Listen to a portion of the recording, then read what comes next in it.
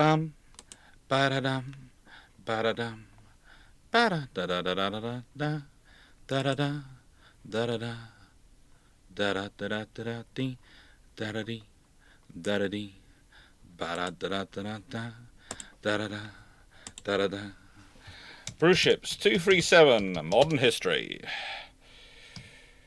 Oh, no, it is 237. I thought I was worrying if I got it wrong a second.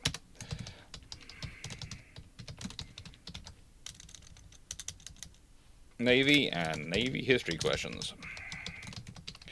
This is going to be fun. So, if you can hear me, I am literally just setting everything up as we're going. And yes, we are live, but I just thought I would have this going and have this patting away while, Hello, El Fructini. Hello. Hello, Paul Amos. Hello, everyone. We have the bot running. Running. That's always good to know. We are live on Twitch. He says he thinks. He's checking the Twitch. He's checking the YouTube. Yeah, we're live. We're live on all these systems. Oh, someone has just set off a cannon, so someone's here. Yeah, it's always fun when we're doing these things and setting this up. Tonight's going to be an interesting one. Tonight is going to be a very interesting one. I have a feeling it's going to be a very, very interesting discussion because... Hello.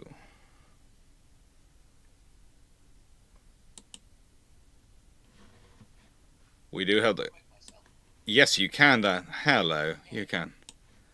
Hello, everyone. You have gigabit internet. That's... Well, that's fine, you have gigabit internet, but... This is the point at which I should say I have gigabit Starlink. And I have the fun with that. And apparently soon I'm going to get multi-gigabit full-fat fiber optic landline from BT, because finally they are going to actually put full-fat fiber into my house. They have done it to the box. They have done it into the road next to my house. They have not yet connected it up to my house.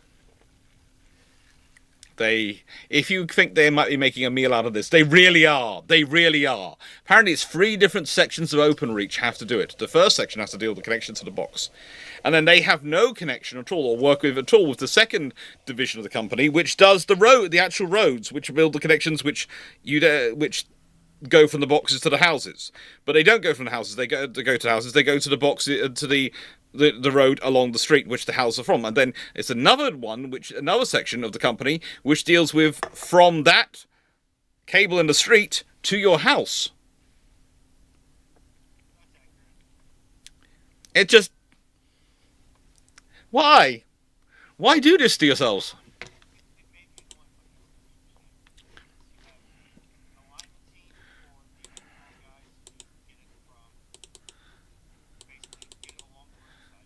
Yeah.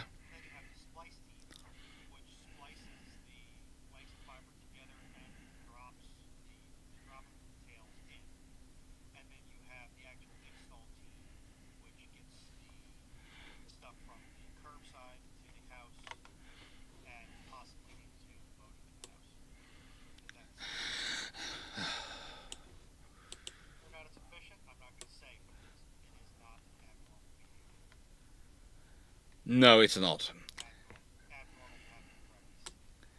Hello, everyone. And I hope you can now hear everyone else. I have reset the system, so theoretically it should be working. Because apparently, despite me having used this last night with this headphones, and despite everything else, it has managed to forget that I'm using these headphones.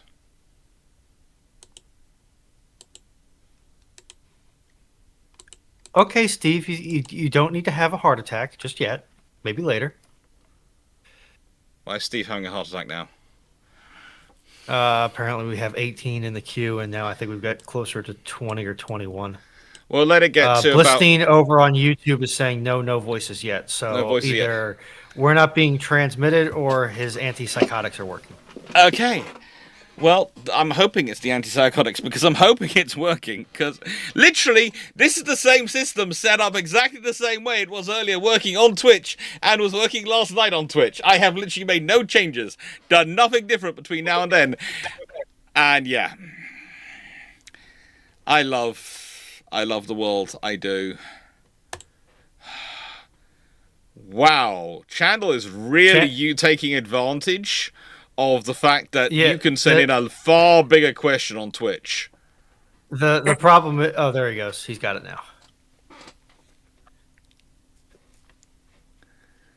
I just wow, Chandler is Apparently, Stafford can now hear the soothing sounds of my voice. Good. Also, I must say, kudos to your visa processing people. okay. They're good people. They have very short turnaround time. I am still waiting for your Australian cousins to do the exact same task, but kangarooified.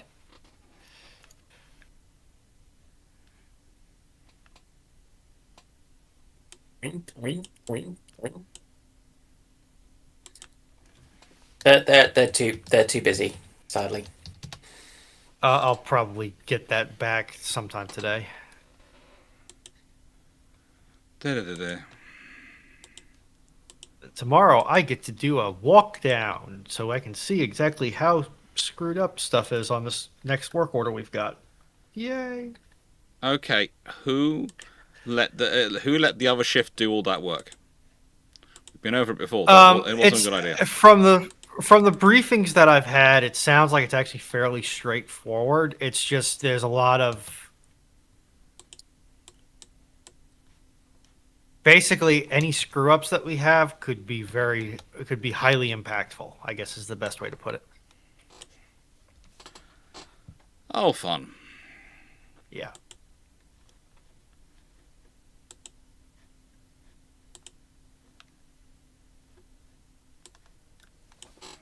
Why is it trying to make a...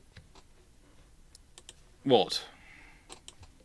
I'm playing Rule the Waves 3 and I'm still working out how to do it. I'm trying to work out why it defaults to trying to make me build a 10,000 ton destroyer. It's like, it's 1920. It's not 2020.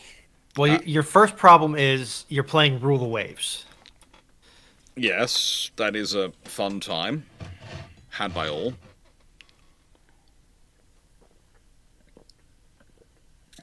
That's all fun and games. But Rule the Waves isn't a game.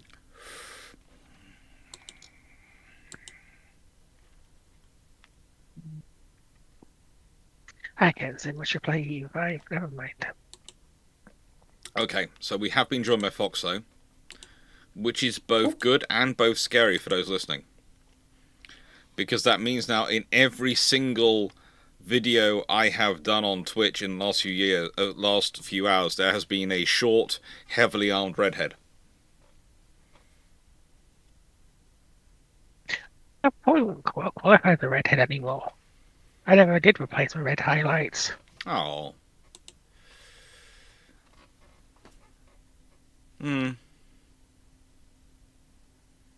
Still, short and heavily armed female.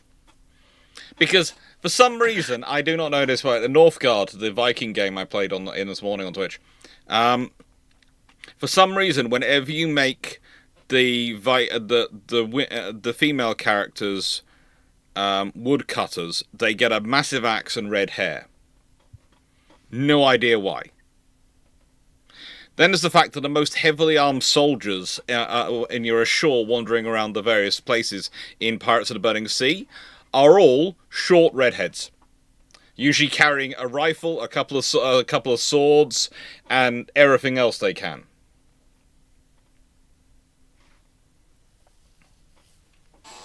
I don't know what it is with game developers these days, but they seem to have a very, very solid mindset over what is going to be the most heavily armed person in any building. You seem surprised by this. I didn't realise it was going to be quite so consistent.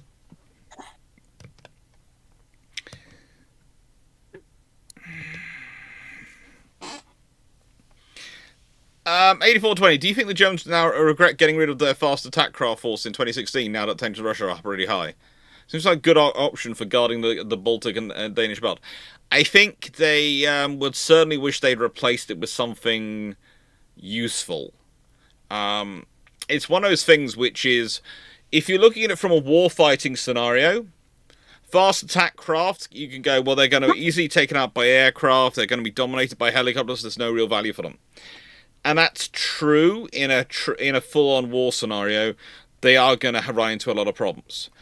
But in a grey war scenario, in the peacetime scenario, they're a very useful force multiplier and a very useful method of using presence. And this is one of the problems you get into, and I'm trying to discuss this in the videos as we're going through now, especially the Cold War American destroyer video. There is the tangible value of warfighting capability. There is the intangible value of peace fighting capability. If you are successful enough at fighting and winning the peace, you probably won't have to fight the war. But the tools which are necessarily best, or potentially best for fighting the peace, are not potentially the best for fighting a war, and vice versa. For example, a submarine is a great asset for fighting wars. They are excellent at sea denial. They're not great assets for peacetime operations, in terms of presence, in terms of showing the flag, because they're either overkill or they're unseen. Because realistically, if you're surfing a submarine so everyone can see your submarines in that area, you would have been better off sending a cruiser or something of that value to go and be there in person, rather than revealing the submarine's position. It's kind of a Hail Mary maneuver. So again, for the Germans, having the fast attack craft force and replacing with something of equivalent value would, warfighting, I can see the case for why they didn't. In terms of peacetime presence and deterrence, and being able to respond to these things, yeah. Montana 67, you had my interest, now you have my confusion. Look. Let me explain it this way. I would like a little bit of diverse diaspora in my gaming experience. And by that I mean, I know it's easier for the games to standardize them, and I do realize the simplicity in life works that way, but if you consider Pirates of Burning Sea, which is a massive game, it's an online game, yes it's an old one, but it's an online game, you could have some of the characters carry a different sword and a different style of gun. At the moment, all they seem to do is copy and paste the character and change the colour of their uniform depending on if they are patrolling British, French, or Spanish or Dutch territory. 2 hours and 10 minutes shouldn't be happening. Thank you for the heads up. Let me go have a conversation with YouTube. What do you all think about the German fast attack craft force? I think they could potentially have useful second line duties in a hot war.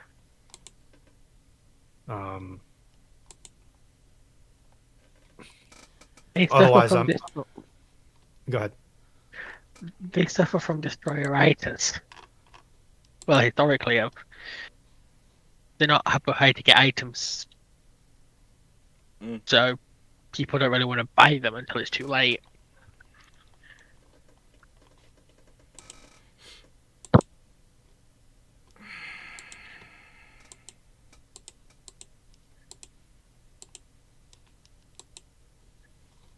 Now, the VAT ads are supposed to be roughly, you're not supposed to get an ad more often than every 30 minutes, but we'll see if that works. Sorry, Stafford. Yeah, they did. this is one of the this is a trouble which you constantly see. I would say the British government is probably the worst example of this in the world at the moment, but there are the other governments are not much better. Of this is an item which is cheap and small, therefore we can procure it quickly when we need it, so we don't need to have it. Which is not really sensible things, because let's be honest, knives and forks are cheap and small, but you don't want to procure them literally just about when you need them. You prefer to have them in stock.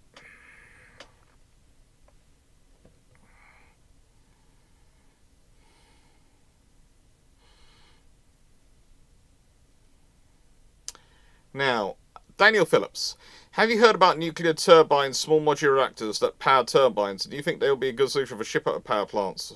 18.5 megawatts output each is in free container size about. There are lots of games going on with small modular reactors. I think they could possibly be a good fit for ships, but I think you're still going to be dealing with the hurdles of insurance, infrastructure, and nations which hear the word nuclear and go, ooh! There are a lot of people in this world whose understanding of nuclear reactors is, should nuclear reactors equal bombs, equal meltdowns, equal bad? That's not the reality of them, but what's the classic example? Isn't it Germany which decided to get rid of all its nuclear reactors because of a tidal wave in Japan? Yes, because of the Fukushima incident. And you sit there and go, you have completely different geography and geology than Japan does. That's like saying, oh, I bumped my left arm, so I'm going to cut my right arm off, or something like that. It was a case of you were just looking for an excuse to get rid of them because you don't like them, and you're using this as an excuse. It's not sensible. And I'm also obligated to point out that a lot of people inside nuclear power were saying that the Fukushima's plant setup was suboptimal. It was one of the older plants, if I remember correctly, in Japan. It was due to be upgraded and modernized. I think it was also partially just the layout and construction and design of the supporting infrastructure for the plant. Yeah. It was one of those victims of a bright idea fairy. Yeah. But yeah, this is why I'd say on the front subject of nuclear power, that's why I was bringing up nuclear power as sort of a, well, I think you could have CONAG. I think you could end up with CONAG, combined nuclear and gas propulsion for ships, with nuclear power to provide the base load of the ship and gas for when you need to turn things up. But we'll see. My humblest apologies, because I had to jump in because Fukushima Daiichi was mentioned. Mm-hmm. Yes, Steven? People forget that it has a sister plant called Fukushima Dainichi. Mm-hmm. That was similar design, although it wasn't as badly affected as the other plants. And basically, the design flaw was that the backup generators and their cables were too vulnerable for the tidal wave that came in. Yeah. Because they haven't designed the protective measurements for a wave that high at good. Just, wanting to lay out that, because some reason, since my school days, I've been heavily involved with Japanese geography and nuclear accidents in Japanese. I write a paper of the Chokaimura accident back in the day. So, just wanted to put this out there. Although I know we have our expert electrician Runon here, that is much more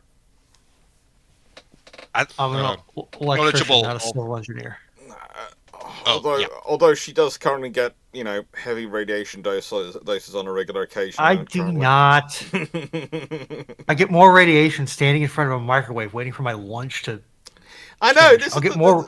I'll get more radiation when I fly to Australia later this year than I do at work. This is the point I've made quite regularly to people, because people go, because when I visited submarines, and I visited some nuclear reactors and these sort of things, and people have gone, "Oh, are you worried about the radiation?" I sort of go, I get more when I fly than I do in that scenario. You get more. So anyways, it's I'm going high all- enough. Yeah. Thank you, Timo.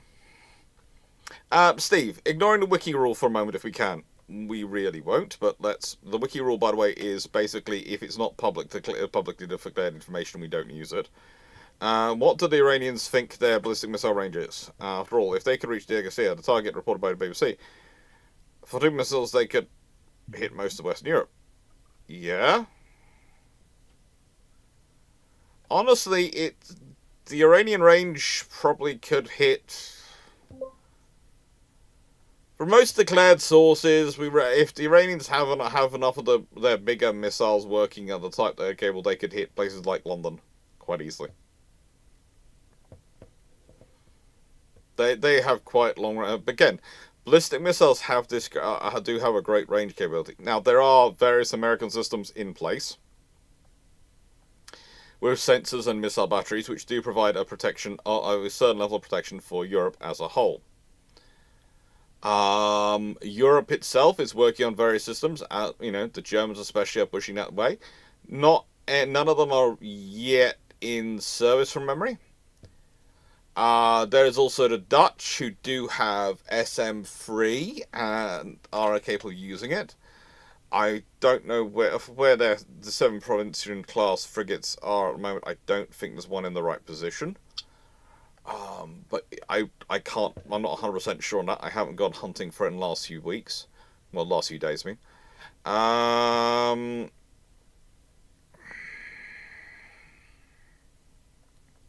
Yeah, basically, long-range rockets are nothing new and nothing secret. The Iranians are not known for being a stupid population. They have quite an intelligent population and quite a capable population when it comes to engineering, especially when properly motivated, and it's amazing how much fear for your life can motivate you. So yeah, they've got weapon systems which can reach most of Europe.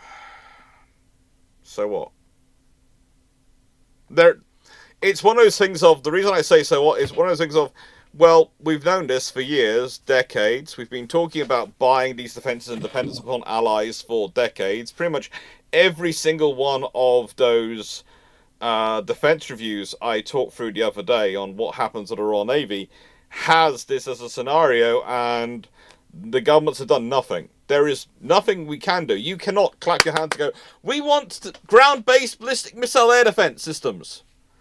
I saw someone debating the other day, it's not the Royal Navy's job with their Type 45s to defend the UK from missile attack, it's the Royal Air Forces, and their Typhoons will do it. Nope, their Typhoons can't do it, neither can the F-35s, which they share with the Royal Navy. Neither of them can do it. Nope, we have nothing. We're entirely dependent upon allies, and if the allies aren't in the right place, then the missiles are going to get through.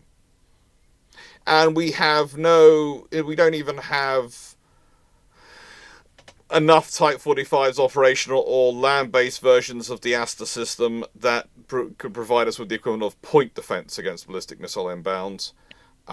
So, yeah, they fire. And it gets through the American systems, we're hit. That's it.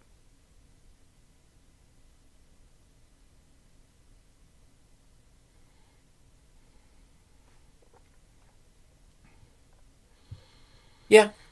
And the great thing about firing against geographical targets is they usually don't move. Firing against ships, they move. Firing against aircraft, they move. The maths for a fixed point on the planet, that's simpler. How about the panel? What do you all think?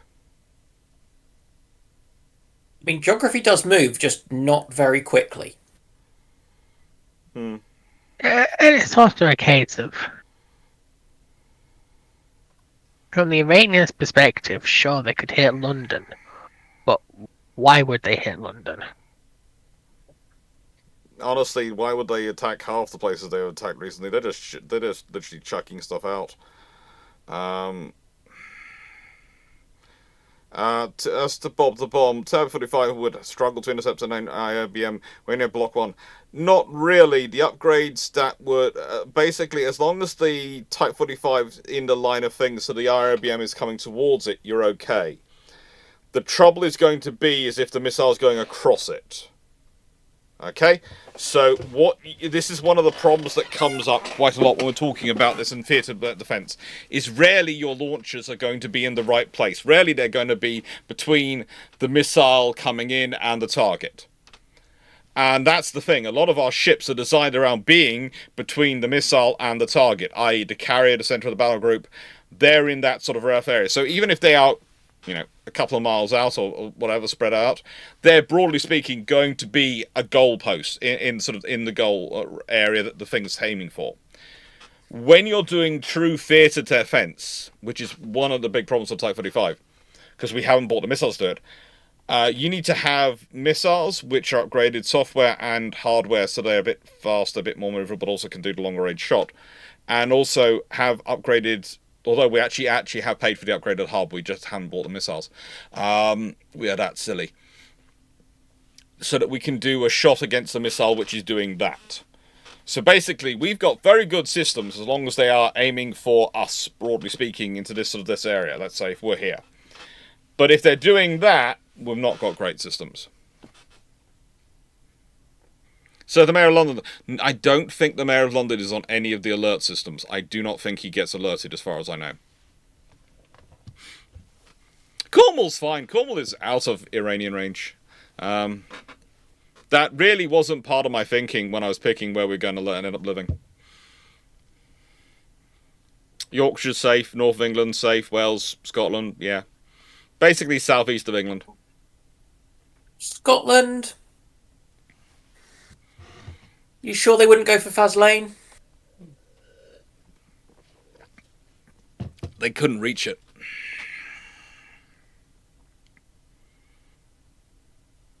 One of the really weird things, this is something which I possibly shouldn't be spreading around the internet, but a few years ago I was having a chat with one of my colleagues at King's, and they told me that for some reason the Iranians are really obsessed with targeting Stonehenge. They apparently believe there's a secret weapon system there, and they're aiming for it. And of course, one of Foxo's favourite games, I think it is if I remember correctly, it is a game series, does actually include a weapon system called Stonehenge. Yep. And potentially the Iranians have got confused with that with real life, but yeah. So I'd be careful. Combat intensifies it. I'd be careful around Stonehenge if I were people. Foxo? Yep.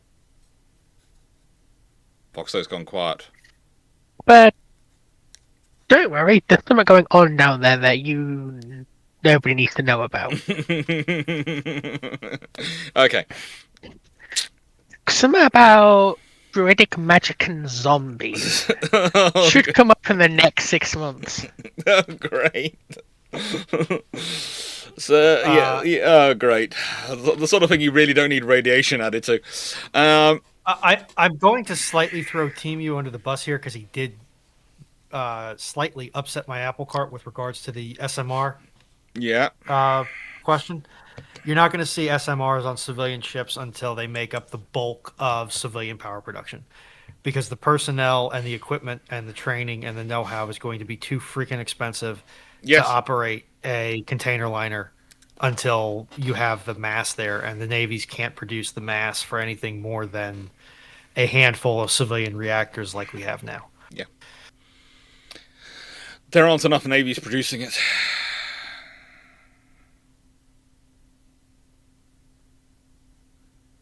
Yeah, Scottish Nerd, that is one of the reasons why they're probably spreading around. You said surely the reason they hit everyone sporadically is to prevent a concentration of defenses so that something can get through, somewhere around them. Yeah.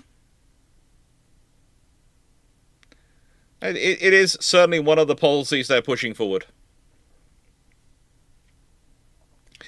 Kenny Japan, I like the idea that Iran has been playing too much Ace Combat and thinks it's a real threat. Next, they'll start attacking chandeliers. I like you, Kenny. I like you. Yeah. So we can't kill Kenny?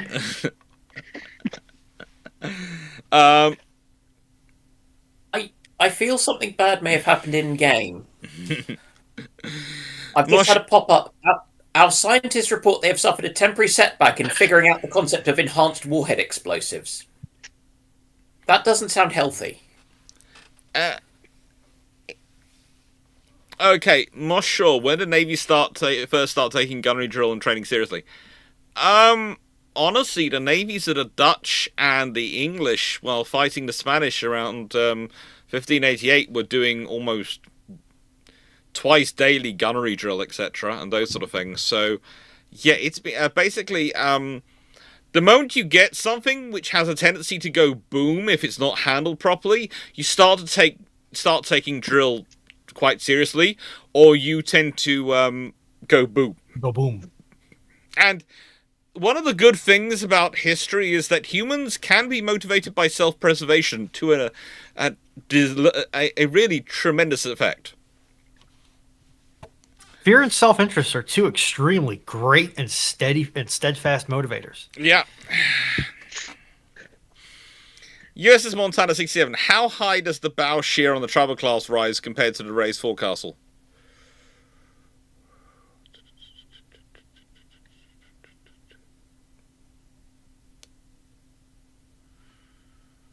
Depends on the circumstances, but I have seen claims of up to 6 degrees of difference. Stafford, how many Defiant class ships would the USN build? This is the Trump battleships. Would the USN build to become a viable force? More than 12? I think there should be 3 per carrier to ensure 2 per carrier deployment. Honestly, to ensure 2 per carrier deployment, you could just build 2 per carrier. Because frankly their carriers, they have 11 carriers, so if you've got 22 you can guarantee pretty much you're going to be deploying 2 of each carrier. Probably 24 will allow you to generate more than you need for most operations. Your usual availability will be about 12 vessels out of 24, so yeah, you could definitely cover the likelihood of your carrier force. And the sort of the available carriers and operational.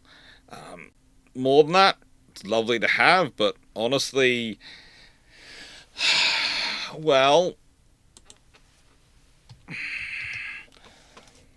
at one point the USN was operating about 35-ish carriers, 35-ish cruisers. I mean, not carriers, and that would be replacing the Tychos, the Virginias, and the Californias, which were all roughly in service at the same time. If you went for a force, because let's be honest, the Trumps, aka the Defiant class, are pretty much cruisers, and they are replacements for the cruisers for these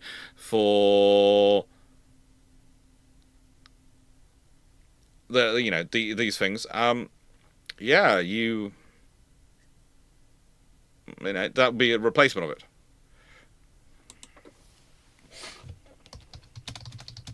Don't tell everyone. Honestly, next it'll be you'll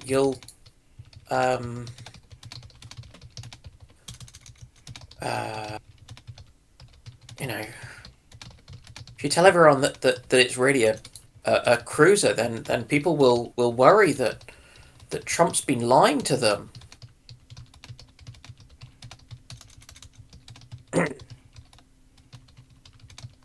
I mean, as the joke goes, how do you tell if a politician is lying? Their mouth is open.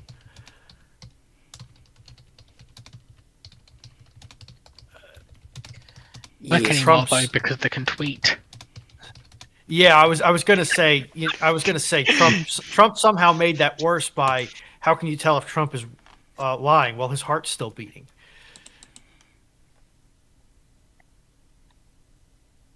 That's a bit I think you political. could probably put him on bypass, and he would still be lying. That's a bit political. Admittedly, that's because he would be horizontal. Okay, yes, that's getting a bit political. We're doing modern naval history today, and modern questions. We're going to have to thread this line very carefully. That's getting a bit. I was aiming. Yeah. I was aiming for medically technically accurate. Mm-hmm. Sorry. Now, 1968 front. So, thoughts on the Pang carrier being called France Libre? It sounds like an out-of-season April's Fool's joke, or not just a subtle jab at American politics in 2020s. It's none of those. It's literally, it's an admitting that the French really are not sure what to name their ship. And if you call it if you name it for the Free French forces in World War II, that's good press.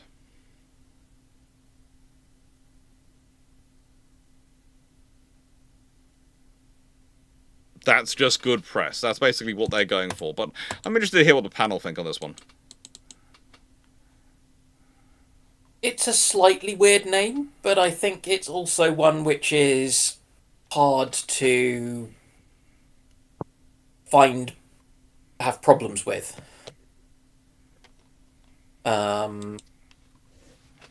So I think, that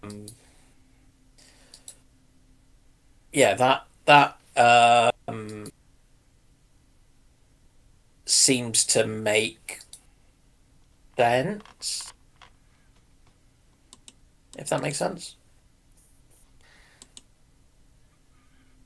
Like I can live with it. It's better than some.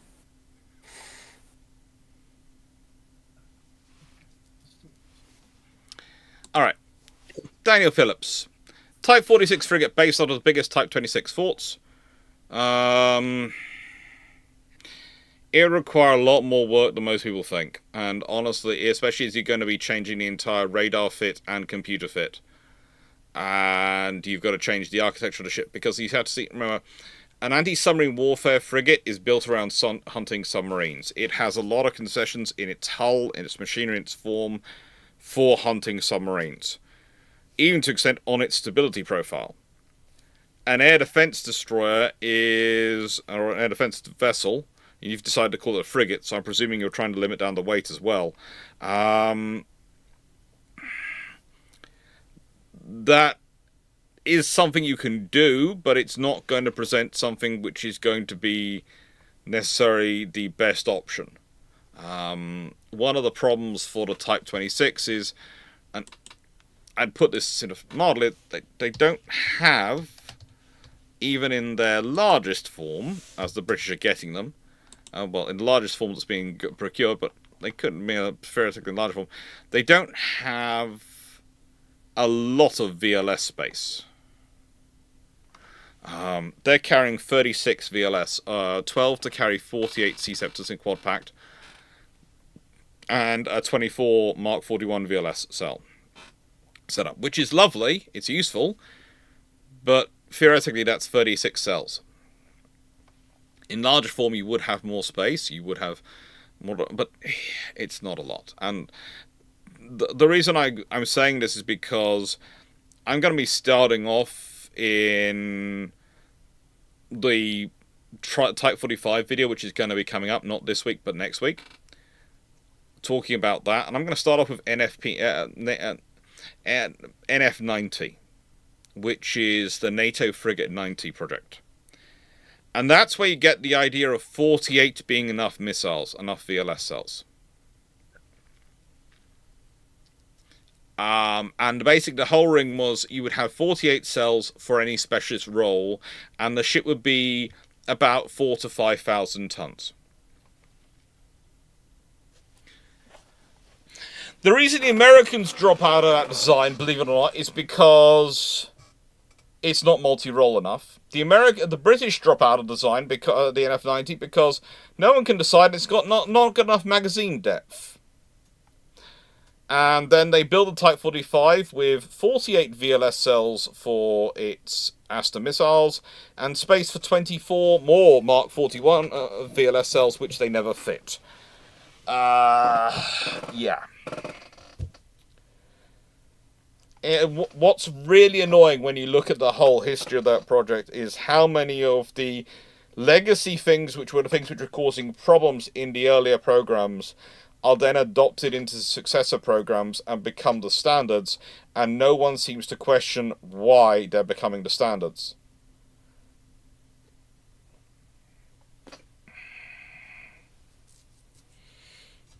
And I think the Type 26s are going to be very good ASW frigates, but I think if you did go with the largest option on Type 40, if you took the Type 26 design and you went for the full extension, you added in the insert bit in the middle and all the other things, you could add enough VLS.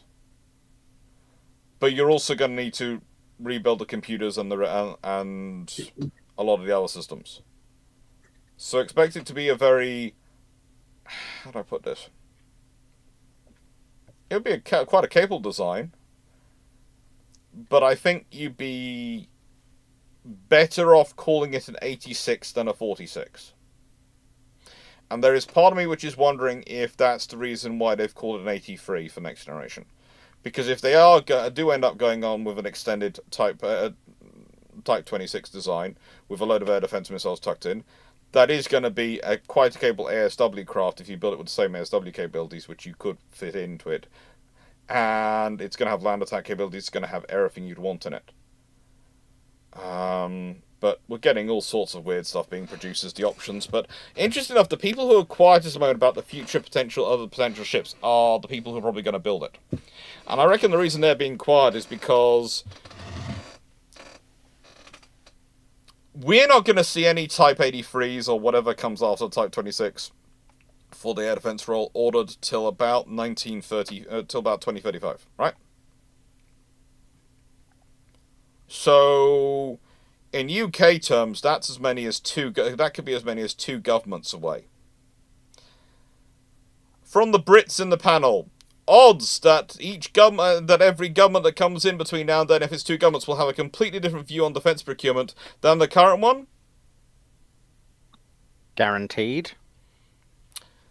So, I think this government will have a change of ideas well before then. Yeah. And you know, hands up, I'm basically a supporter of them.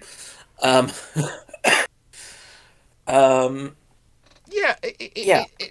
is the thing. This is the thing. The government's, in the nicest way, some of the ideas. One of the big fun things I kept saying is they keep talking about distributed systems, and then I asked them. I actually had this conversation with someone this week who's going on about distributed systems to replace the Type 45, and we're going to have distributed ships. We're going to have ships. We're going to have barges of weapons. I went.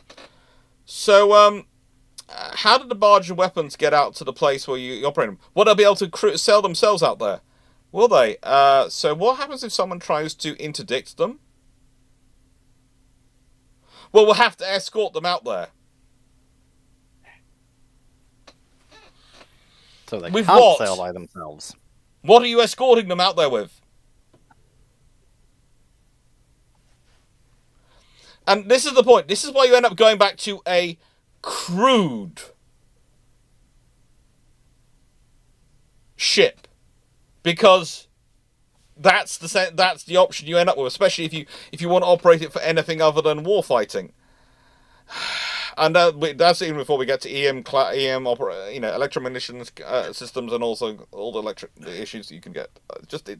It's beyond belief. And here is the problem. As again, I pointed out in the whole modern, what happened to the Royal Navy video. Everyone keeps promising 10 years down the road we're going to give you this, and then they are out of government within about 4 years, and so no one is held to account for what was supposed to be promised down 10 years down the road, so it doesn't happen.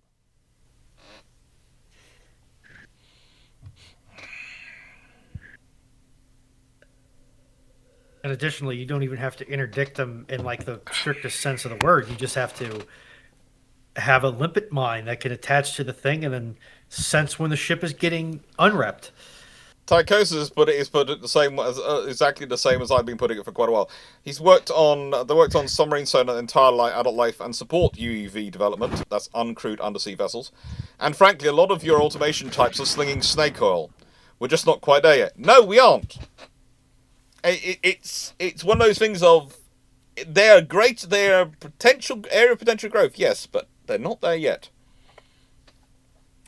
Seneca Nero, let's move on before I lose blood pressure control. What is the biggest naval disaster that was lost on a tactical level, not on a strategic level? AK, how do you lose that?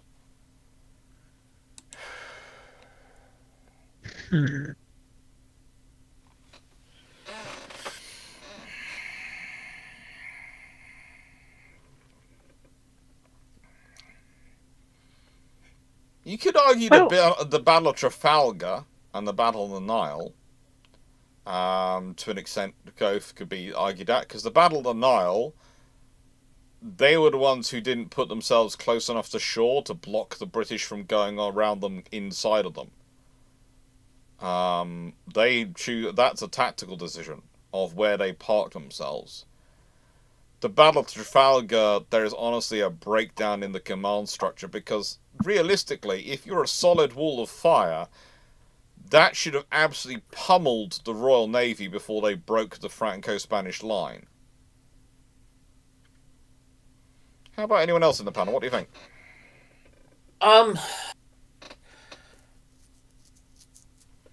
Tactical error rather than strategic. Again, someone's put forward, Channel Order's putting forward Jutland from a strategic British perspective, but that means I have to talk about Beatty, and I was trying to reduce my blood pressure. I I wouldn't necessarily regard Jutland as a disaster, though, either. No, it's a frustration. It was I mean, there's the Abercrombie, Cressy, and Hogue. That's a strategic level. Honestly, the fact is, really, in an Aegis submarine, should you be deploying armoured cruisers to do that sort of patrol?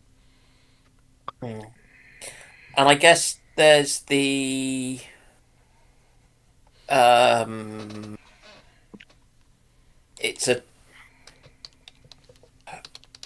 There's tactical errors in the early carrier battles like Coral Sea and Midway, and the fact that the Japanese keep dispersing their forces, and that's a kind of high-level tactical versus operational decision that they think they're cleverer than everyone else, which is just irritating. But I don't know how much I would call that. I don't quite know which I would describe it as. Mm-hmm. Okay, so can you just restate the question quickly? What is the biggest naval disaster that was lost on a tactical level, not on a strategic level? AK, how do you lose that battle?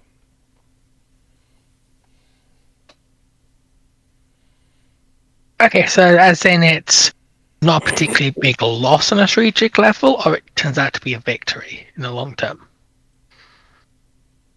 I think it's when there was a disaster, a massive loss. Probably was a strategic loss as well in terms of the value of things lost. But the decisions that caused the loss were not strategic, they were tactical. Okay. It's going to be a bit of a strange one, but Operation Viking. Okay. When the lead flight of the... So, Operation is where German destroyers go out hunting in the North Sea. Mm. And they've got Luftwaffe air support. Mm. And the Luftwaffe air support ends up sinking the destroyers they're there to protect. Yeah. With poor communication all around. But the tactical blunder is when a captain of a HE-111 misidentifies Max Schultz,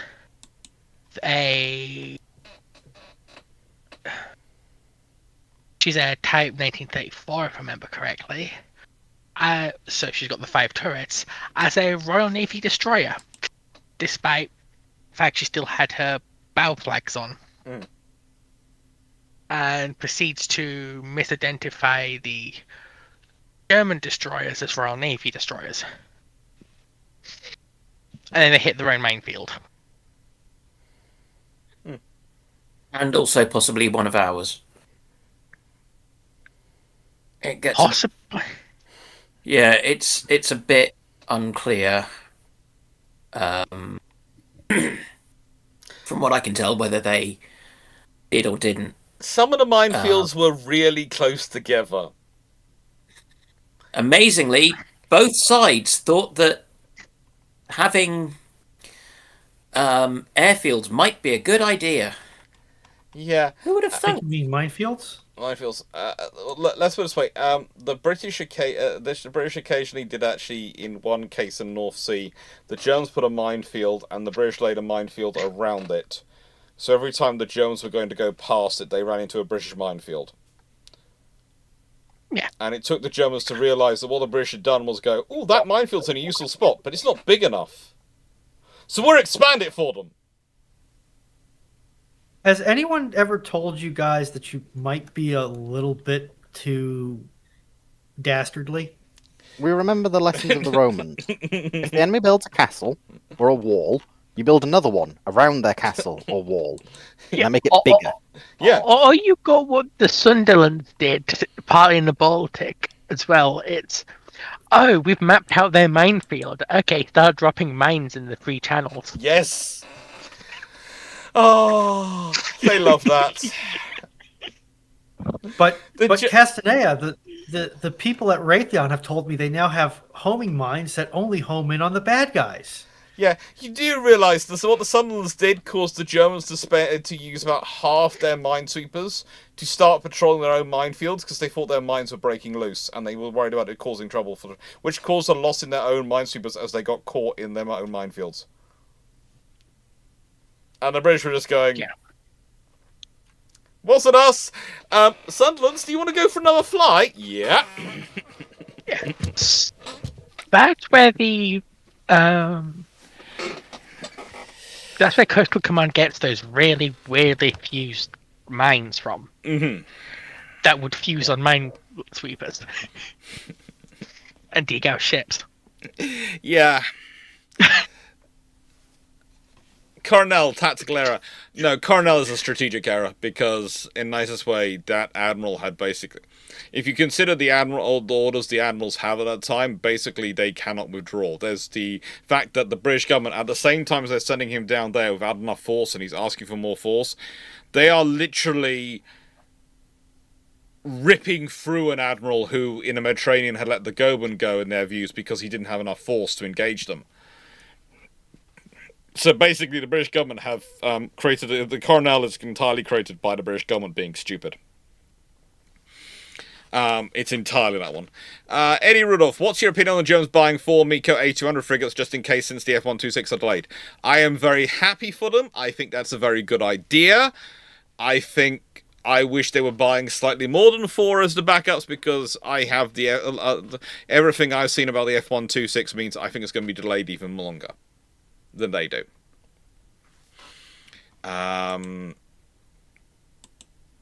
Myself, I wish... I think MECO needs to start an A400 line of larger frigates, but yeah, the 200s will do. The 200s will do.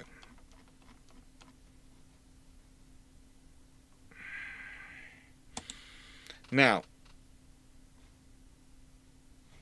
Walter Burroughs, any info on the US Army sinking an Iranian sub with HIMARS? Well, this is why you don't want to bring your submarine into port. It was tied alongside, and, well, they got caught, they spotted it, they fired a missile at it got hit. Again, this is one of the things that I get into quite a lot. It's not just... If you want to be able to operate warships in wartime, especially longer term, you need to have secure places for them to come back to rearm and restock and be repaired. And that means you're going to have air defense missiles and air fighters and things to protect them.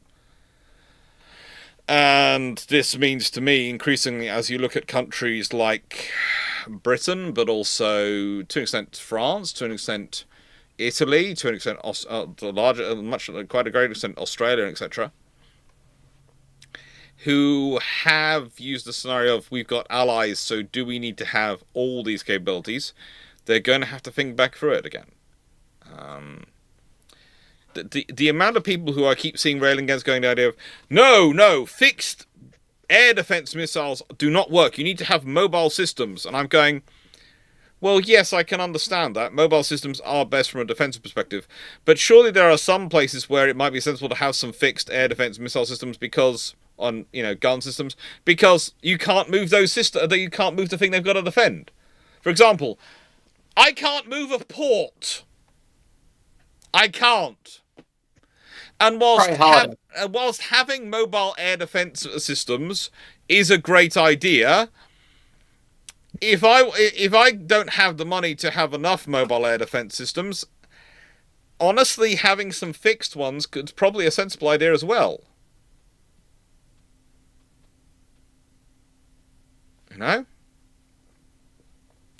Is it a great idea? Would it be better to have a lot more mobile systems I can move around and deploy as I need to do? Yes, it would be. Am I going to get 4 batteries of Patriot equivalents per port, plus a FAD equivalent and the other per port? Probably not. But if I can get a mobile battery and I can get a fixed battery, that's better than nothing, isn't it? Sorry, rant over. I'll leave it to the panel to discuss whether I'm right or just ranting. You're allowed to do both. Yeah, I know. But I just find it absurd. The arguments you end up in all this stuff, and you're just going to go... You're having completely wrong argument, because you can either have the best solution or nothing at all. And there is only one scenario where that makes sense, and that's nuclear deterrence. Either have the ballistic missile submarines, or don't have anything if you're the UK. Don't try to go for a halfway house, because nothing is in range that you want to nuke, and so you can't put it on an aircraft, and you don't want to have the nukes wandering around, so you either have the ballistic missile subs or don't. In terms of everything else in defense, it's have a mixture. It's bubbly. HEH425, I wish you were right. Mobile AA is cheaper. It's just a trailer. You can't build anything permanent for that price. I wish you were right. I'm sorry. The reality of it is no. No. Well, The moment you add mobile onto it and you add in the trucking and the vehicles, etc., you're adding a couple of zeros to the price end. I'm sorry. All right, I'm gonna let Foxo go. I'm gonna have Foxo go, and then I'm gonna join in. Yeah. HDV drivers are expensive and always in high demand, especially in the military. Oh yeah. And in the civilian sector. Oh yeah. HDVs, it might not look like it, but especially when pulling heavy loads, they're a mechanical nightmare with relatively short service lives for other conventional military vehicles. And most large systems like Patriot or S300, S400 are all multi-vehicle units. They're not small. And because they're mobile, they have to have their own power supply. You can't just plug them into the local power grid. Which is, you guessed it, even more cost. So, you have your missile battery. Yep. Your air search radar, your air search and targeting radar, and you have your generators for all of that. You have to have a power supply for all of that, and then you have to have your command and control thing. So regardless of what type of AA system you go for, land-based fixed, land-based mobile, or sea-based, you have to have those components. So now I got to have 4160 or 6,000 volt DC generators that are mobile, with a fuel supply that is mobile, with a radar that is mobile, and a missile battery, which is mobile, and a missile reloading system, which is mobile, and a command and control truck, which is mobile. And I have to have drivers for all that. I have to have maintenance support for all of those chassis power units. I have to have fuel for all of those chassis power units. Or I can fix it all in one place. I can hook it up to a much more efficient, because as a rule, fixed stationary power supplies are always more efficient than a mobile equivalent for the same amount of wattage. Yeah. A much more efficient power supply generation that requires less personnel to operate, less personnel to maintain, and less logistics capacity to operate and maintain. And you can also build your command and control positions into bunkers, which mean they actually have a chance of surviving. And for the same amount of money, I can get much more redundancy in command and control positions and power supplies. Yeah. Copper is, when you compare it to some of these radar systems, radar arrays, copper is actually quite cheap, even at $400 a foot for 15 kV cable. Yeah. And agreed, Lions. Yes, Portsmouth does have a rather large radar station right next to it, the Ashore Type 45, and you could theoretically hook that up if you had. Nice way. You could have. There is a land-based equivalent versions of the Aster missile. You could have literally bought them, or even just bought more ship versions of the missiles, because it's probably easier, and stuck a VLS around in Portsmouth, and suddenly you have an air defence around a large chunk of the southeast of England.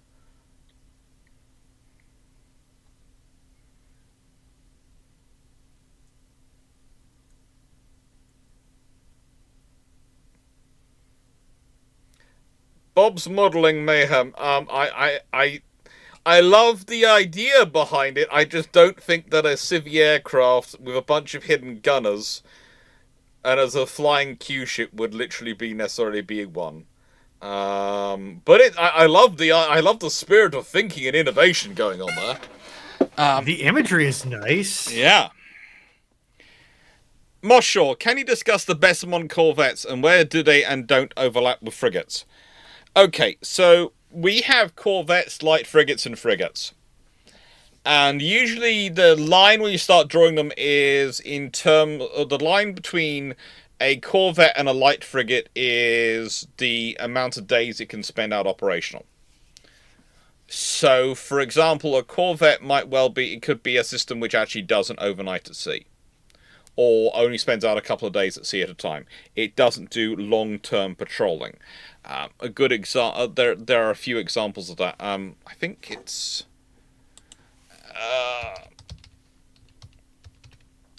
I'm just checking if I've got the right name for it. It's not them. What are they? They're really small German frigates, corvettes.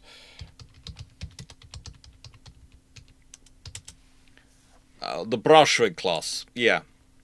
They're a good example of this, because if you look at them, they are built with a helicopter and pad with a hangar for 2 drones, but not for a helicopter. They are, capable of 26 knots. They are capable of 7 days endurance, 21 with tender. They're a sort of corvette. Some corvettes, they do usually have bathrooms. They're those kinds of capabilities. Once you're dealing with a light frigate, though, you're dealing with something which probably has a corvette-style armament. And again, if you think about it, a corvette's not going to have maybe a lot of VLS. It's usually going to be orientated around one thing in terms of its firepower.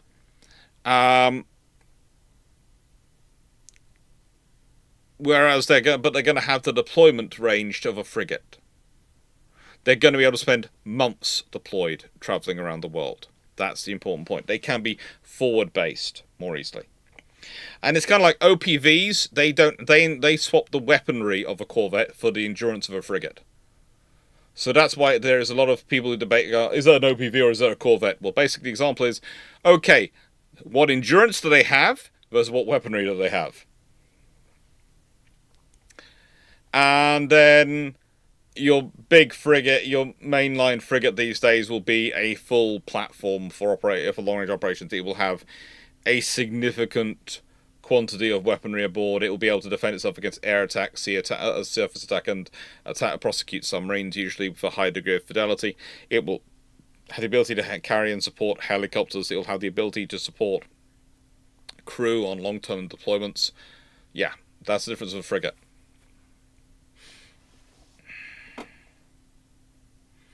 So actually, I assume corvettes need weapons, so batch 2s. No. The batch 2s are not corvettes. They are offshore patrol vessels, or oceanic patrol vessels, depending on your perspective. Okay, and let me explain about that one. You will often hear OPV translated as offshore patrol vessel, right? There was a while, though, and I still occasionally use this to describe some of them as oceanic patrol vessels, rather than offshore. Because, to me, offshore was the wrong phrase. And, again, a fair number of people thought this. Offshore sounded like there was inshore and offshore, and all these patrol vessels were the same. But the River Ones were offshore patrol vessels. They could go out to sea, come back in. But they couldn't really go across oceans as part of a patrol route.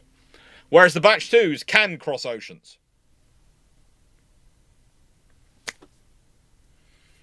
That's the reality. Chat crew will... chat, by the way, the questions will reopen when we're down to about 5 questions. I'm not sure how many we are, but we're getting through them quite quickly. I feel like we are. The nice thing about the modern is that it's we don't know that answer, at least officially. So moving on. Where are we at? 8420. You are a subversive agent somehow leading the RN 1914. What is the plan of action you can plausibly enact in the so advantageous that actually puts the RN in the worst possible position?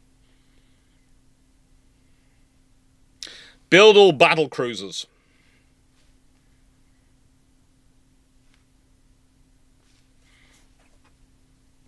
We have approximately 20 questions in the queue. Oh, cute. Did we take in more than 30? We took in about 30 based on the notation I'm seeing. 30 to 32 is what I'm seeing here. Okay. Harrow Gunshan. If missile techs basically go all battle cruiser, 8420, all battle cruiser.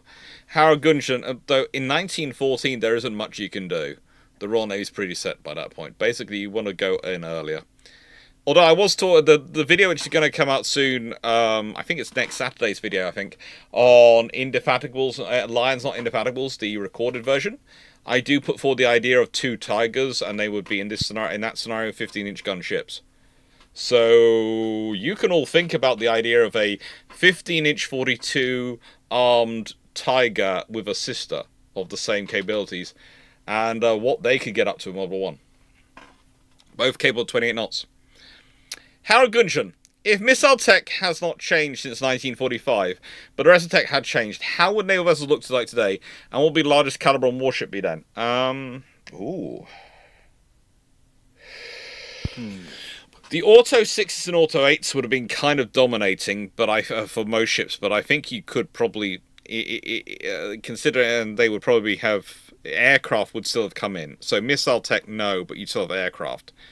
So I think the automated guns would have come in. I think you probably don't have the battleship around still, but I think you have aircraft carriers being very, very dominant. Although, again, against automated guns, if you don't have missiles, if your aircraft are trying to drop dumb bombs... Oh, that's gonna... Can you imagine trying to drop dumb bombs in the face of something like an Otto Malera 76? 3 or 4 of them on a ship.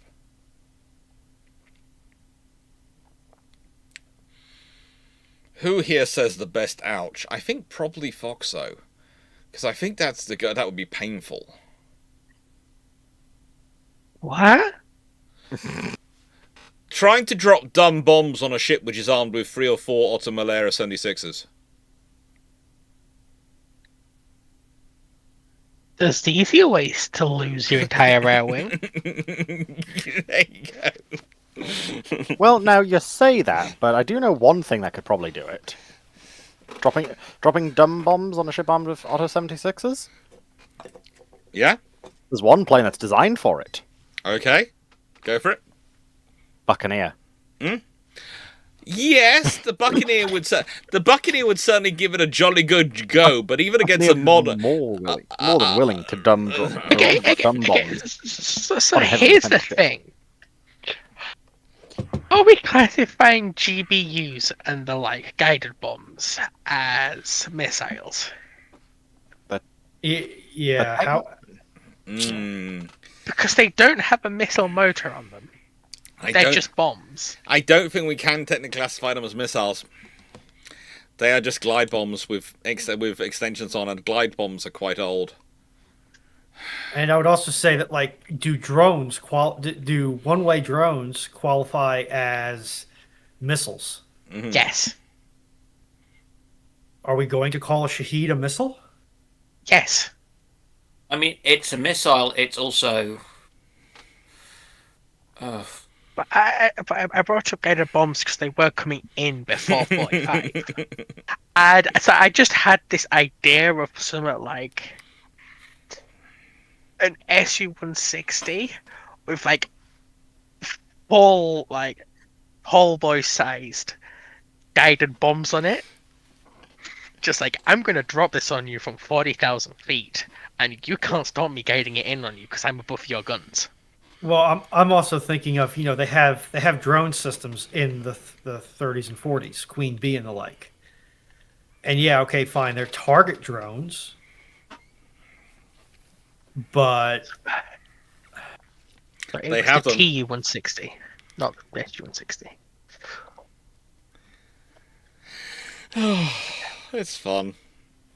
Anyway, Admiral Lucifer, how does the Royal Navy do nighttime airstrike navigation to target pre-radar time?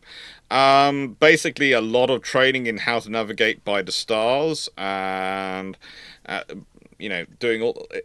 They go back to systems of navigation which were quite common then at the time, because it's pre-GPS navigation, of doing star fixes, of using the compass, using maps, having small lights to light these things up and check the way.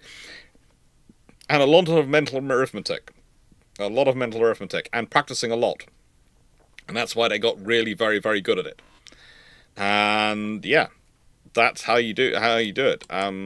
But also you have to remember that during World War II, they were already developing and had already been working on, even prior to World War II, the idea of using radar aboard aircraft to help them track ships, as that was part of the Fleet Shadower project, realistically.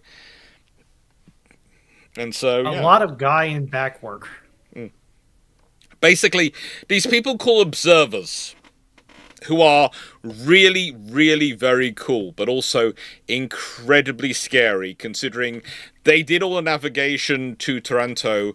A large chunk of them were waist deep in aviation fuel the entire way in, and even while they were attacking, were still waist deep in aviation fuel, because the way the cockpit inserted extra fuel tank, which you carried if you were carrying a torpedo, leaked. So let's all have a small moment of silence for their cojones in terms of going into the largest concentration in Italy at that time of air defense guns and tracer fire, waist deep in aviation fuel at that point, which was very high octane petrol. Two things. One, what was the weight allowance for the tungsten gonads that those gentlemen had to have? And two, how many of those gentlemen died of skin cancer? None of them, surprisingly enough, on the skin cancer routine. Some of them actually didn't. They had a lot of interesting experience, those pilots and those observers, and one of the observers who was involved in that attack later on got another award for he was in, I think it was a Grommet at the time, Martlet? Avenger, and it flipped up and was going to crash, and his pilot was injured, and he managed to get the plane the right way up and managed to delivered a bomb while it's dropped the bomb, managed to get the bomb dropped even though he was 2 foot off the ground, because it hit the target and get back to his carrier, to land on the right carrier. It's a whole. I've got the whole report from the Admiralty, and yeah, he was an interesting. He also went on to have 6 daughters after World War II. Was he reprimanded for exceeding the maximum attack altitude? No. The Royal Navy gave him a medal and made him. He was one of the first observers to end up becoming quite a senior officer in the Royal Navy. He didn't. I don't think he got a VC. At that point, the Royal Navy was quite parsimonious with with VCs. You basically had to do something really insane. Let's be honest. The gentleman who ended up being an admiral, what's his name? Not Tritt, the other one, who got it in World War One, was basically got the Victoria Cross because he was on a coastal torpedo boat and he was literally dangling off the side while launching a torpedo at the Russian ship he was attacking. 96831. Is SSK JS Unru a worthy successor to a World War II predecessor? Yeah, she is. She's a nice submarine. Yeah. Apparently this is now an Azur Lane question, so it's now for Dragon and Foxo. As the Sakura ships announced the Azur Lane event were her World War II predecessor, the CV Unru, along with the Sendai light cruiser Kizu and Naoro. So are they good ships? They're good Azur Lane participants? What? What's the question asking, sorry? Is the SSK JS Unru a worthy successor to her World War II predecessor? As the Sakura ships announced for their new Azur Lane event were her World War II predecessor, the CV Unru, along with the Sendai, with the Sendai light cruiser Kizu, and Naoro. Doesn't really feel like an AL one, but... Well, it does say a new Azur Lane event. Yeah, it is, yes, because that's entirely true, but it's like, how do the modern ones do? I've got no clue. The modern ones are good ships, and the Azur Lane, as long as they're particularly, I always feel that Unru was the Unru class were particularly spiky. So they were particularly hedgehoggy type ships as carriers. They seem to have that sort of thing going on. So as long as that's featured in there, that's a good thing. Paul Amos, considering the current situation from war studies point of view, how do you see the Iranian situation being resolved? As I can think of no war that was won using air power alone.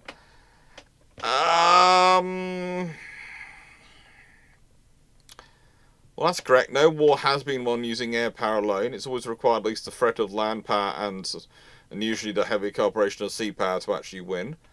There again, no war's been. Well, hang on, no. I was about to say no war's been won by sea power alone, but there have been a couple of wars which have literally been won by bombardment. So that's technically by sea power alone, and then they land troops afterwards.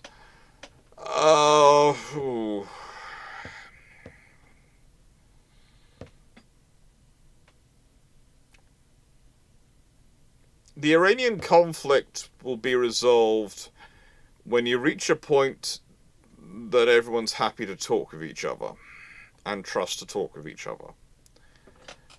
I think one of the problems we're seeing at the moment is that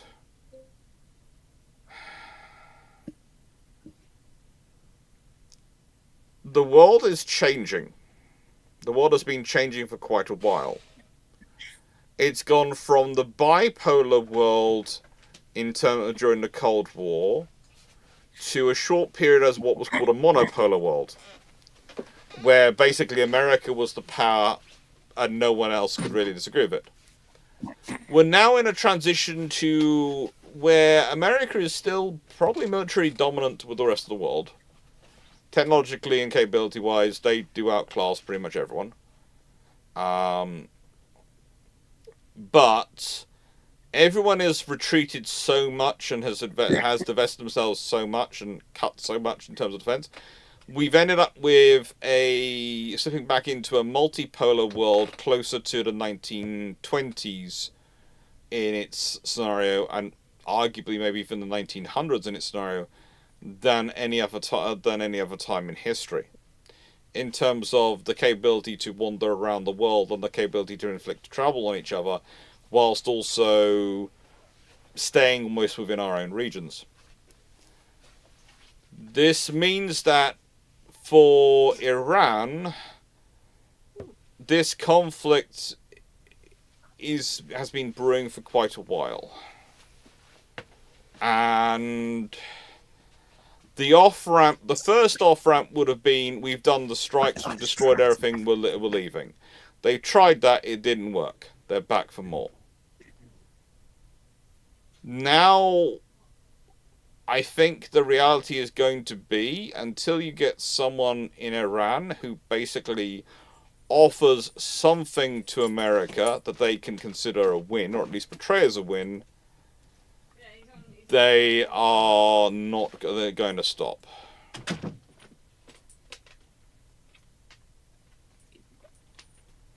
And yes, my sister did just pop in and out, and that's because we have gained a poodle. We have gained a poodle. Speaking of which, Runon, I have to ask you a question. The PTs have increased in size dramatically. And so my theory is we need to produce a system which counts the number of people who put PT into the chat. And only when they reach a certain number will a suitable treat be supplied to a certain canine compadre. Because, and I will go get one to show you all.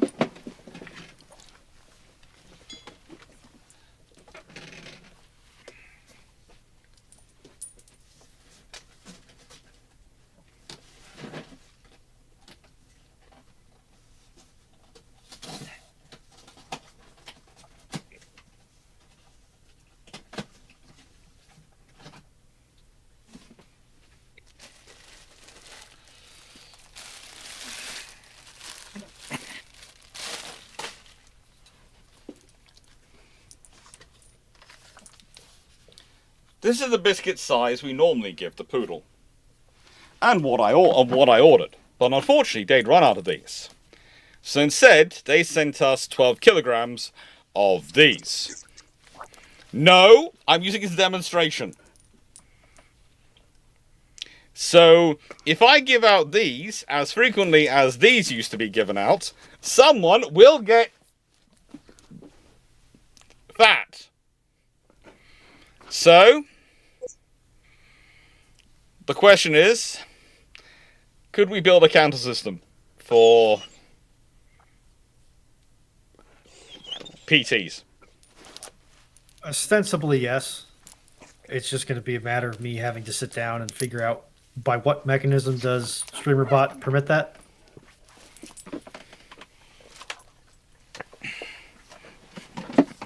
But the other termination condition, at least for the war on the scale that we see it currently, is U.S. midterms and what happens at midterms. Yeah. Because I have yet to see anything in the U.S. political discourse that indicates that this war is popular. And that hasn't stopped D.C. before, but it is a concern, let's say, for the pro-war faction of the administration and Congress. If the House and the Senate, if the Senate goes to a strong blue and the House flips to blue in midterms, which is not impossible, then you could see the funding taps get shut off really quickly. And as much as I know Marines get the reputation for being super patriotic and super gung ho, I have yet to meet one that will work for free. I agree.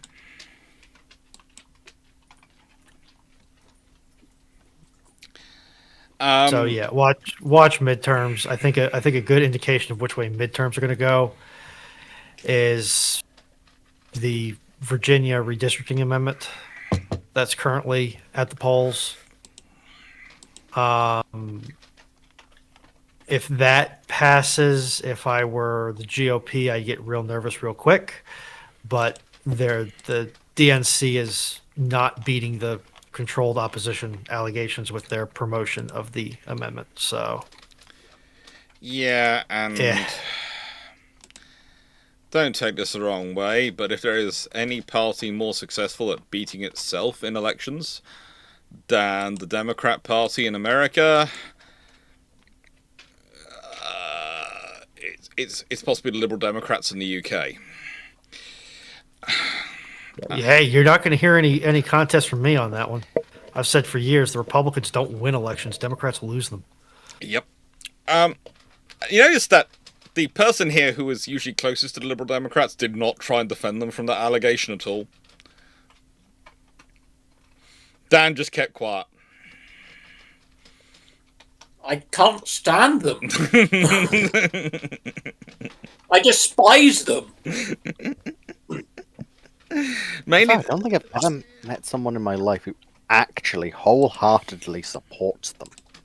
I have, and I found, because they're popular where I'm living currently, they're the party of the NIMBY currently. yes, they are. That is just kind of ooh. Yeah. The NIMBY for chat is like not in my backyard. Yes. NIMBYs are fun. No one in the UK likes them. This is why we They don't have have good public transport. This is why we call them Probably NIMBYs. part of it. Water Bros, does anyone have a better name for the French carrier? Ben? The terrible. Oh, Did someone just suggest Ben then?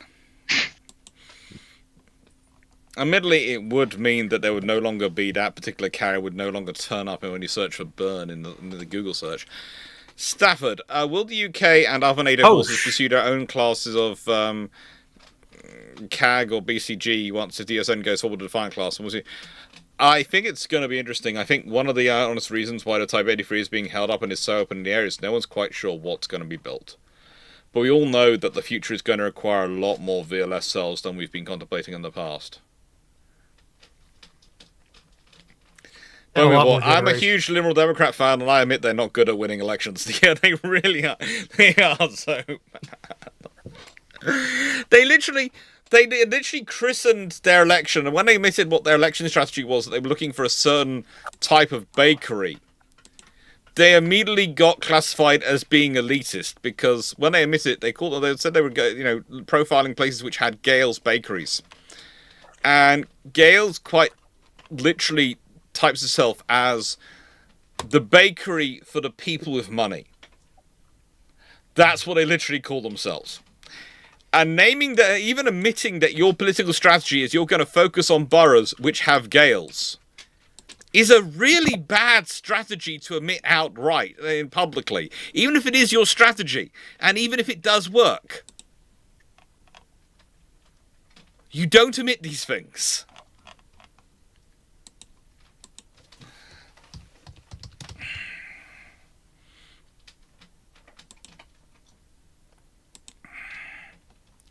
You don't. Or McAuliffe saying, parents don't have the right to be to control their kids' education. Yeah.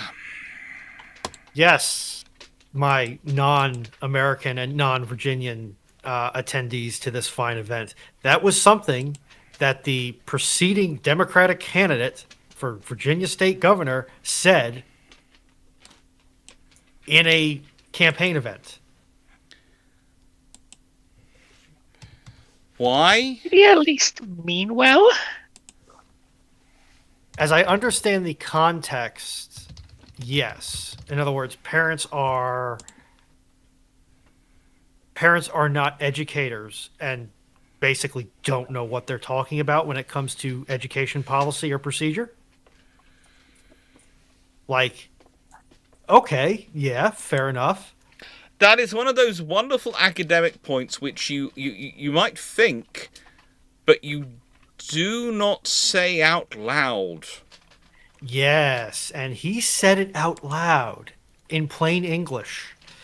And unsurprisingly, we got Governor Sweatervest, i.e., Glenn Youngkin, who was trying his hardest to be nice Trump, basically. And Steve, in the American system, neither side is innocent of not listening to their own propaganda. Timo, how would Dr. C open the Strait of Hormuz? Well, that's a question. And how I would. The trouble is, now that Iran has sprung it and has started doing this, they will. The trouble is, if they learn they can do this when they want to, they have given them something they will bring up again and again. If you don't make it a bad enough experience.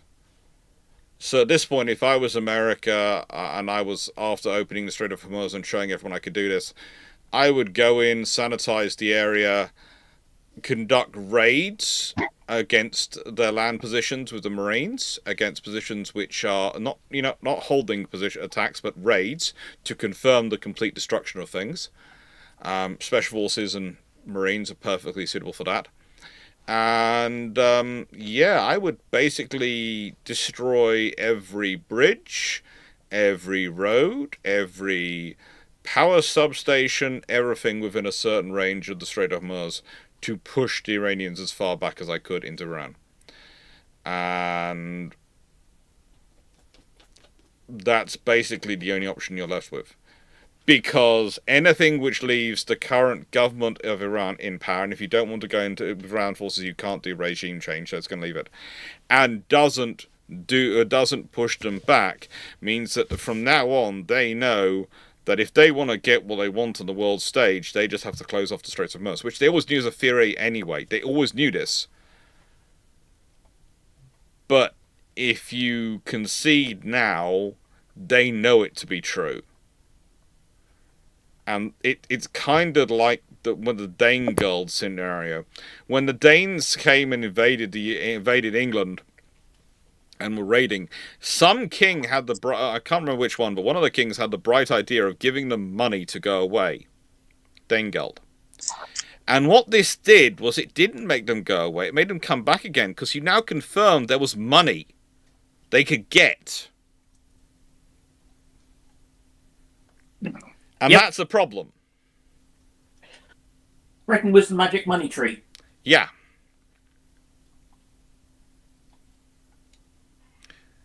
Do you know that almost all the north shore of the Strait is very high cliffs? Yes, but amphibious operations tend to include these things called helicopters these days, which don't tend to worry about cliff height. I'm not arguing for a scenario like raiding up D-Day and doing those sort of operations, and it's not just got to be the north shore of the Strait of Hormuz, but it's got to be the area in front of it and the area after it. You've got to basically do quite a lot of the Iranian coast. So yeah, some operations are necessary. A interesting little tidbit of OSINT that some people may have missed is that the amphibious force built around USS Boxer has left port, headed west. Yep. From the Pacific coast. Garcia de Padra, I'm sorry, I given the R, I have no idea what the question is. But you're going to do those operations. You're going to be needing to use air support from carriers, land bases, etc. Probably it's going to be a saturation scenario, and yes, you're still going to be worried about man-launched systems. But one of the things is you can get very easily into the trap in modern scenarios of people going, Well, if we use helicopters, they might man launch. We can't do that because of the cliffs. We can't do that. The whole point is you work out, you look at the system and you do it as best you can, but it's not going to be risk-free. There is no risk-free option. There is no option you can go for and go, oh, I will do this, and there will be no vulnerability to my forces at all. And yeah, it's a reality of the situation. There are no nice answers. I believe I copied in Padra's full text question. Thank you. I've got it now. Given people are saying Argentina are sending frigates, do they now have a magic factory for them? Would their corvettes be of any use in the strait? Not really, and if they're sending frigates, I'll be interested to see if they actually get there. Last I remember, the Argentinians don't really have many ships operating, so we end up seeing which ones are actually available to go, which ones actually get there. And, oh, the targets for FPV... Yes, of course they're going to be targets for FPV drones, but again, one of the things you're going to be doing is operating with a huge amount of electronic warfare going on, a huge amount of other systems which are used to deal with drones going on, and again, we've been watching the Ukrainians. We have a lot of their systems are similar and shared. It's not like the US Marines will be going and going, you know what, we've all been sitting in an isolated box for the last 10 years and haven't looked at what's going on elsewhere in the world. No.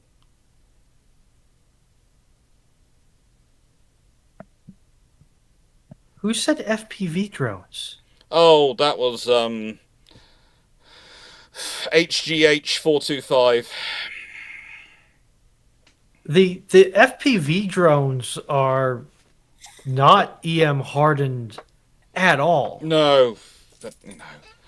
Again, I know where they're getting them guns, because they've probably seen some of the articles online which basically talk about these things as they're amazing and they're going to wreck the world, and you sit there and go, no, they're useful, they're an useful extra capability, but they've got limitations like everything else has.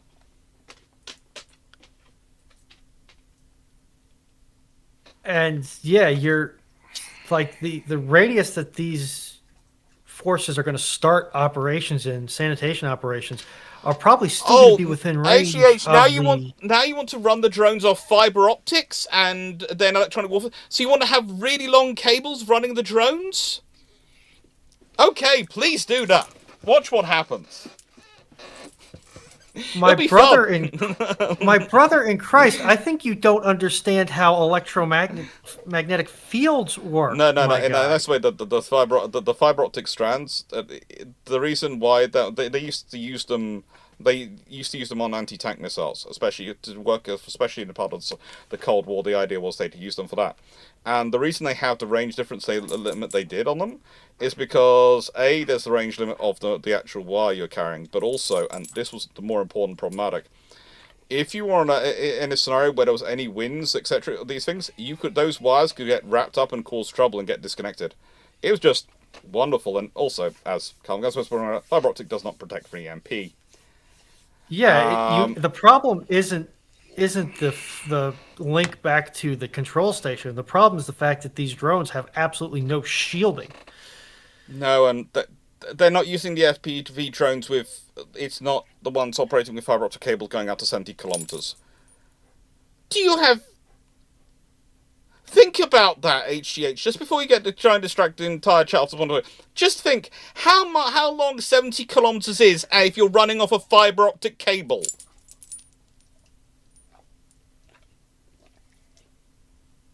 They could probably do... No. Actually, can you shoot light 70 clicks in an unboosted fiber optic cable? Oh, it'll be fun to watch. Yes. You can shoot it, but in a nice way. But imagine a 70-kilometer long very thin cable, which is the length you need. Imagine the weight that's putting on the FPV drone to move. And here's some I don't see people talk about with FPV drones. Fiber optic cable is expensive. It's a very high-end, well, especially when you're using 70 kilometers of it per drone. And It stacks up quick, as the Ukrainians and the Russians have learned the hard way. Hmm.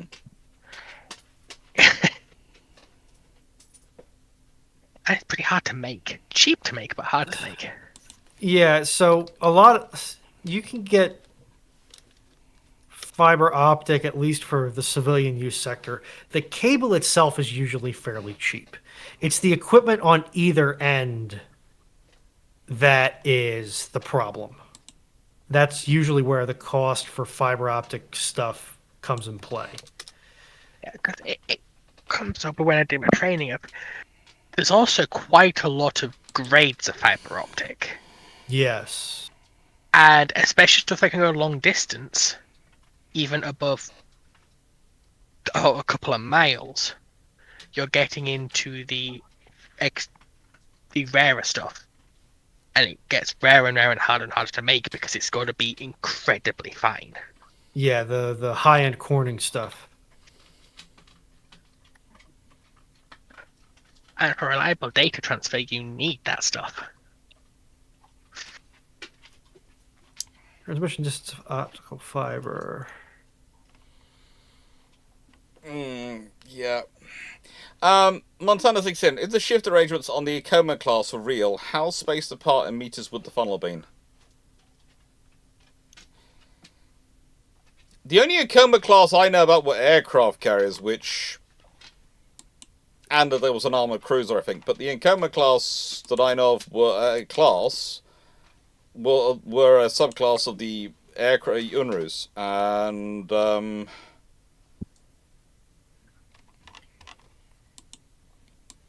I think they're a sort of single stack arrangement scenario. So yeah, I'm not sure where the question's coming from. Montana 67. That's needs more information. So, in a lab, they were able to do single strand fiber at 50 kilometers, 1 petabit per second, in a lab setting.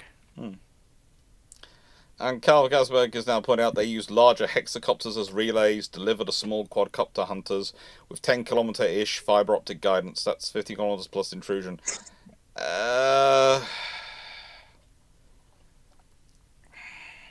Yes, they are. But again,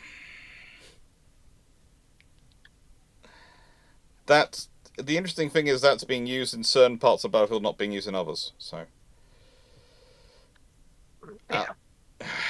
it's a case of there are areas of the battlefield where that works and there are areas of the battlefield where that doesn't. But that's the reality of the world. It's the reality of geography sometimes. Knights again. So can we say one of the lessons the Trident SLBM relays will need to address is going to be the danger of being reliant on a foreign country that's easily become unreliable? Potentially, but in a nice way, what will happen is we'll consider all these things and then we'll go with the lowest cost solution. So Clarke, you're very cynical. Or the domestic solution, because rah, my domestic industry. Oh, God, no. This is the UK government we're talking about. They're currently wrapping themselves in the domestic production idea of to maintain the Ajax, and that's only going to, we all know that's the last gasp before they cancel it. Chandel, with the task force given in question 1, I've got question 4 here, I haven't got question 1. 1 fast battleship, battle cruiser. Oh yeah, this is from last week's. 1 carrier, 2 heavy cruisers, 2 light cruisers, 16 24 destroyers. What outcomes on the following option? Charge, strike from afar, and disengage. Engaging a task force composed of Scharnhorst class, but escorted by Type 1935 and 97 classes of torpedo boats. All classes or sites are operating under Henry Stickman logic. That is, the logical option is necessarily the correct option. In any of those scenarios, don't take this the wrong way, the Scharnhorst class and its escorts are annihilated. You've got a bunch of torpedo boats and a fast battleship which is as built, armed with 11-inch guns, dealing with a battleship, a carrier, 2 heavy cruisers, 2 light cruisers, and 2 to 3 flotillas of destroyers. There is no scenario where that is not overkill. If anyone wants to disagree with me on the panel, you can do, but I don't think there's any scenario where it's not overkill. I think asking to board, I'm not sure if you would be actually doing that, but, you know, after you've annihilated them, hello. And also, if ever I'm on here with a black eye before, please note, it'll be from the poodle. Keep bashing me in the head.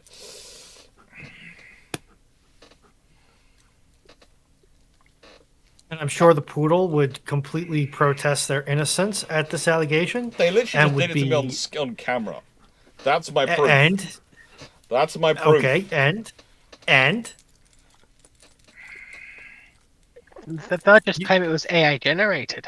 Mm-hmm. Yeah, or trick of the light, or just fake news. Self-defense. That was not self-defense under any circumstance, Big Flop. Okay, you threatened him by not giving him Trito. Yeah, basically. He's already had one. He's only supposed to have a maximum of 10 a week.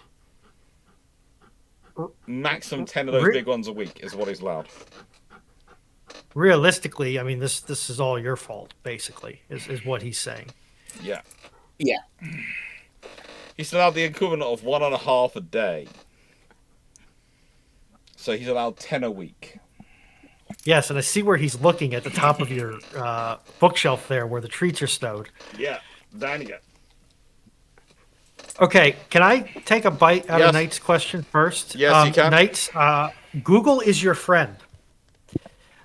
Because we are getting the full text of his question is, if the Zumwalt class destroyers hadn't been killed off, what would it take to get the Flight 3 Arleigh Burke class destroyers? I have really bad news for you, Knight. We're building Flight 3A.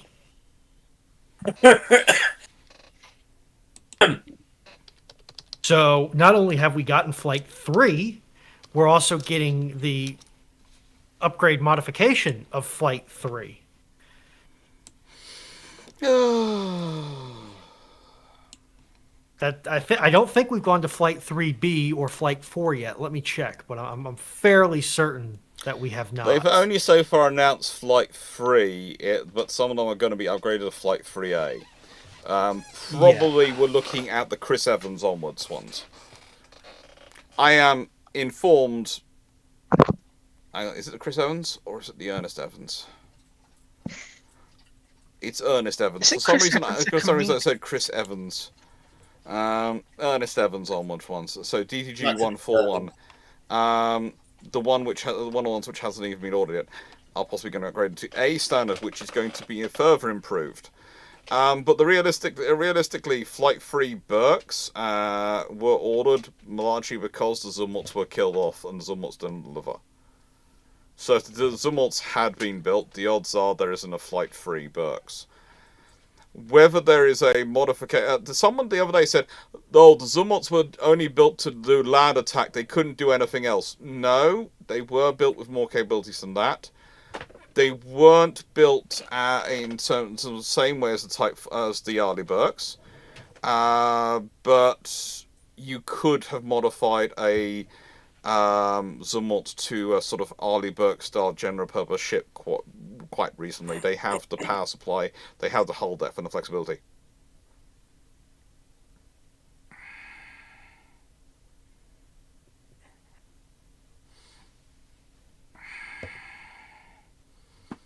The Zumwalts are a fun one. Craig Cross, how would you upgun the River Class OPVs? Honestly, if I was doing if I was doing them and I knew it wouldn't immediately be used as a reason to cancel the Type 31s or 32s or even the Type 26s, because now we had these ships, if I was in charge of, let's say, a batch-free River Class procurement, I'd be looking at something like the Otto Malera 76, or maybe the 57mm from BA's 57mm, as we're putting that on the Type 31s. And I'd be looking at a phalanx close-in weapon system on it, and ideally, in an ideal world, I'd go Stanflex. In a realistic world, I would probably go for a telescopic hangar and possibly an extra couple of 30mm guns on them, so that they're basically a well-rounded ship. But the reality is, once you start adding more than guns and the capabilities from them, you start really, really revving up the power requirements, the crew requirements, and all the systems requirements on the ship, and you very quickly find yourself with a Type 31. And so, realistically, for the UK's case, you're better building 31s and 32s in some regards than Upgun River class. But I think you do need some River class for things like Gibraltar, for things like some of the presence missions they've been doing, because we haven't got enough warships. So you need some ships to go around and be presence assets. Nice agreement from no Flight 3A bug has been announced. Yeah, there's discussions. That's why Google's picking up on it. Technically, they're all still Flight 3s, but there are discussions of upgrading from Ernest Evans from 141 onwards to Flight 3A standard.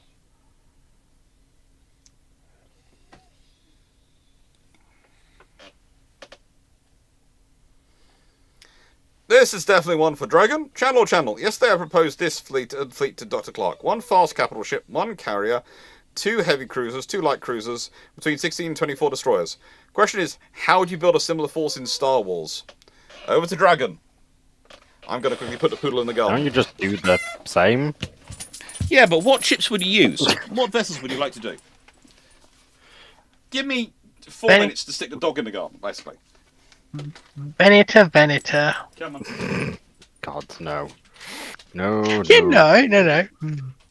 Venator 2s, a Clone Wars era Venator. And then some smaller ones.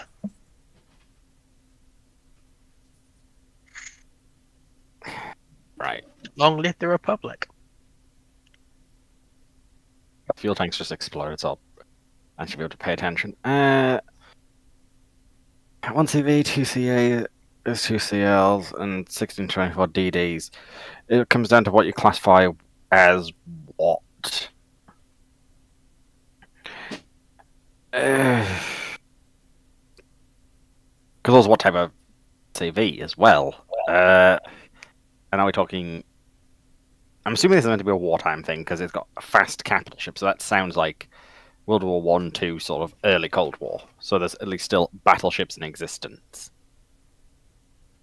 Right,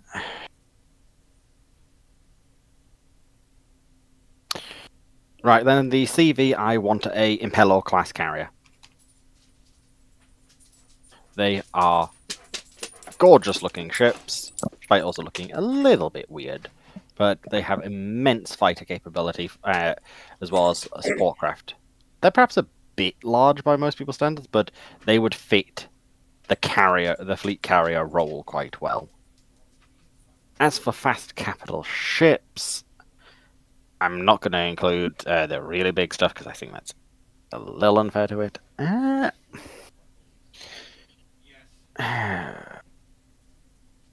For a fast capital ship, doesn't exist in Star Wars as such, but You're a bouncy poodle. But what I would take is a Rathana battlecruiser. Because that's one where the Republic got it right. Basically, in a nutshell. Oh. It's still very big, but it would actually make a very good, very aggressive capital ship. CAs and CLs, that definition doesn't really exist as much in Star Wars, but I guess I would want 2 of the Vindicator class heavy cruiser, because they are the basically pinnacle of cruisers in my opinion, because I feel victories are a little too capital ship-esque, because, well, they're Star Destroyers, not cruisers. So again, it comes down to where you place the difference there. 2CL, so dedicated light cruisers. Take away my sluice gates. Again, doesn't really exist, but I would take. It would probably be the. Yeah, is it this one?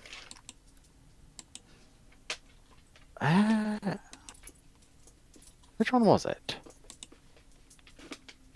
It's a shame you go with that era. Star Wars cards, say Five- acclimators. Well, acclimators are weird. For a light cruiser, I'd probably take the Imperial class 546. Effectively upgunned, up capability light cruisers. Have a small amount of hangar capacity, and just actually a decent escort cruiser. Acclimators are good, yeah. I do agree, Foxo, but But with the time period you're making this fleet, no. well, yes, but you also note there I also grabbed a Rathana battle cruiser, so that's Republic era. Yeah, but those were also assuming you were taking the modernized ones. I'll just take whichever one I can get, to be honest. And to be fair, acclimators were used by the Galactic Empire all the way until the point where it was dissolved. They went through multiple upgrade programs. So they would also be an option. As for destroyers, probably a mix of Lancer class, frigate, and Raider class corvettes.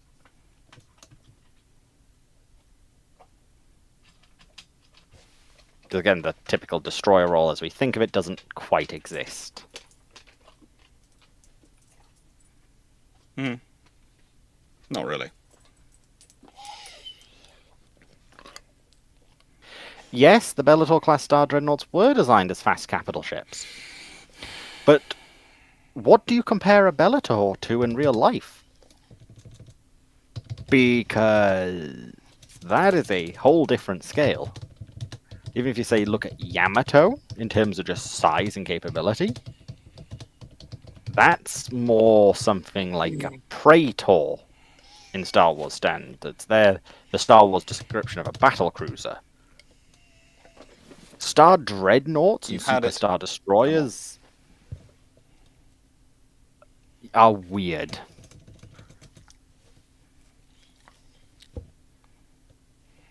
But yeah. Would you take any Nebula? Ugh.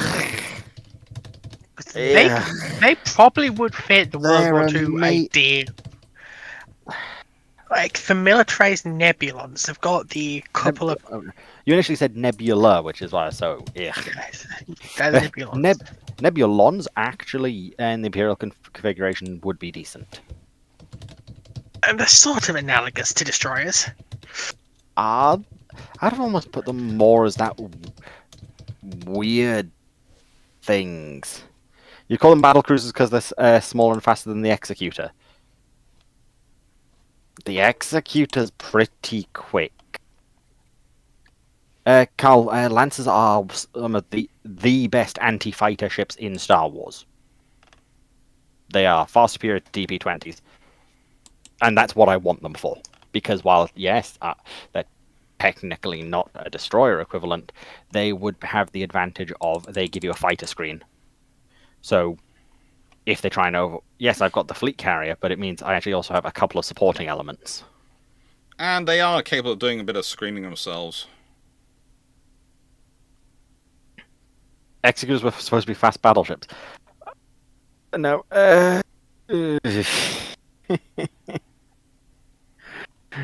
When you get into 19-kilometer long ships with high levels of acceleration and can do everything, I don't know what they are.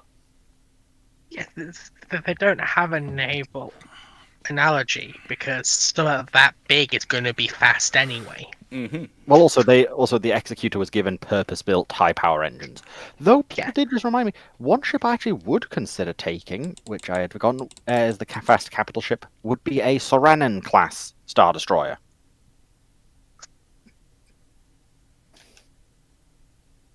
Which is another very nice one. They are semi-large, but yeah. Anyway. Trust me, I can go on for ages about this, but that's not what we're here for. It's a fun one. No, it is what we're here for. Next question. No, this isn't. No, this isn't a science fiction Bruships. No, That's there what that will- one's for. we do have science fiction Bruships coming up at some point. Were any black swans named after flightless birds? Not that I can remember, or not that I think of. And we apparently are open for taking more questions now. Stafford, if the BCG comes to fruition, how long until we get a full set of? It'll be years. We're talking. This is the other trouble with Trump's Golden Fleet idea: is that A, not all the ideas have been fleshed out, and B, it'll be decades before we see probably all of them in the water. Which means there's a lot of time for lots of people to play around with the ideas. So this is the problem realistically. Naval procurement these days takes almost too long, and same with other forms of procurement, takes too long for one government to see it through, and that's what mucks it up. This is one of the reasons why the French do have a slight advantage, because they make these things all acts of parliament, and they put them through as that. It makes it far more difficult, not impossible, for governments to play around with them. Doesn't make it impossible. I'm not saying that before my French viewership very rightly holds me to account and goes, no, they've played around it this way. They do still find ways to play around with it, don't get me wrong, but it makes it more difficult for them to play around with it. In that they have to usually get what at least was passed by the Act of Parliament. So the reason the French don't cancel the Horizon frigate project entirely, and they get 2, despite they're originally planning 4, is because they'd already passed the law for the requiring those 2.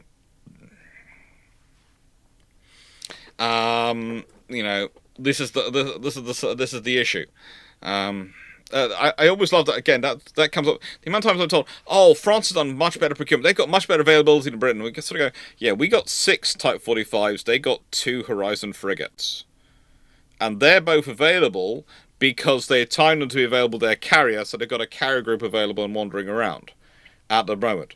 But normally, it's usually a British carrier available. But the trouble is, we've mucked up our infrastructure development and repair and maintenance, and so we haven't got the availability we should do out of a force of this many vessels." And also, I bet there were a few members of the Labour government currently ruining the fact that they were involved in the government which cancelled the Type 45 7 and 8. Although, if I'm right, or rather, if the notes which I read, which not long after I got it, because I met a neighbour who was in the Royal Navy at the time and who'd known my dad and was tacking away to me to show me the documents.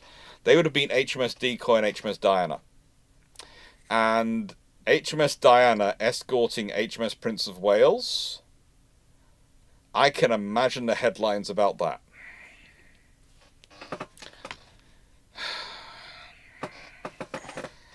Scottish Nerd, how many Arleigh Burke class would be needed to sustain a gun line in the Strait of Hormuz? What? Okay, so basically, if you by gun line, if you mean a sort of operating force that would basically dominate the Strait of Hormuz from a surface force, an escort crew perspective, you need to maintain 4 there, which would probably mean you need about 16, because you need 4 more sitting off to come in if they've run out of missiles, 4 going to be resupplied, and 4 on their way back to station. So that would be quite a lot of Arleigh Burkes to maintain that.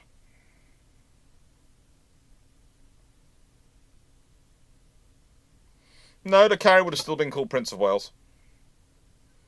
The names for the carriers were decided quite a long time ago.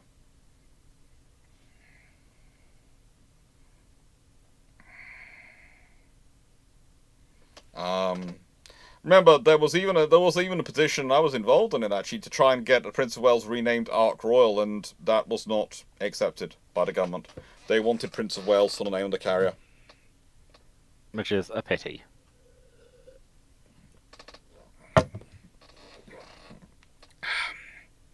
I do love it when people who are, quite trusted accounts on Twitter start tweeting about things like the British Armed Forces. And I followed them a lot because they've done a lot of interesting stuff about Ukraine.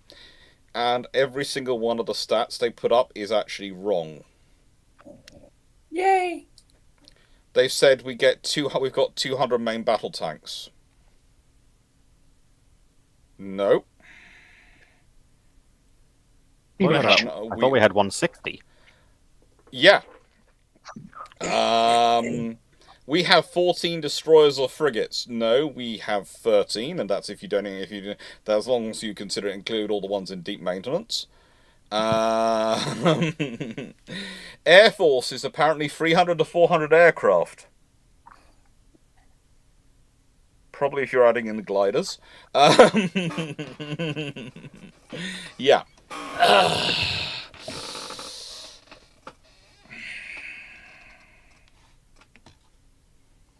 Yeah, in a nicer way, the Royal Navy is never putting Victorious back on an aircraft carrier, and also, if I'm not mistaken, the last one, there's currently a Vanguard class SSBN which has that name in service. So sorry, Scepter.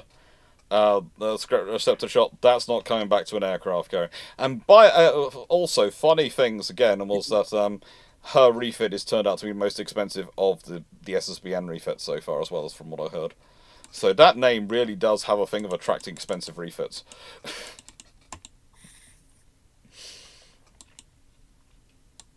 Knight Tiger, if the Zumwalt class destroyers hadn't been killed off, would the Flight 2A restart and Flight 2A technology insert but come out? Potentially. It's still potentially they do come about, because you might well decide to have them built as alongside the Zumwalts, as sort of to keep them going. It would have been almost sensible to have kept the two going and had the two building alongside each other to provide overlap and cover, but people didn't really think about that, did they?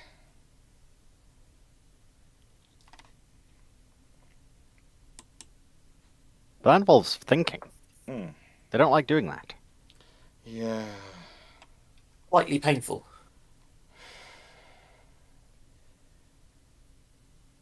Oh.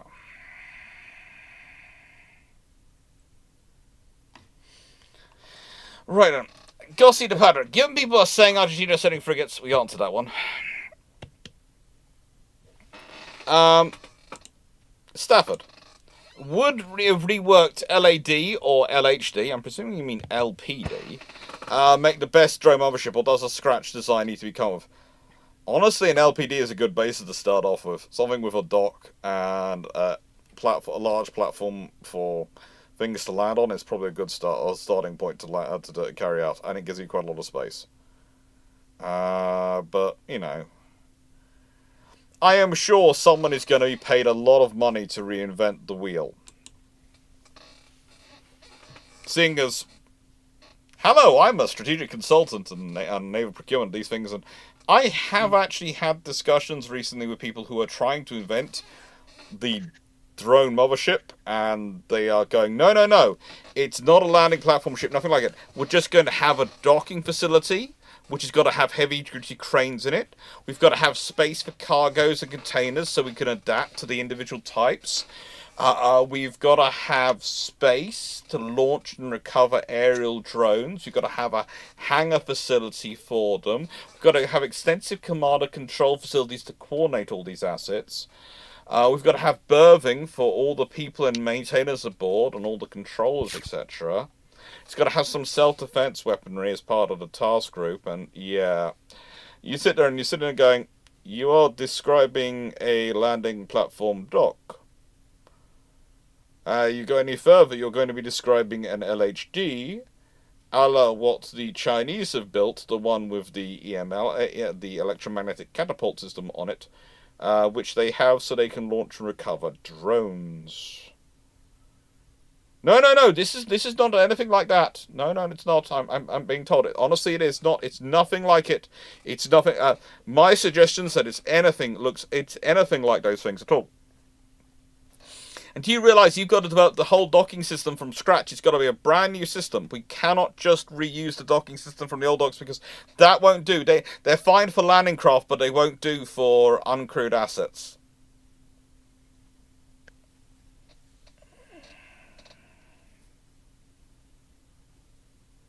Please note, before anyone thinks, if I am paid and sign an NDA, I don't talk about things. If you decide to try and have this discussion with me for free, without paying me or signing an NDA, I'm allowed to talk about it. Okay? This is the point. If you want to try and blag the free chat by calling me up on LinkedIn to have a chat, that's fine. If I'm free and you're interesting, I will have to talk.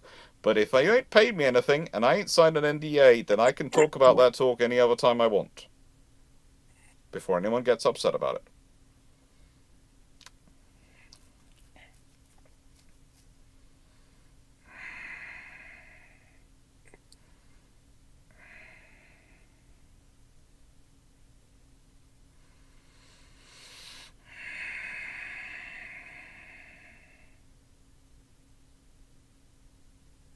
Consultants are never out of a job, Joel Fredericks. Consultancy is a great thing. This is why I do worry about my soul, though, every time I'm involved in it. Sebastian Crutchfield, what do you think are the possible futures of the 40mm 57mm gun in the Royal Navy, Type 31? I'll have to see what comes out. I was initially thinking that they're quite possibly going to be fitted to the Type 32. I would like to see them reused on other things as well. I would have preferred to have gone to 76mm, but now we've gone down this route. I'd like to see them used on a lot of other things. I'd like to see them being used on RFAs especially, because I think they need to be upgunned in terms of self-defense. No. Steve, today Sal released a video reviewing the events for shipping in the Persian Gulf and Strait of Hormuz over the last month. And there are mixed messages being sent by the US administration. Other than just blaming Trump for everything, how does the US administration's repair fix the relationship with the Allies to help Sal's limit his potential requirement for a stronger rum? Sal will always be requiring stronger rum. I have suggested he come to the UK, and I will introduce him to my father's favourite, the Pusser's rum, in large quantities. I have quite a large quantity left over by my father, which is really kind of sad because none of us drink, but we have it left over anyway. But I would say, myself,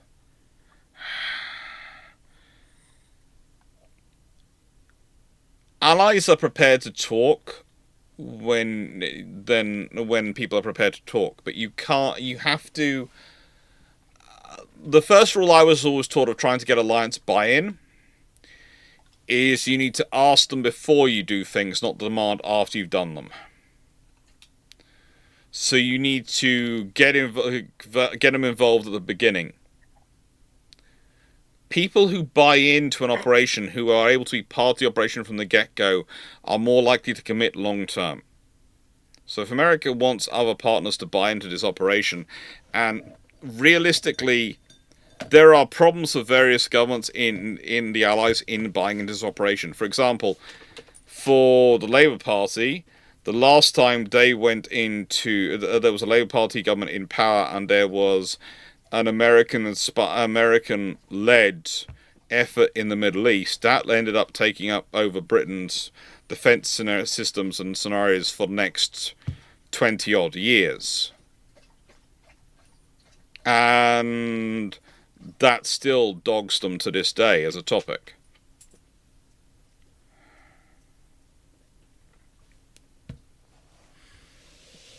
I would say you have to therefore be careful. I'd also say one of the problems for the Allies going in and Allies supporting is they don't know what they're supporting. And I know people go, it's incredibly easy. It's to support the movement of goods and all these things. Yes, it is in abstract terms, but what do you define as goods are moving freely? Do you define it as goods are able to move freely and the Iranians are keeping quiet? Or goods are moving freely and the Iranians can't do anything about it? Or goods are moving freely and the Iranians are no longer a problem and never will be again?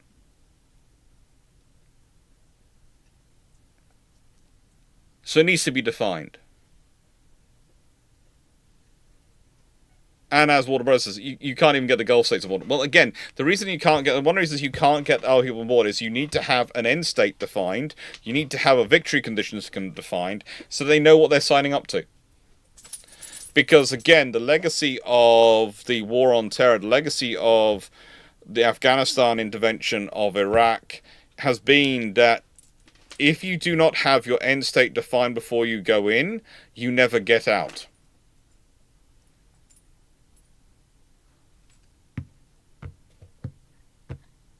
And people like to look back at World War II and other wars, and they go, "Oh, they were so much simpler." No, they really weren't. They're really quite complicated messes.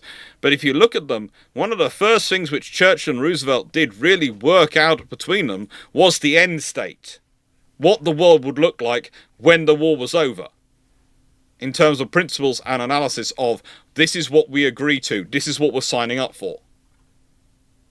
And if you look at World War One, the reason Wilson falls apart and America ends up not being part of the Treaty of Versailles and not part of the League of Nations, all these things, partially is because Wilson comes in 1917 and he starts deciding that how the war's going to be ended in 1918. And realistically, you needed to get everyone around the table and have the discussion in 1917 if America wanted to have it. Because unless you've got everyone around the table agreeing to this before the war war ends, you're never going to get to agree to it once the war is over.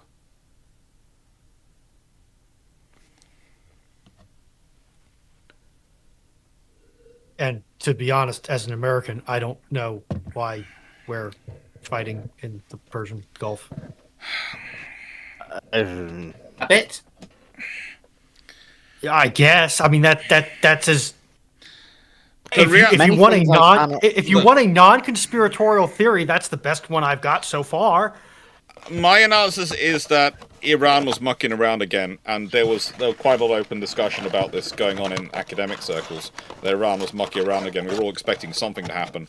But usually what happens, of course, is America launches another round of strikes, or Israel launches another round of strikes, and this time they've gone further. They're launching more than just strikes. They're launching a lot of strikes. They've not just done a single punitive mission or a couple of nights of bombing, they've done something more. The argument would be they've done, instead of doing a proportional response, they've done the disproportional response. And trying to change the wheel, trying to change the process that's keep repeating itself. I don't think it's worked like they hoped it was going to be. Again, considering how much they're looking for a civilian uprising, and then basically went, we don't like our government, but you're hitting us with a lot of missiles. Also, in a nice way, the civilian uprising was at its peak a few months back. If they'd done it then, they might have had more of a chance.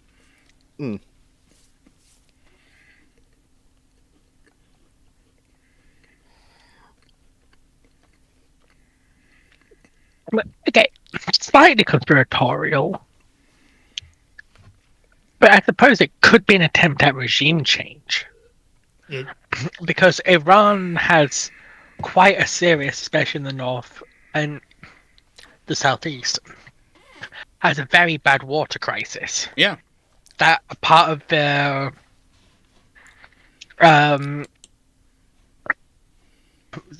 recent attempted uprising was about. Yes. And if Iran's spending money going, haha, we're throwing missiles at everyone else, that crisis isn't getting fixed. No, it isn't. And that's already at the point it's starting to boil over. Yes, but the bits they care about are going, we don't like being hit by missiles. Yeah, but when it's Tehran, it's on heavy water rationing even before the war. Yes, but one of the easiest ways to unite a people is someone else trying to tell you what to do and then starting to blow you up while saying, well, no, you need to do something about this. It's like, it's not a good way of doing it. No, Which is why it's slightly conspiratorial, because yes, bombing brings people together, but lack of food and water tears them apart.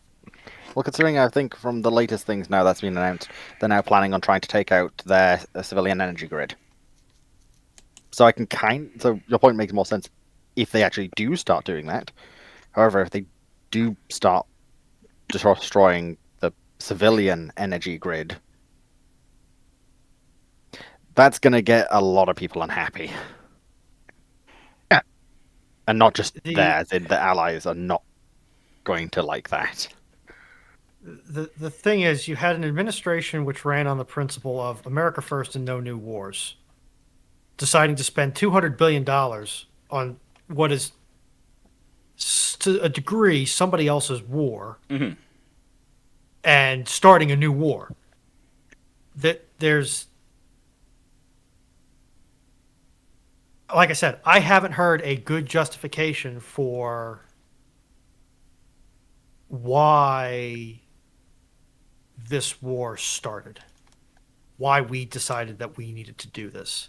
I've got my own theories.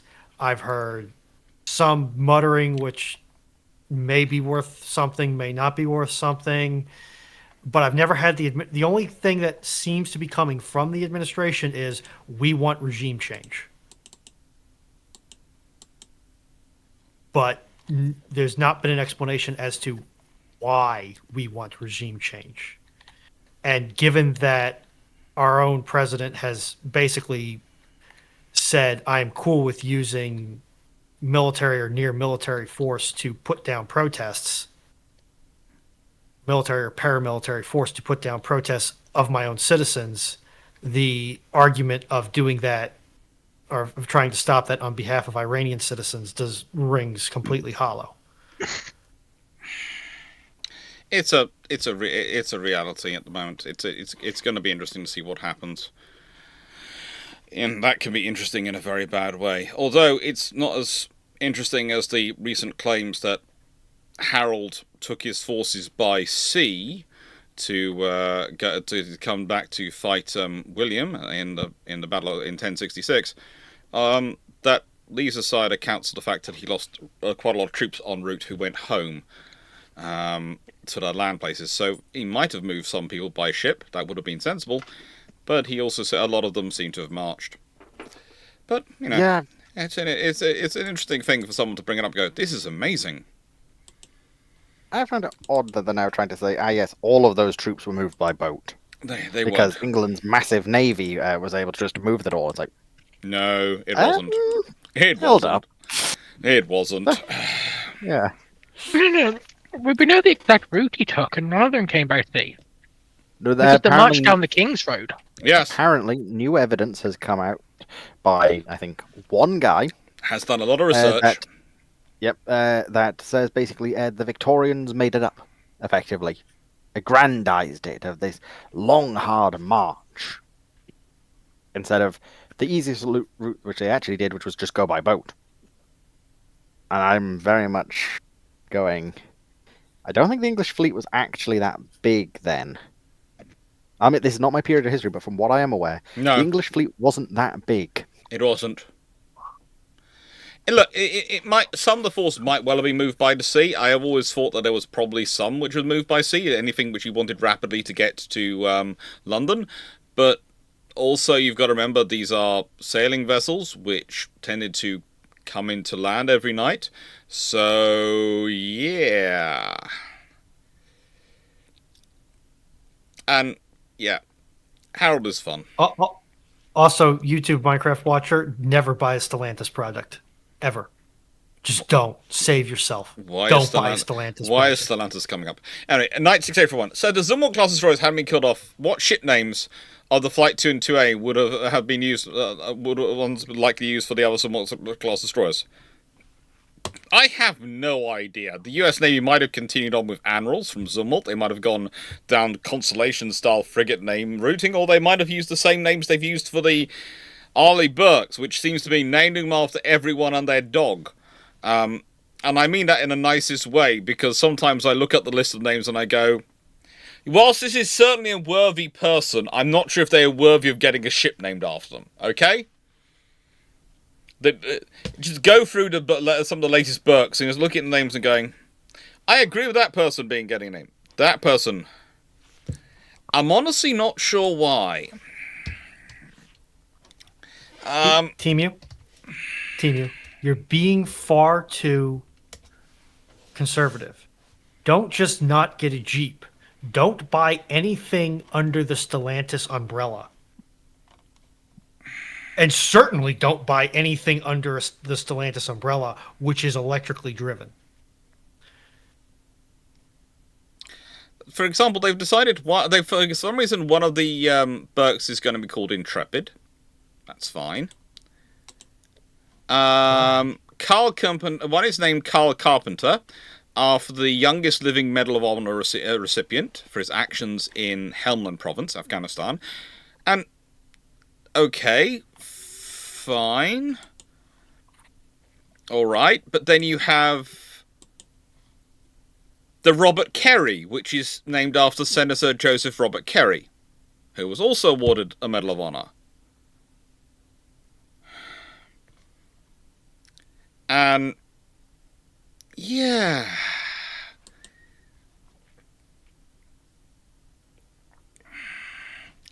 I'm just going, okay, so we're basically going through our honor roll of people with medals and naming ships for them.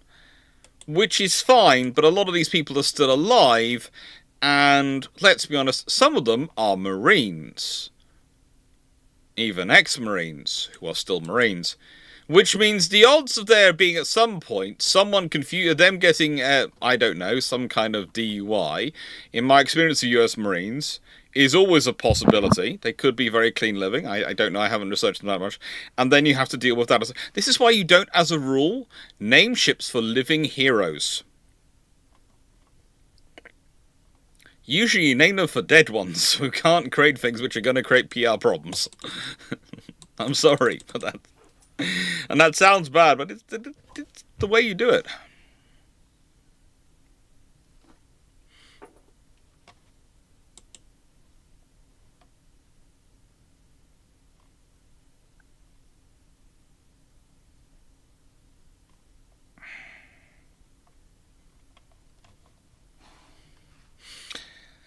So, any plans on a key ships video for the King George V ship battleships? Yeah, that's on the list. There's lots of things on the list. Eventually we'll get to the KGVs. And in nicest way, in my suggestion on the Jeep thing is, if in doubt, buy a Toyota. Joel Fredericks, what replacement for... Hondas are pretty good. Yeah. Joel Fredericks, what replacement for the Burke do you think we can hope for if Trump doesn't believe in the EGX and the Golden Fleet isn't that useful? Will you just keep the Burks until 2080? I honestly don't know. At this point, I'm doing a whole video which is entitled "The Burke Supremacy," and thank you, Teamit, for the Twitch bits. I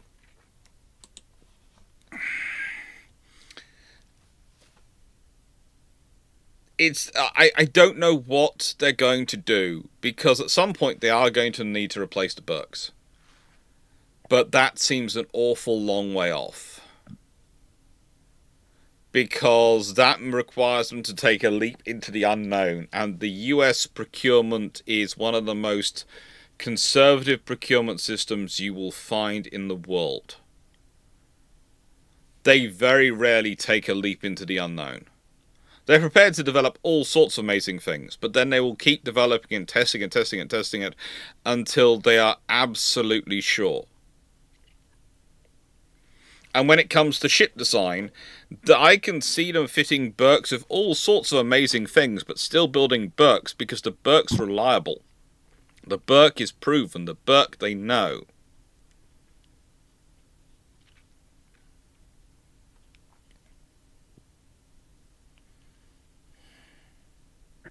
And I think there's gonna be far more clarity in this question, I think, when you get to mid-late 2029. No. I don't think changes of government are going to change that. I don't think changes are... I don't see the Burke... I think in the nicest way, I don't see the Burke situation being resolved for at least another 15 years. I don't see it being resolved, but I do see is the Defiant program going to survive the Trump administration? If that survives... That's the question that's going to get answered. If that survives, then that might provide coverage for the Burks to finally be replaced once enough of them are in service. Yeah, because it's going to be enough of a capability in terms of the amount of missiles and systems they carry that you can switch over from the Burke to something else. Yeah, it's there is enough. There is enough. I don't know what the best word is. Stubbornness, willfulness, currently in the Trump administration to shut down whole departments because one sub department is not getting the funding or the conditions on the funding that the administration wants. Yeah. They are certainly not That afraid I to could- throw the baby out the bathwater. Yeah, that I could see the Defiant class being protected up until the end of Trump's tenure. However, after that is going to be do we quote unquote cancel it, but really we just file the serial number off and change the labeling and maybe tweak it a little bit visually so it looks different, but loses the Trump baggage? Or do we start from a whole new design process and delay it out another 10, 15, 20, 30 years? That's going to be an interesting thing to see what happens. Yeah, And of course, that's why I say that- we're not going to have a clearer picture until 2029. And that's also, of course, depending on who actually wins the next election, because it's going to sound weird, but at certain points, I'm actually wondering, because I talk to, I have friends across the pond in the various political parties, and I'm listening to some of my friends and Democrats talk at the moment. The ones in the Republican Party sound fairly united. They will take whoever comes as leader after Trump and they will follow them. The ones in the Democrat, they're getting tribal within the Democrats. And I'm honestly wondering if the Democrats will manage to defeat themselves again for the next election and they will hand it to the Republicans again. Instead of it being Republican, Democrat, Republican, Democrat, it will be Republican, Republican. Because the Democrats will fall apart because they'll be arguing with each other more than ever. Because listening to some of them, it's more important they win points fighting each other and they show who the true Democrat, the pure Democrat is, than winning the election. And that's a problem. Whereas the Republicans are prepared to hide who they are to win an election, the Democrats aren't prepared to work with each other even if that means losing election. Hey Collins, yeah, on Twitch as well as like YouTube. I kind of reminds me of a purity cult. Yes, it is. It's becoming problematic. I mean, okay, the Republicans absolutely have a purity culture. It is a purity culture of the cult of Trump. Yes, And Trump and MAGA is the only accepted party orthodoxy in the Republican Party. Period. You are either on board the MAGA train or you are not. Yeah. And that's great for party unity. It's absolutely disastrous for the country, but that's great for party unity. Yeah, but the trouble is you need party unity to win elections as a rule. Yes, the Democrats have largely two main strains of party orthodoxy, and they're the ones that are currently having the can't say that on this channel. The cat fight, I can say that. Yes. Between each other over which one is going to be superseded. You basically have the Bernie Sanders AOC wing and the Kamala Harris Gavin Newsom wing. Basically. I would argue this about a third wing as well, but we'll leave that to one side. Although if Newsom wins, I'm going to be not as disappointed as I could be, but still disappointed. Yeah, right. So, Night Secretary for one, we've answered this already. We've talked about the Burks. In a nice way, the Burks are going to look like Burks, okay? That's what the Burks look like. They're not going to start changing their design that much. They are building, copying, pasting, and adapting, editing a bit. Stafford, even if the Royal Navy get their amphibious capability back, what would the class ship names be? Until we finally make a decision and order them, I have no idea what they're going to be. Because if they're going to be RFAs, or if they're going to be Royal Navy, or are they going to be some of them Royal Navy operated and some of them RFA operated? And that means you have no idea which naming convention they're going to go down. And this is the problem. Once I know which route they're going down, it's very easy to work out what they're going to call them. But until we know which route they're going down, who knows?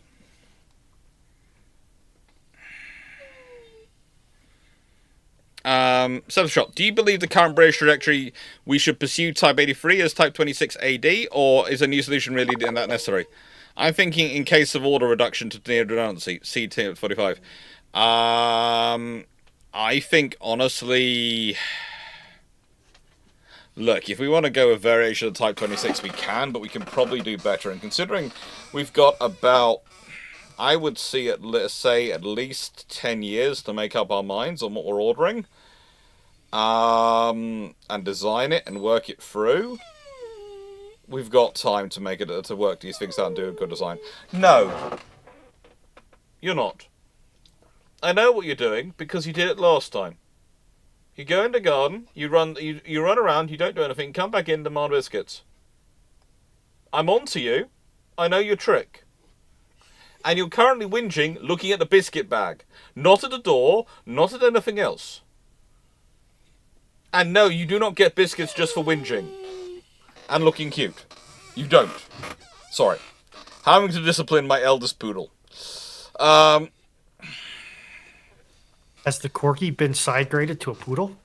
No, the corgi doesn't sit there crying. The corgi tries to climb the things, and there is a potential that they get another friend soon. That's one dedicated corgi. The corgi does considers that climbing to get biscuits is worth it. Riley just considers climbing on Papa to try and get to biscuits is worth it. Not happening.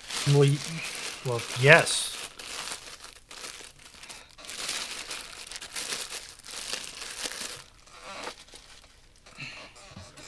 Okay, so. Nice to get everyone. Does the Mush class frigates or lack of helicopter hangar arguably help explain why it never detected the Flight 3 Los Angeles class SN Huntinger? No. I'd say the fact that the age of her sonar system, the various systems she's equipped with, and the computing power of those systems probably had an impact. Because guess what? Flight 3 Los Angeles class are not exactly noisy boats. Okay, they're not as quiet as a Astute or as a Seawolf, or even as Virginia. Realistically, the Virginias are quieter than they are, but they are still incredibly quiet boats. And this one was in full hunting mode.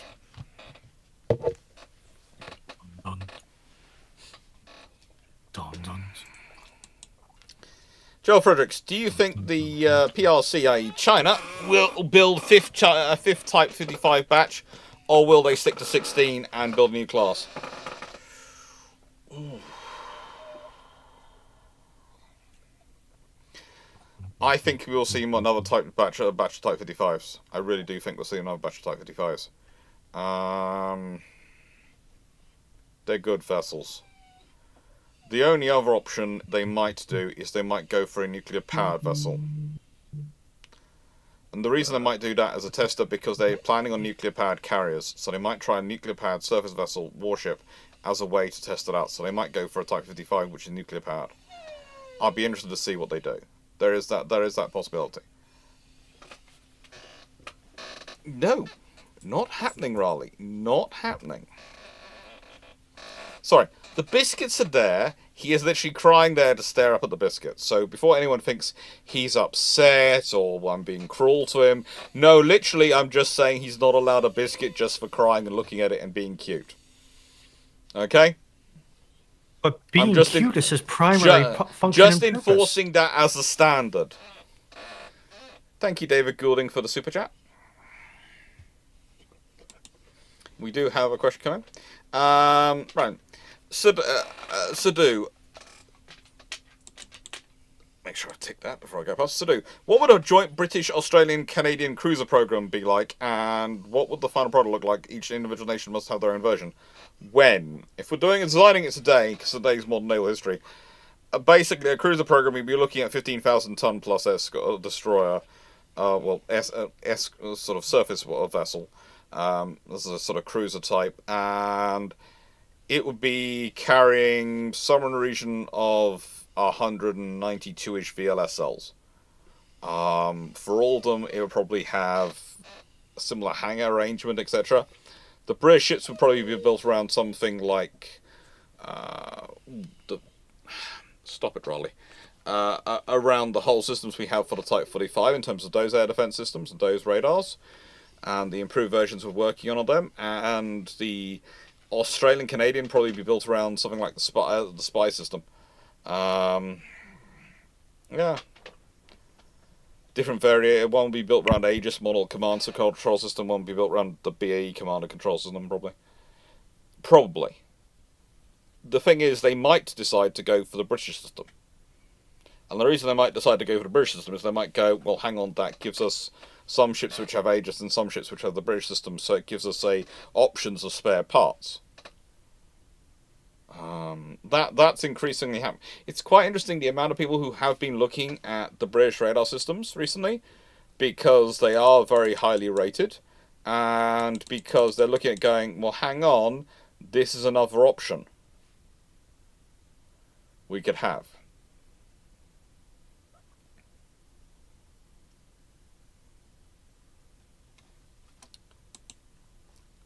But, you know, it'll be fun. I have the need to abuse my position and ask chat a question, as well as the panel. Okay. Do you want to put a actual, I don't know, one of those actual poll things in chat? I mean, we could, but I feel like that's too much effort. Okay. Are we gonna? Would we feel comfortable classing Deep Rock Galactic and Helldivers as extraction shooters? No, Yeah, that's my. because they're not. Mm-hmm. And then I'm gonna yell at Walter Brodus in the polite, convenient way I do when I disagree with him.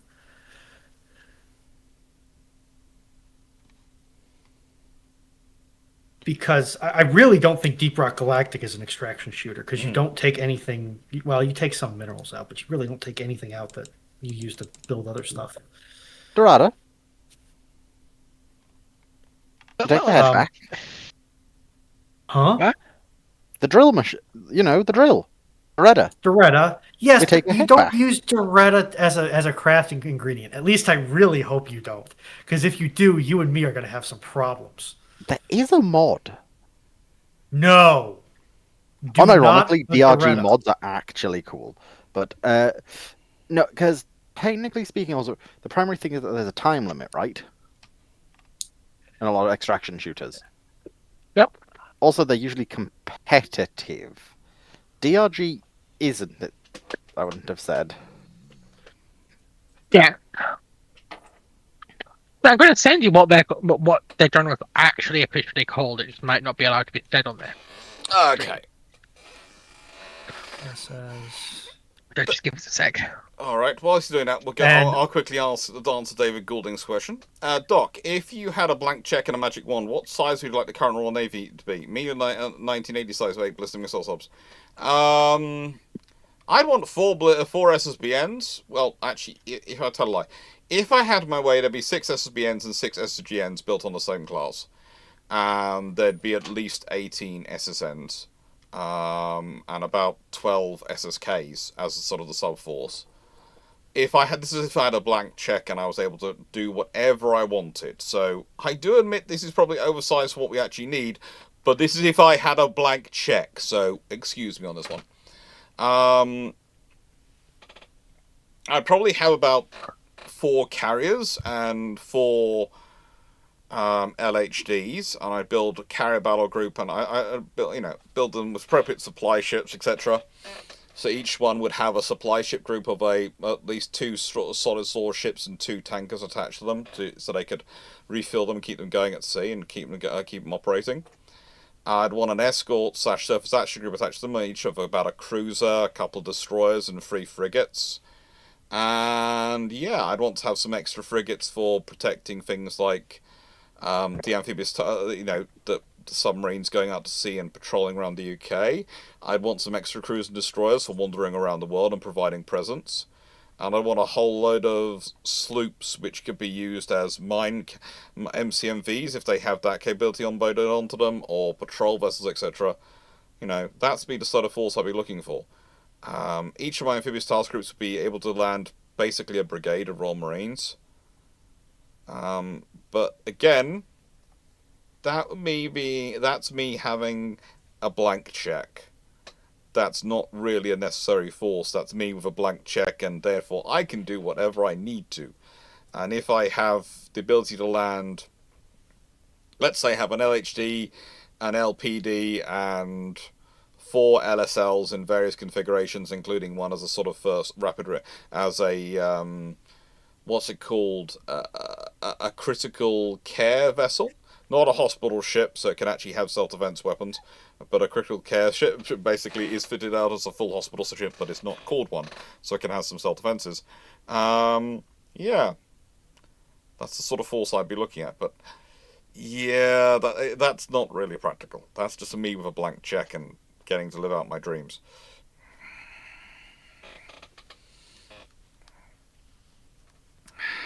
So, Foxo, what are they called? I think you did correct. She can't say it. Okay. Sadu, stop taking all my nitra. I need it for more bullets. And to Walter Brodus's comment, Castaneda pretty much hit it on the head. If you get a lot of shore-based civilian nuclear power like the U.S.'s SMR program is pretty much trying to do, replace all the coal and natural gas plants with nukes, civilian nuclear shipboard power becomes a lot more viable. Yeah. But it's going to become an issue with it's going to become more of an issue with what ports will accept it, because if you can dramatically cut the fuel cost out, then there's more than a few shippers that may bite that apple if they can get the crewing costs low enough to justify it.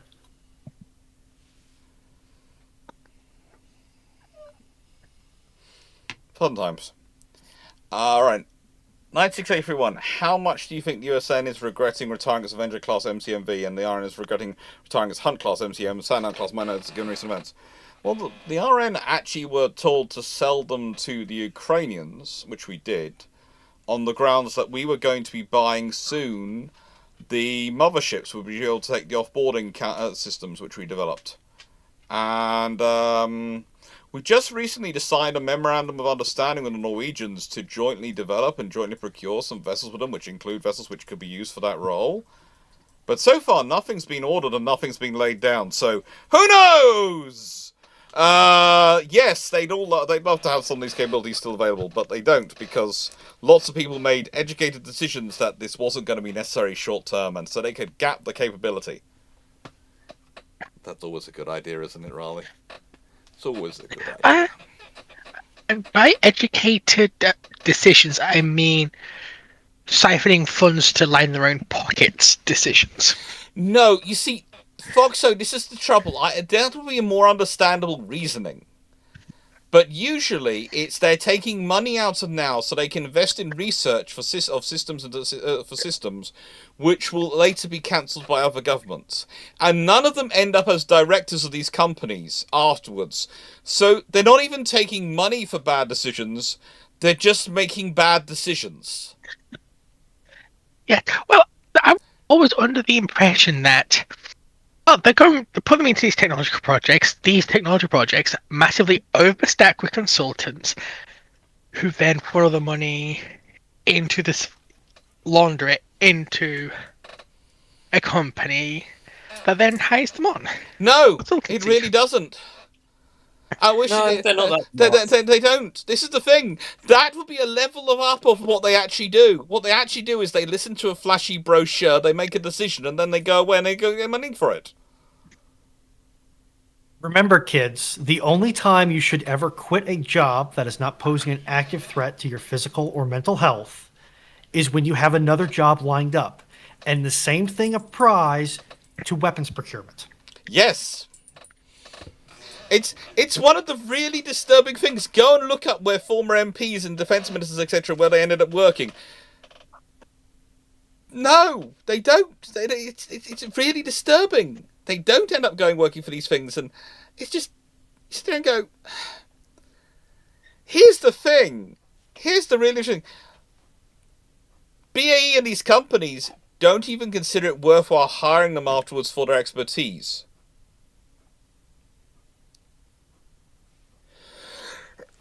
Usually, the defence companies, etc., will hire some of these people as a means of getting access and as a means of having some backroom channels. They've actually decided that they don't need those in the UK. They just need snazzy brochures. And it does it all for them. I mean, that is all one needs in life, isn't it?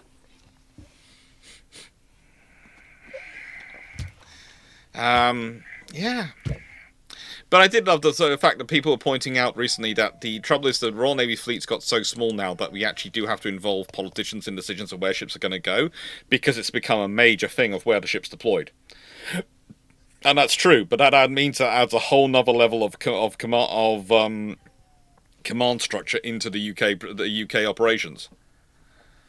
And it's not just affecting the Navy, it's affecting other forces as well. We had this starting to appear in the ground operations. Nice to go, everyone. If the 12 Project 23-560 Lider class destroyers had gotten built, would the Project 22-350 Admiral Gorshio class frigates and the Project 11-35-6R Admiral Girokov class frigates have all gotten built? I doubt they'd have had the resources to do all that, because you're talking about building some nuclear-powered destroyers and the costs associated with them, as well as building a whole load of gas-powered frigates. But you never know. They might have built something. They would have probably had to build something some more as well. But, if they do have all 12 nuclear-powered destroyers, the interesting thing will be everyone else's reaction to them getting nuclear-powered destroyers, because actually that might have seen the Zumwalts built, because they'd have been built as the nuclear-powered destroyer equivalents to their Russian counterparts, wouldn't they? Yes, they would have been. Because no US senator would want Russia to be going around the world with a nuclear-powered destroyer, a brand new nuclear-powered destroyer, and them not have an equivalent.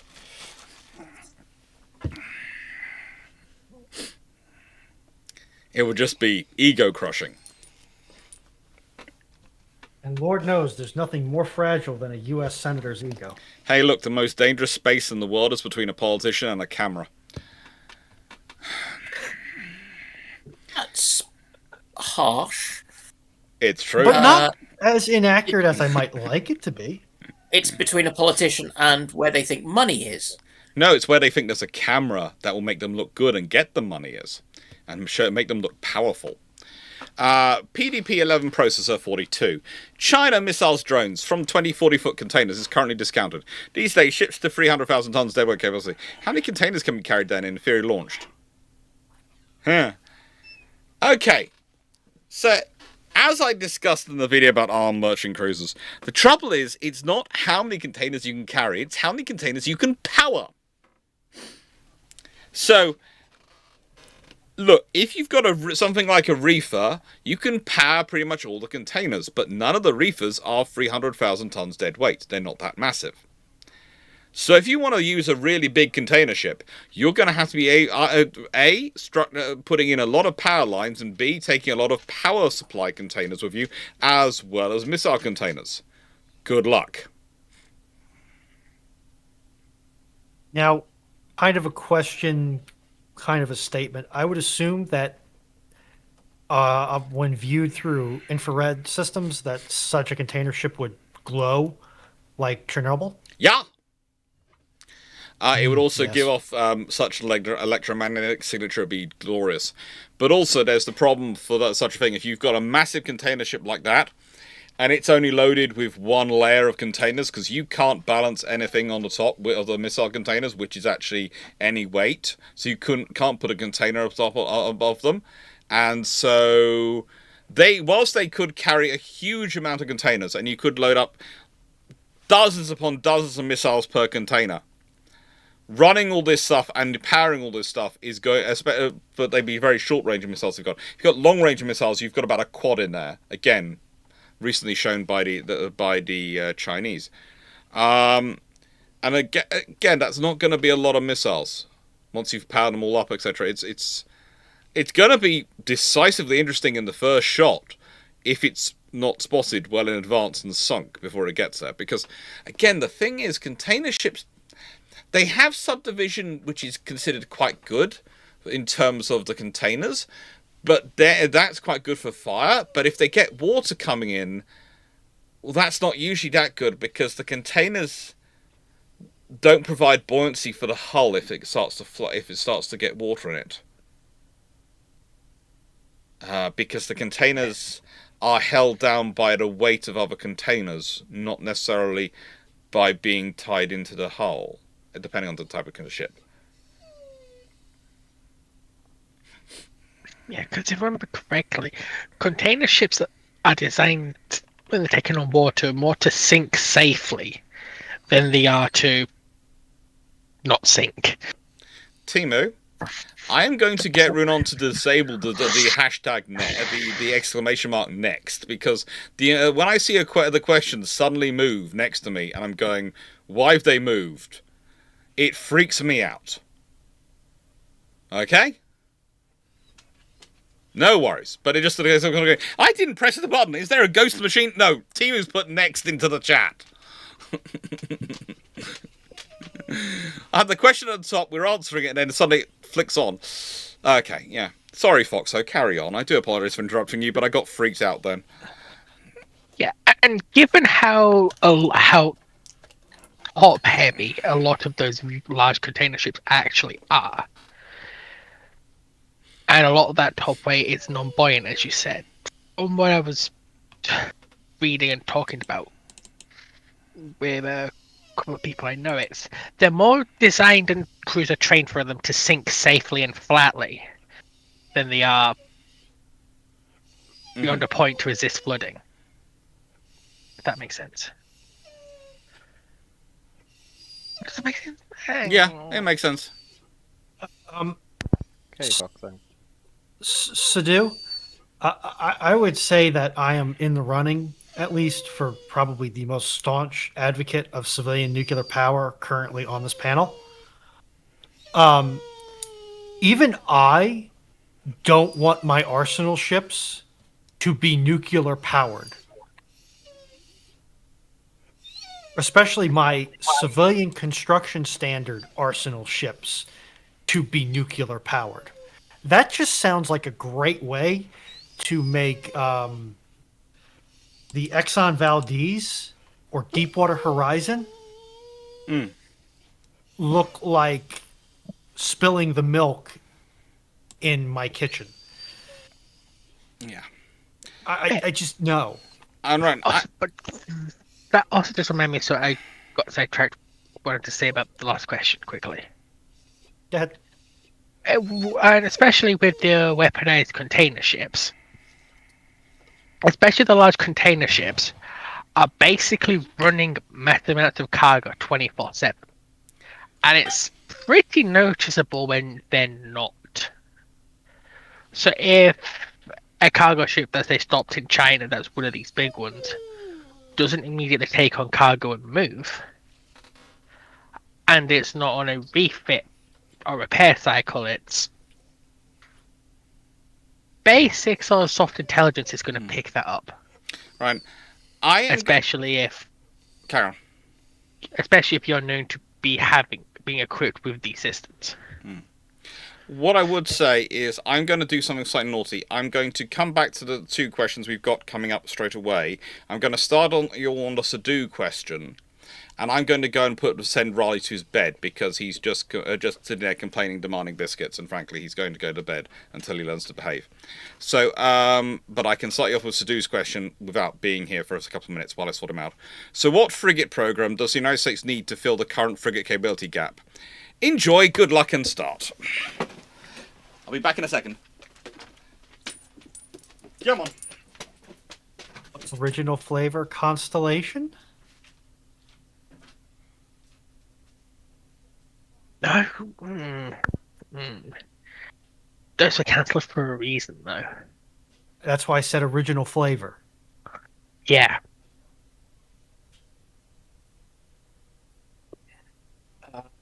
I am nowhere near equipped enough to answer this question. Yeah, me neither. Neither am I. Okay. We have our niches, and unfortunately, this isn't it.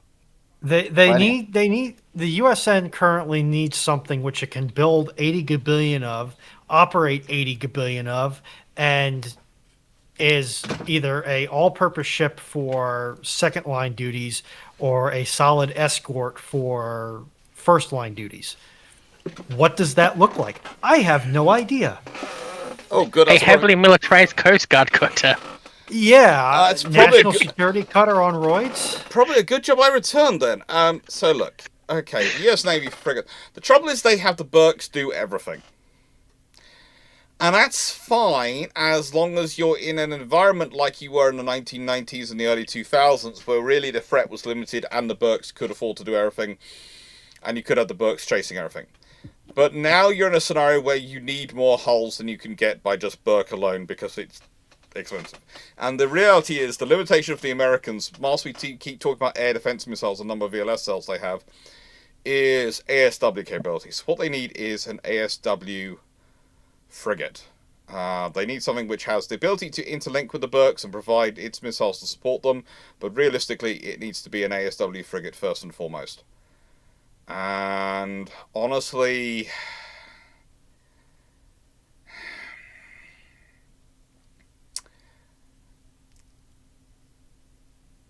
I keep being tempted by the idea of calling it the OHP Next Generation and just challenging the US Navy's own design teams, because they do have good design teams, and that's part of the trouble. They want to design the ships themselves, and going, design a modern OHP.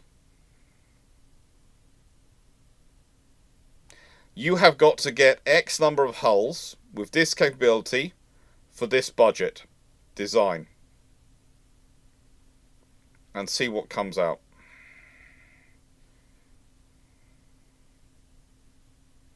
Because I think one of the problems is they start off with a wish list and then they try and get a ship which fits. You've got to start off with a spec list and design a ship to fit. That doesn't mean going for the Canadian Type 26 or anything else, because in the nicest way, doesn't matter what foreign design you buy, the US design teams will then get at it with their own requirements, and they have a one-size-fits-all solution for everything, which is called Destroyer Program. And half the problems you have with the Constellation class are them applying Arleigh Burke-style destroyer standards to a frigate.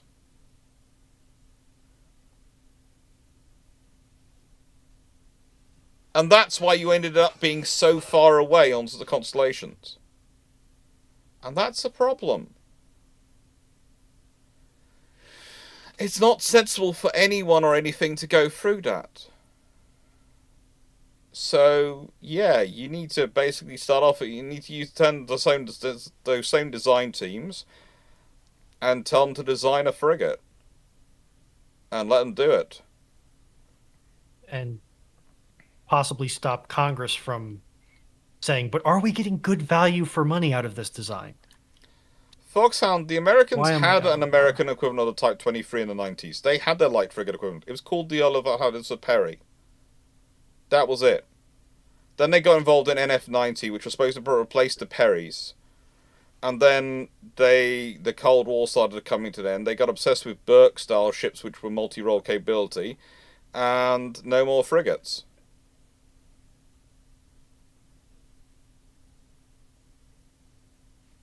That's it.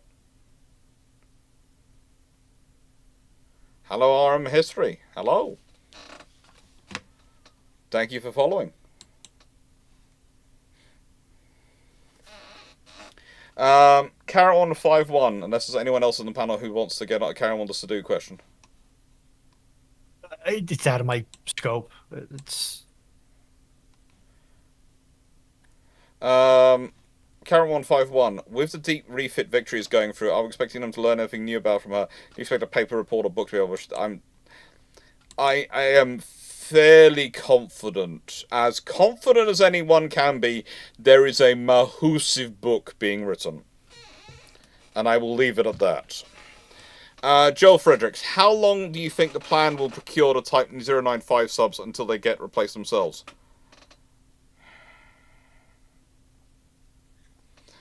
Okay, so the plan I can't see evolving and trying to improve by iteration their submarines. I would not be surprised if the 95s find themselves replaced, or rather, new design being built, within the next 4 to 5 years.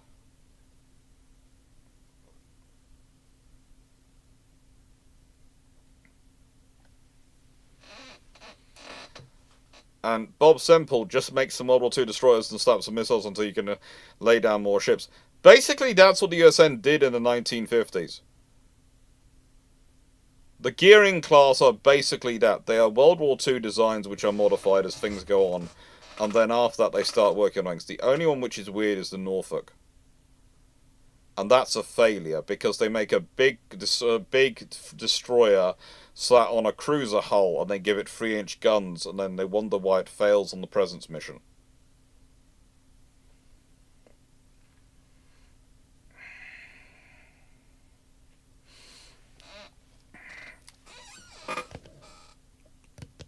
For some reason, has anyone else here looked at a Norfolk, what was known as, I think, CL1, or possibly CL1, or was it just DL1, Destroyer Leader 1? I think it was DL1. Yeah, DL1, so, Norfolk. It's an interesting vessel. Cruiser. Yeah, armed with 8 3-inch guns. In 4 twin mounts.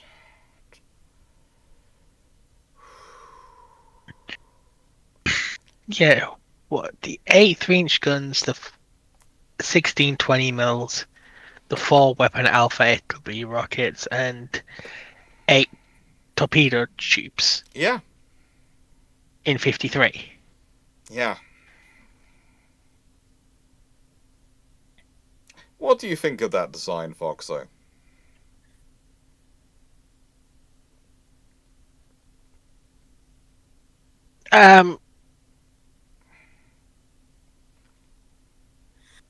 When will the US Navy learn that its actions have consequences? Around about the same time its politicians do. I put it down as, it's a great warfighting vessel, it's just not a great peacefighting vessel. For warfighting, if you're under air attack, those are going to be great systems to defend yourself in that period. But, no! That, in a nice way, they needed to swap at least one of those twin 3-inch mounts for a twin 5-inch mount. At least one of them. Probably 2 of them. Or maybe, Why not just go the 5-inch automatics off the midways? Or something. I have no idea. But also, you have to consider, Funners, that is a cruiser hull. They have used a light cruiser hull for that destroyer design, and then they're wondering why it doesn't perform like a destroyer.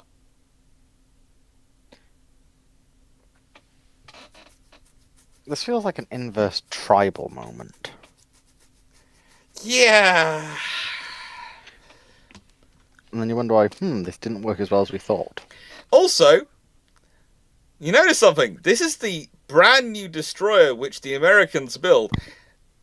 It's never turned up in World of Warships or anything like that, has it? So that. So what's his armament again? Sorry. 8 3-inch guns, fully automatic, Yeah. and 8 torpedo tubes. In single mounts, is that? No, in Twin. twins. So 4x2. 2 Not 4-draft. yet. There's stuff that's close, but also remember the 3-inch gun for the warships though would mean that ship's nigh useless. Yeah. It probably would have been. Well, no, just because of the rules of how the shells work. So, assuming you're generous, Also, Bob Semple, I That means- am considering suggesting it to World of Warships as a booby prize to put in there for people to get, because it's You- a you post World War annoyed. II all gun destroyer. we've don't- got stuff like They just it's just that. it's just HMS yeah. Druid, Yeah.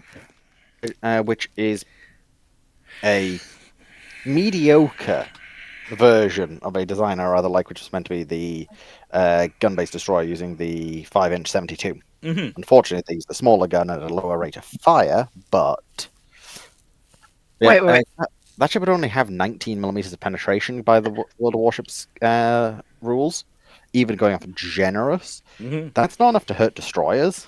No. Could you give it improved fire starting and burning characteristics? Yes, but that's Right. not going to help it that much. Wait. No, I just noticed this thing uses the 3-inch 50 instead of the 3-inch 70 it was designed for.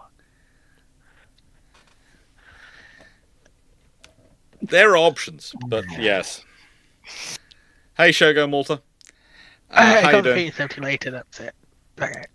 Anyway, Knight 681. When the USSR imploded, were the Soviet Navy looking at replacements for the the Mi-14 Hayes and the Kamov Ka-27 Helix? Yeah, they were. Again, one of the things you have to remember is when the Soviet Union imploded, a huge amount of defense research disappeared. And some of it's been worked on. And some of the stuff which we are seeing now, which the Russians are producing, is literally the flower of that thinking, which has managed to be survived.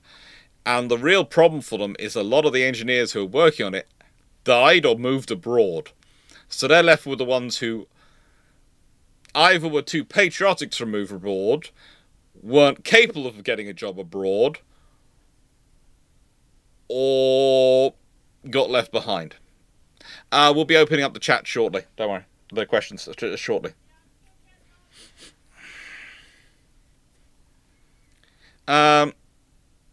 Craig Cross, has Britain lost all its gun design capabilities for a new gun design? Disturbingly, no. We don't. We actually, that's one of the weird things in the UK. We actually have some quite good gun design teams in the UK. We just don't have the facilities to really make the guns. We're building some facilities to make guns, but we don't really have the facilities. It's one of the really weird things. It's kind of like a lot of stuff in the UK. We have the research and development teams. We don't have the ability to build what we research and develop. So you keep not ordering that bit. So you pay a huge amount of money for research and development. So we have the research and development teams that can design it. We just can't build it. So it's really, really stupid, Craig. Really, really stupid. Sure. Doc, sorry. Yes? Doc, just a quick question. When was the last time the Canadians built a U.S. ship design off the drafting table? The And then Canadians built it? The Canadians built a US ship Yes. design. They didn't even build American ones in World War II. They modified them all. They're all modified by British and Canadian architects. That's why they That's produced what the I thought. Victory in various classes. Why? Partially because they had to, because American and British measurements in imperial measurements are actually different.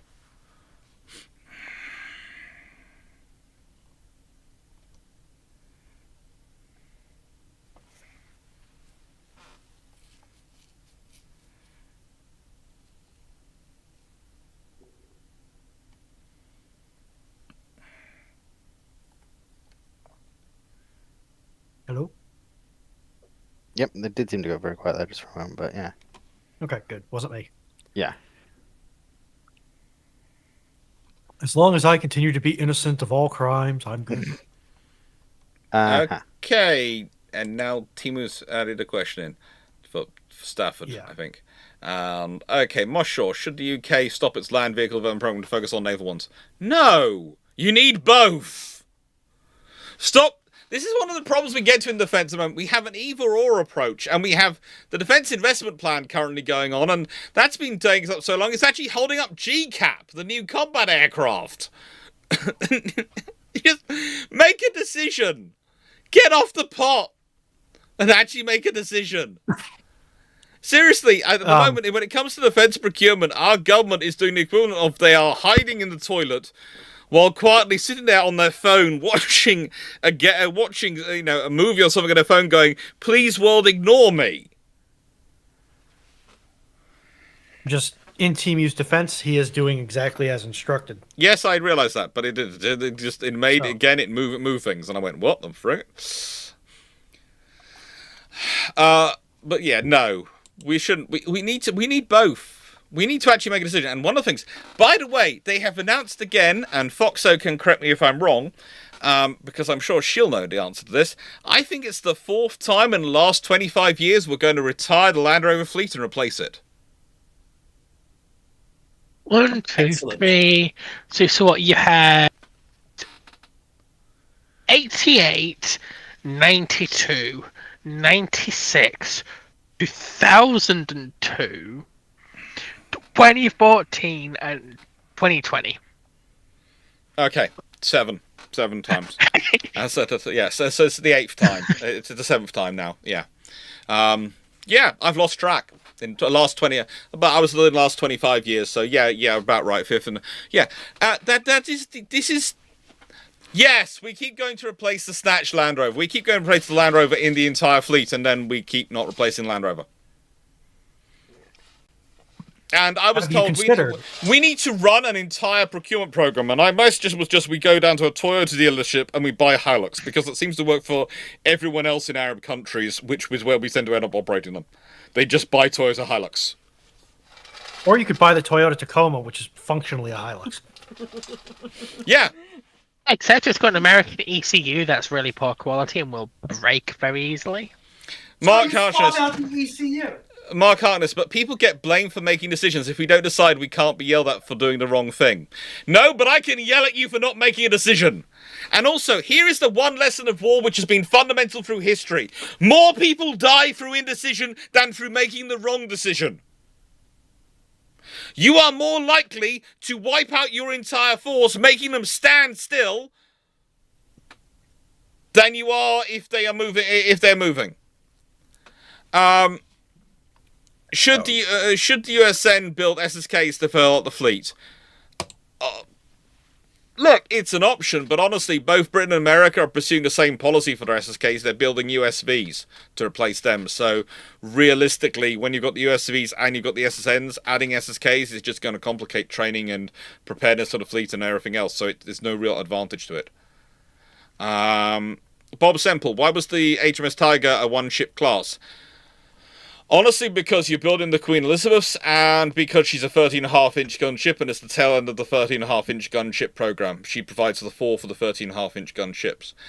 I worked through, and there's a video coming out which is about what happens if Australia and New Zealand are 13.5-inch gunships, and in that scenario, I think Tiger would have been 15-inch 42 gunship, in which case she would have had a sister. But yeah, that's for that video. And that would be an interesting thing, because Tiger, if she's armed with 15-inch 42s and is built to an equivalent standard as she was historically and is capable of doing 28 knots, she comes so close to being a fast battleship. Because as I said before, she is denser, she has more subdivision and better armor coverage than Hood does. And people try and claim Hood is a fast battleship, but then they go, no, Tiger's definitely not. No, Tiger's closer to a fast battleship than Hood is. Add in 15-inch 42s, upgrade it to the level you would for a 15-inch 42 equivalent Tiger. And the margin in the period when she's launched in 1913 between declaring her a battlecruiser and a fast battleship would be very, very small. Very, very small. And she would have been very, very scary. Add in her sister and it's terrifying. But also it would mean almost certainly that BT would make her his flagship if she had 15-inch 42s. Because there was no way he would be able to resist that ship in his battlecruiser force and not make it his flagship with those guns on it. It would just be too sexy. It would overwhelm him. That does mean, though, he ends up with a flag. He would have ended up with a flag captain who would have absolutely ignored him if he was being annoying, and would have corrected his commands, his flag instructions if they were wrong. Possibly done it quietly by detailing a signals officer from his own ship to shadow the poor Lieutenant Seymour to make sure Seymour posted it right. Steve Clarke, not a lot, because Tiger is actually built with quite big barbettes for a 13.5-inch gun ship, and so actually her turrets, you could have quite easily designed it to 15-inch 42s. It's really not that difficult.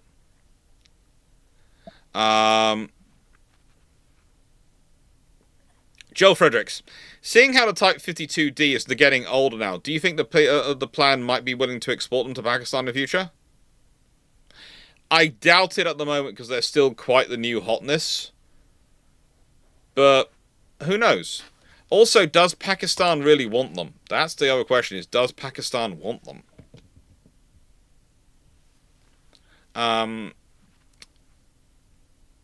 Pakistan have enough issues without... Why are they buying air defense destroyers? Why are they buying air defense destroyers for their operations? Why do they need them?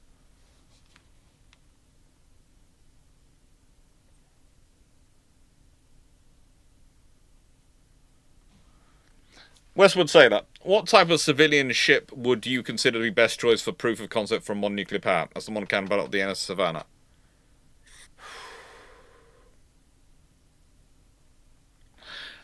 Honestly, I'd be tempted to say an ultra-large crude carrier, something which actually doesn't come into port, which basically stops off offshore, unloads its cargo, and then just keeps going as a route along.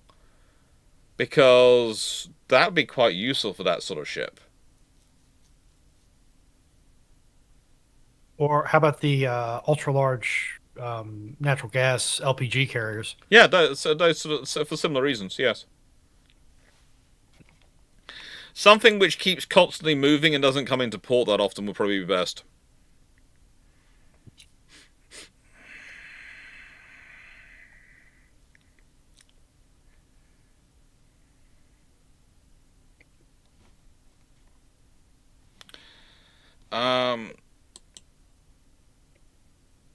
Okay. Stafford. Should the Royal Canadian Navy undergo a frigate and corvette building plan once the rivers are halfway done, as we currently deciding on the new OPV, Kingston replacement subclasses? Yeah. Honestly, they do need to keep up a constant drumbeat of construction. If you can keep a constant drumbeat of construction going through your yards, it's far cheaper and far more efficient to build ships. It's when you stop and start and you wind them all down and then have to wind them all up again that it gets really, really expensive. Because you're having to pay for the memory loss, basically. For the loss of institutional memory, for the loss of understanding. And that costs you. I'd point out the Type 45s, some of the issues with constructing them was the gap between finishing the last Type 23s and building the Type 45s. Some of the problems we had with the startup of the Type 26 program, etc., have been the gaps we've had.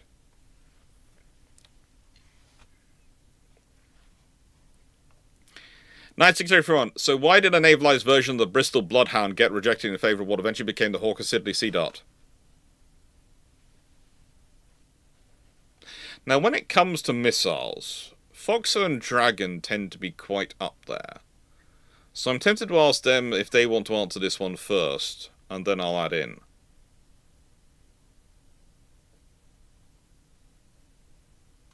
Bloodhound missile. I actually saw Bloodhound. one of those not too long ago. Chunky one. Mm-hmm.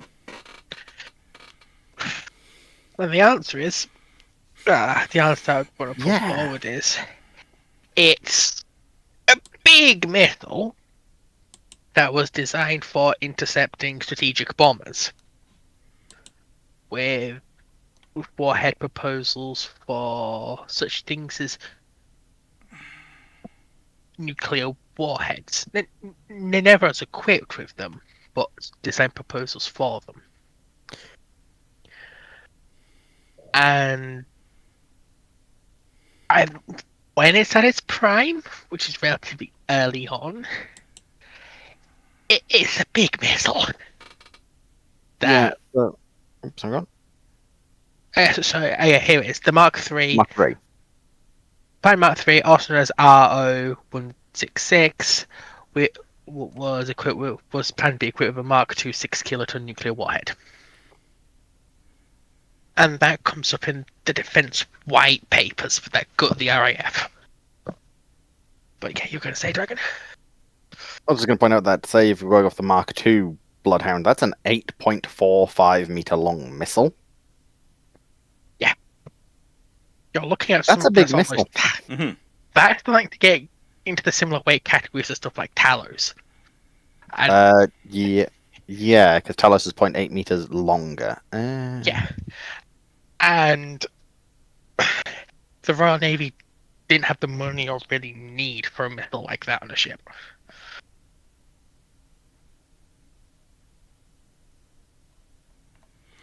Yeah.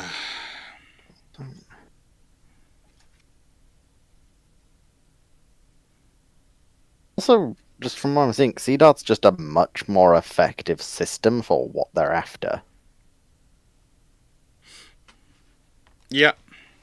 It's not even a case, so it's just a case of why would we do a navalized version of a land-based missile system when eventually you just get a proper one built from the ground up as a surface-to-air missile? Yeah. And Bloodhound was very much designed to shoot down strategic bombers. Steve, And why are you saying closed questions after 70 questions taken tonight? Because we haven't finished yet. Sorry. Carry on, Fox. I was just wondering what Steve was up to. And you basically, especially in its Mark 1 and 2 configurations, it's not a particularly high G turning missile. It's fast and it's got a long range, but it's big. It's a mono unit, so you can't assemble it like Talos can. And look at all the issues the USN had putting Talos on its missile cruisers for why you don't want missiles that big in that period. Hopefully that's a good answer. Yeah. Steve, the regular weirdest video comment of the week question.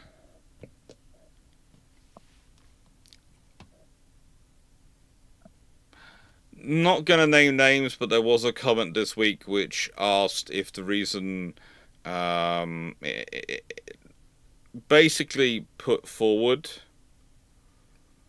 that the reason the Chinese now have larger warships is because they now eat more than rice. And I just thought that was stupid and deleted that one. I decided that was just a baiting comment and not really worthwhile.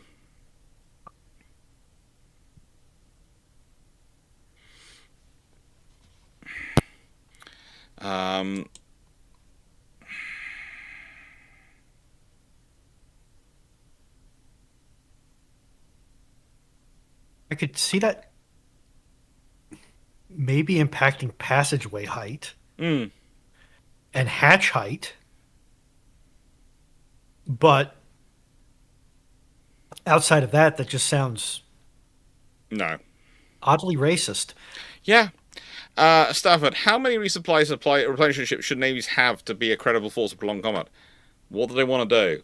Are they fighting locally? Are they fighting globally? Look, realistically, usually when I talk about a carrier battle group, I'm putting at least 2 supply ships and 2 tankers with each group. Why? So you can have 1 supply ship and 1 tanker off getting refilled while the other one's keeping the fleet going. and the ships should have their own supplies as well. So there's a bit of a coverage going on, but it depends on what you want to do. A lot of these things are what you want to do that decides how much infrastructure you need. For example, if you want to move something 10 meters, and it is, let's say, one of these Kallax bookshelves, okay, or a billyback bookshelf from IKEA. You want to move it 10 meters. You pick it up, you carry it. Doesn't matter if it's grass or what surface it is. If you want to move it 100 miles, you're probably going to have a debate. That's probably if you need a car, or at least a bike or something to make it efficient. And that changes the infrastructure. You're going to want a road because it's going to make it far easier for you to drive on and move, or cycle along. So it's the same with ships. If I want to operate near my base and wander around, I don't need any supply ships. I can just pop in and out of my base. If I want to operate a long way away from my base, if I want to operate on the other side of the world from my industrial base especially, then I'm going to want more supply ships than I would if I want to operate locally. And that's one of the problems when it comes to navies, because when you start explaining that to a lot of the people involved in the decision-making process on the civilian side, they're going, well, you can't give me an answer then. And I go, well, I can. Tell me what we want to do, and I can tell you how many you need. But you first off need to decide what you want to do. And usually what happens is you tell them what they they tell you what they want to do. You tell them what it's going to cost. They decide they don't want to spend that too much money, so they buy less. And they claim they're going to do less, but then they actually end up still wanting to do what they did originally. Which is why they keep claiming the same thing, which is, we can do more with less. Or phrase like, punching above our weight. Please don't say that. I felt my brain cells committing suicide. Yeah, this is the reality. Do you know how many times UK defence ministers and Parliament and Prime Ministers have used the phrase doing more with less to describe the British Armed Forces in the last 30 years in speeches to Parliament? How many times have they given speeches to Parliament? Let me put it this way, it's over 1,000 times they've used that phrase. I was going to say, it's how many times have they spoken? Doing more with less. And you can't do more with less. You do less with less. But they keep trying to do more with less. And that's why we're in the state we're in. And this is why I sit there when people go, we should be replacing these ships with X, Y, Z. No. We need to build ships. We need to build ships. I'm at the stage of not really giving a flying hoot what we're building. We just need to build ships. Then we'll sort out the rest afterwards. Are you suggesting that we just need to get more hulls in the water so that we can have hulls in different places? Yes. Yeah, that makes sense. I'm at this point where I need hulls in the water. Does a rib count as a hull in the water? They haven't done that many talks, Blistine. No. It needs to be a ship. It needs to be able to deploy for more than 7 days at sea. It needs to be able to do an actual oceanic crossing, and it needs to be viable to defend itself. That is my requirement.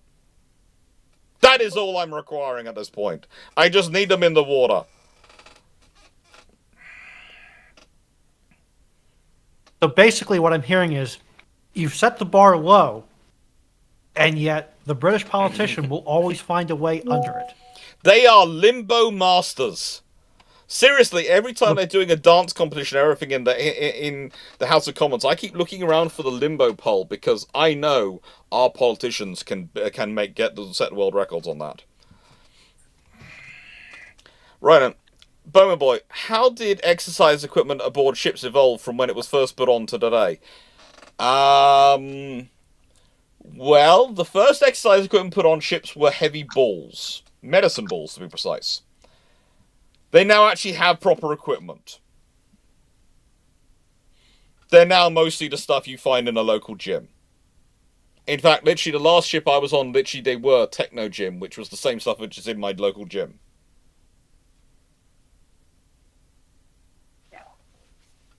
But, understand it. For most of the Age of Sail and a lot of the Age of Steam, working on a ship was enough of a workout. Yes. because sailing ships, especially outside of some of the later ones, are very labor intensive.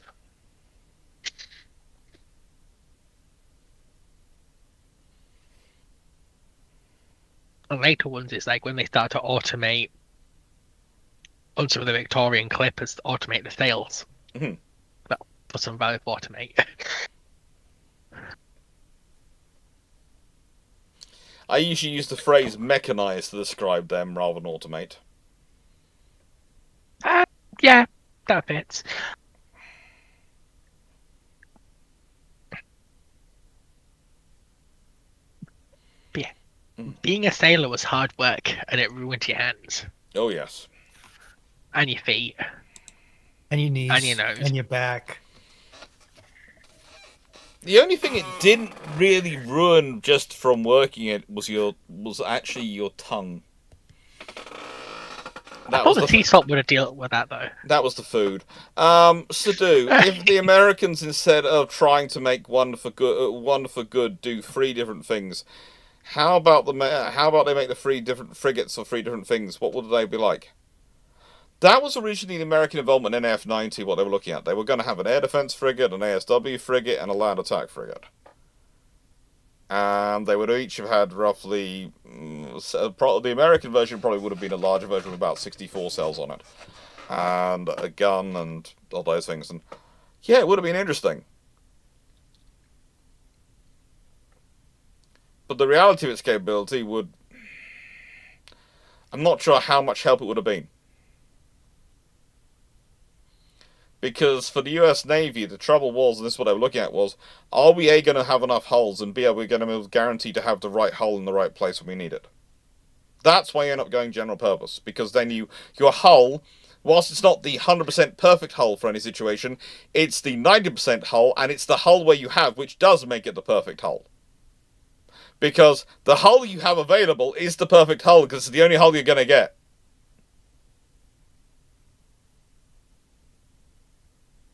So don't worry. I know you use speech-to-text software, and occasionally I do a bit of translation for you. Oh, this is a fun one. 9631. If we had built the Type 43 class destroyers, then a Type 45, how many of the Type 43 would become a testbed for the Type 45 tech? Anyone want to guess?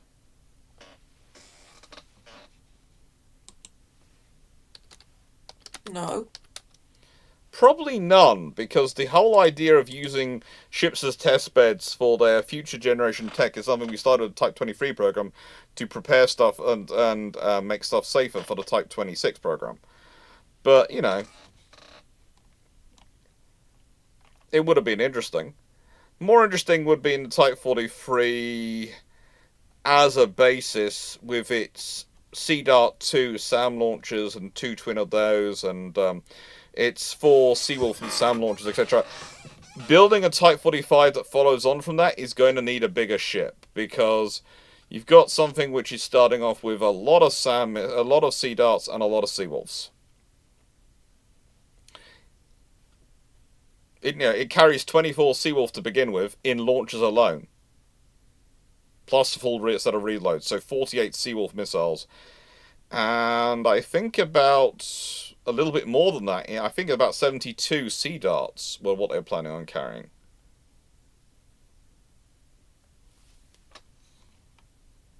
It would have been a massive capability.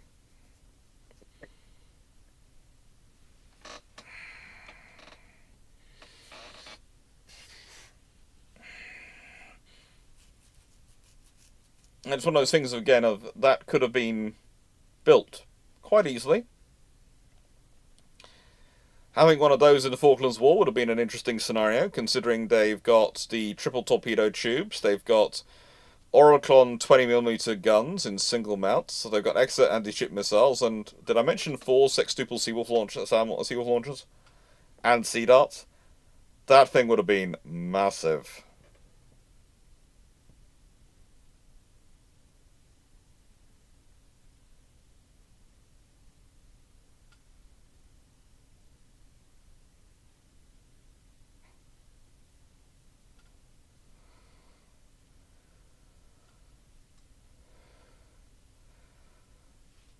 As to do, I think your text to chat software has made some interesting changes in your pronouncers. Again, but no, I don't think anyone's planning on anyone's making comments against you. Because the nice way they deal with a dyslexic naval historian as the person chatting away at this side. Nice way we've all heard my pronunciations of foreign languages. What does the panel think about Type 43s? What impact do you think they've had on Type 45s? They might have been bigger still, which would have been nice.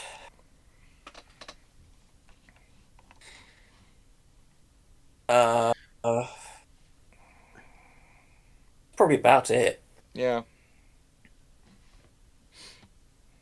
That's just having the Type 43s would probably just be useful. Just to have the ships in the fleet, but to a degree, it might be a good stepping stone, is my thought. Give them a bit more experience with various aspects, but Yeah, Bob Semple, Runo's done a very good answer to your question. There is actually a whole video about what happens if the shells were working properly at Jutland, and it's quite scary. I added them in the Twitch chat, so they have that link. Thank you. But this is for those who come after. Um, Because I'm nice like that.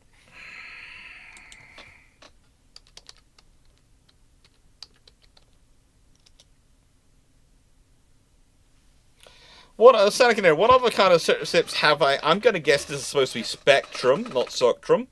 Spectrum, like Battleship and Battlecruiser. To be honest, I'm starting to think that modern warships should be put on an escort spectrum. But I'm working through that. Realistically, battleship to battlecruiser, the whole capital ship spectrum, that's something which I've been working on for a while, and Drac also quite likes and is working on it. We're both coming into that going, it's quite an interesting thing to work on, because once you start looking at them as a spectrum, it makes it a lot easier to work through. And you stop trying to go, I'm a hard and fast. Is this one hard and fast? No, where is it on the spectrum? So to go, okay, it's closer to this than this, so therefore it is that.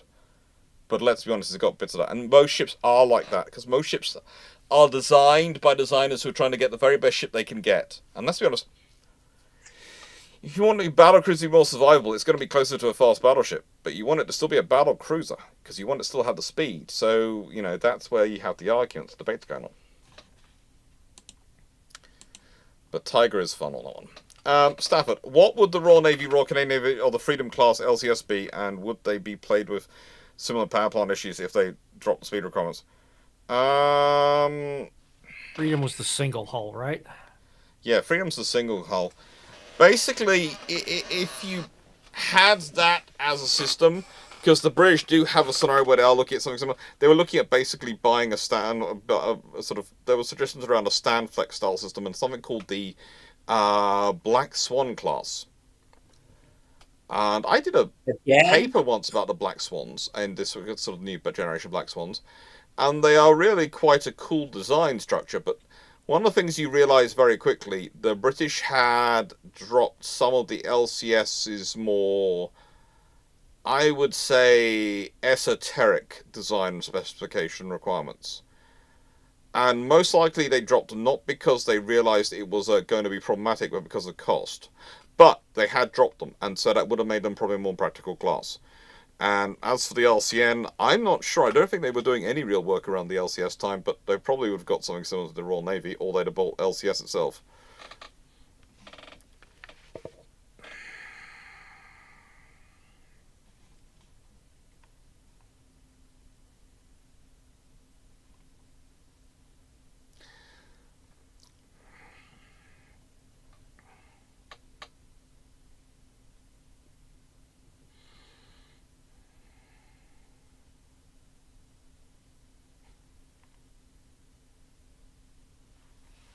They're supposed to order 8 Type 43s, Blistine.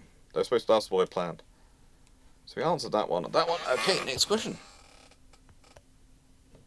We're doing quite well on questions this evening. I'm not sure how many we've got left in the tank. AC-75 RO7. How different would the timeline be if John Harrison did not get into watchmaking chronometry? Two. Ooh. We have 2 left in the tank after this. There were quite a few other people working on the same problem. So if John Harrison hadn't gone onto it, others would probably have got there. Would they have got there the exact same way in the exact same time? Probably not. But there's a lot of people working on that. There's a lot of... Let me put it this way. The Royal Navy put up quite a big prize. And they weren't the only ones putting up money for it. And there were a lot of people investing and they're going for that. I like that idea. No, Steve, I saw it. I just forgot it because I have 2 brain cells competing for 10th place. But do you want to reopen questions, or do you want to finish off these 2 or so and then call it? Well, we've got about 45 minutes till midnight. We usually go to midnight, so if people aren't too upset, we'll carry on till midnight. It depends on the panel. How are you all feeling? Well, I guess we are carrying on to midnight because Steve just said damn torpedoes open the questions. But all right. We'll take it another 15 then and see how well we get to. As we're going quite quickly, that'll mean we'll get to 85 questions if we do another 15 after this. Yes, this is just rolling the rock up the cliff beam. More sure, if you were structuring Japan-style procurement for Royal Navy, how much of what would be ordered every year?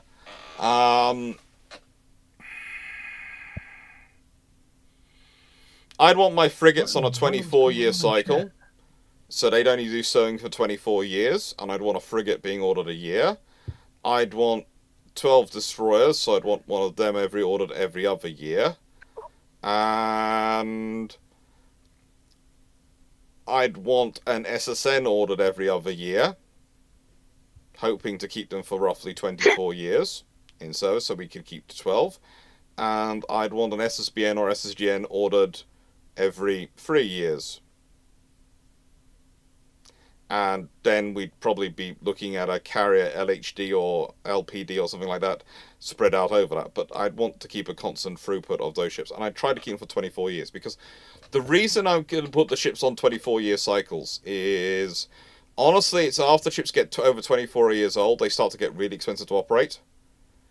And so I would be a case of, okay, after they get to 24 years, they're put into reserve state for the next, say, another 12 years. So you have them for 36 years of life, but you have them for the last 12 years. They're basically sitting for reservists and reserve force. So you would have, let's say, if you had you'd have 6 destroyers in reserve, and you'd have 12 frigates in reserve. And just keep a constant construction going. Oh, Lions, yeah, the thing would be, you've got them being commissioned. I would want them to be commissioned every 2 years, so I'd want it to be a constant process where they're being commissioned every 2 years, as well as, ordered. So the process is, one is commissioned every 2 years. I can see why you're changing that phrasing from ordering to commissioning. Yeah, probably would need to do that as well. Make sure they keep coming in. But you'd be amazed if you had that sort of process going, how much cheaper ships would get. Because there'd be a constant throughput, a constant construction cycle going on. But there again, if the ships take 10 years to build still, well, you probably if you want them every 2 years, you'd have 5 frigates under construction. You'd have like 10 frigates under construction and 5 destroyers under construction at any point. So they really shouldn't take 10 years to build. It's just embarrassing. More Doc, sure. Are you saying you want modern defense procurement to be efficient and well thought out? No, I just want it to be not embarrassing. More sure. If you were onto that one, Sadu, imagine if the Americans brought back Talos and tried to stick it in the Mark 41 VLS. I'm going to hand that to Foxo because I feel she has the level of sarcasm going just right for that answer, for that question this evening. Oh no. You just told Foxo to be sarcastic. I just told Foxo that she could let her sarcasm go fully, happily, and loud while I grab an iron brew. So can someone reiterate this question for me? So from Sadu, Yes? I'm in the wrong channel. Imagine if the Americans brought back the Talos missile and tried to stick it in the Mark 41 VLS tube. A, it wouldn't fit. B, oh god, why? C, where the Talos isn't a 1-unit munition, right? It's actually 3 different units together, assembled in a workshop under the launcher. Yeah. And what made the Talos actually useful isn't very unique nowadays. Its whole thing was that it could reach up to 300 miles. Modern air defense missiles can do that, so... Why? Why? Because Sadu likes to cause you to feel fully motivated, Foxo. I like my Talos, but Talos only appears in the earlier designs for what becomes Strike Cruiser 1980. Mm-hmm. So Strike Cruiser 1970, sorry. And it's just like, no, it's... The missile's incompatible with BLN. Let's just put it that way. And be honest, you like Talos because it comes in a nuclear-tipped flavor. A, because that. B, it's a very chemically exciting missile. 3, given what it did in the early 50s, no less. It's an incredible missile. It's just... from the 50s. It's like... Talos was built around the time transonic flight was being first done. Like, no. Oh, you don't bring it back. Let it die. Okay, while saying this, I have just seen a book which has been advertised by one of my friends and pushed forward that I think Foxo should read. So I'm going to put this into the channel. I think Foxo would like this book. Why is there a reverse swept 6-engined jet bomber on my screen? Well, it's done by Dan Sharp, and he and Callum Douglas are 2 very good, what I would call engineering historians who have a habit of reading through archives and actually just printing out what's in the archives. Wait. So if you want, it's a good book. It's probably well, no, but not. And considering Where you put it? It's in the actual questions chat. And I think in the case of Foxo, considering what she likes to do when she's doing various sort of D&D style games where they're putting ships and aircraft together and things. I know that Dragon runs these games for her. I think this would give her a lot of ideas for what various Aircraft aren't things my department. No, but wait. Yeah, I've just checked the preview. Is that a reverse swept wing flying wing? yes, Not quite. Enjoy. Again. Sorry, I'm just trying to get back to the page. There we go, found it. The what's it called? Junkers JU-287. Enjoy. Right, Kenny Japan. Well, I'm just gonna. I realise I have now just put a very big crick in Dragon's week, but leave it on one side. After getting it's not Dragon's department, so he doesn't care. No, but it will become Dragon's problem probably at some point. Kenny Japan. After getting away with chasing the Izumus as destroyers, the Japan government. Classing the Izumus as destroyers, the Japan government has decided to see how much the next pushing and how you design the next thing to get away with. What is it and what is it designated? It would be a destroyer again.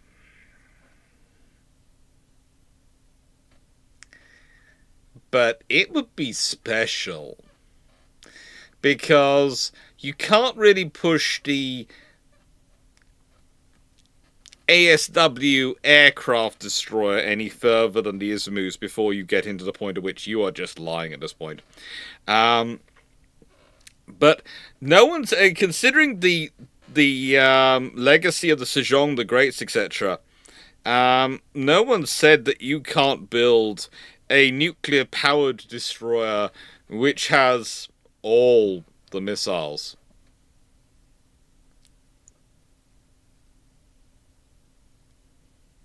All the missiles.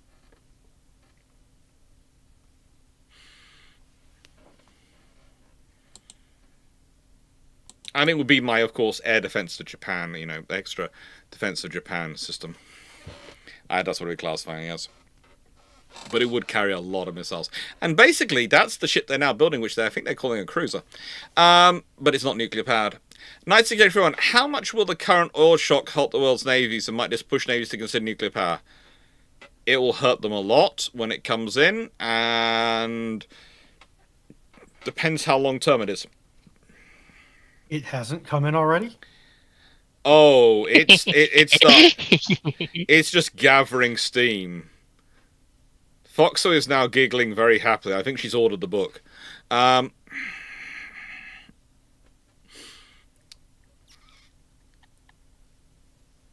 don't worry, we're making America great again. Look, oil shocks, energy price shocks tend to have a big impact. In the UK, this is going to have a massive impact because we already have one of the most expensive energy sectors in the world anyway. And we do that because of the various ways we've taxed the system, but also we've selectively privatized the system and set it up and the way it runs. We've managed to, kind of like with railways, put all the costly bits still on the government bill, and all the profit-making bits have been privatized.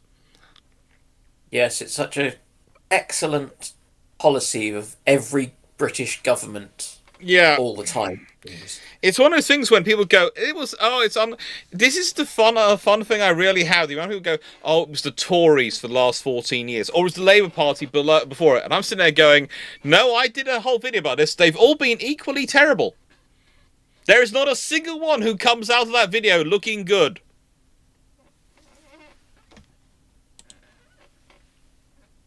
There just isn't. I'm sorry. There isn't.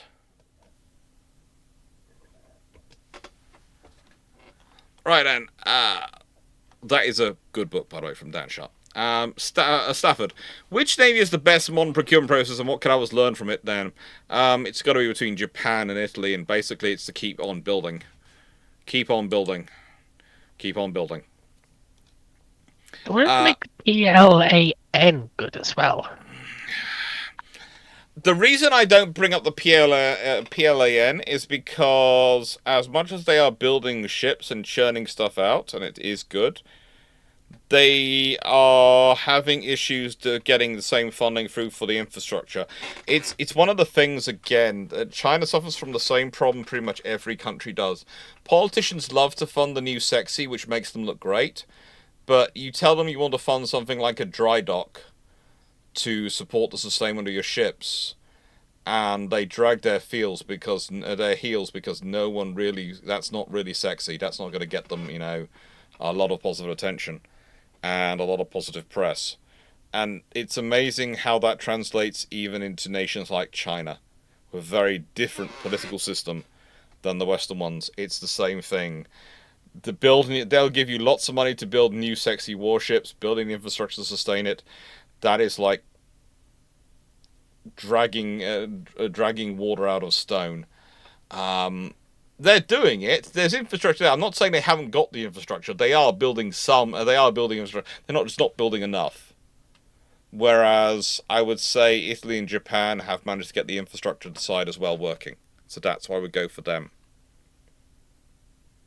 Does that make sense? Yeah.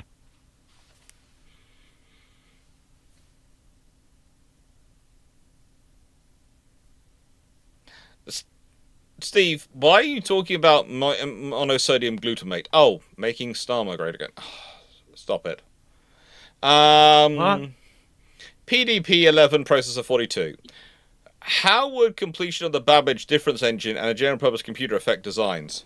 It would allow you to do a lot of interesting calculations by computer. Well, by mechanical computer. That could have allowed all sorts of interesting things to be worked out.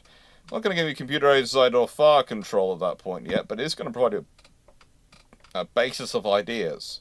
And once you've built something like it, people are going to start working on improved ideas and versions of it and improving it. And who knows where that leads.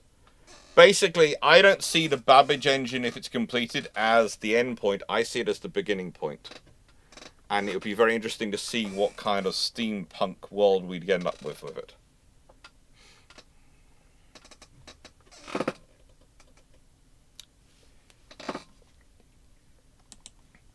Sadu, what would a 40,000-ton modern service command look like? In my opinion, this is the displacement of a modern heavy cruise analog. No, a modern heavy cruise analog is probably about 25,000 tons. 40,000 tons, you're talking about something bigger than a Kirov class. 40,000 tons is bigger than some aircraft carriers. It's colossal. It's a huge amount of firepower. At that level, if you were carrying less than 1,000 VLS tubes, I'd be worried about you. I really would.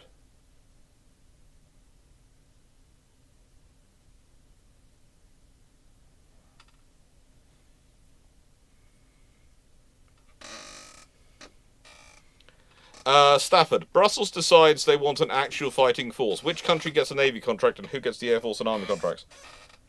Oh, good lord, that's a war. That was actually the best argument I ever heard about a actual European army ever actually being built. Working out who gets to build what and where. Because that would be a political bun fight like no other. Because realistically, the ship should be built by Italy, but they probably be built. Germany probably insists they should do the constructing, despite all the issues they're having at the moment. And France would want to build the aircraft carriers and nuclear submarines, and they're the only ones who are building ones in them in Europe, so that would make sense. But you know, there's going to be fights over that. Lord knows who gets the SSK contract. It could well be the Spanish because they just underbid everyone, but. Yeah, it would be, whatever happened, it would be an absolute bum fight of a nightmare.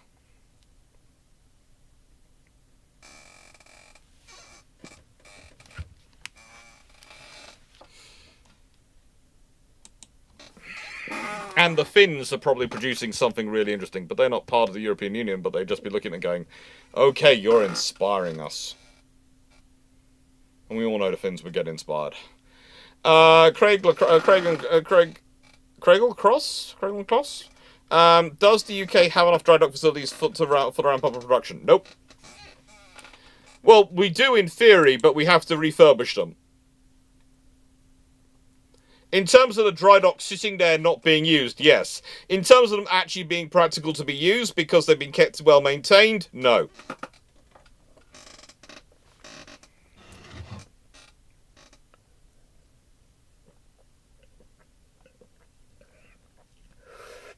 If Stafford and his fellow Canadians would like to get a full carrier, would it be a Queen of second class copy?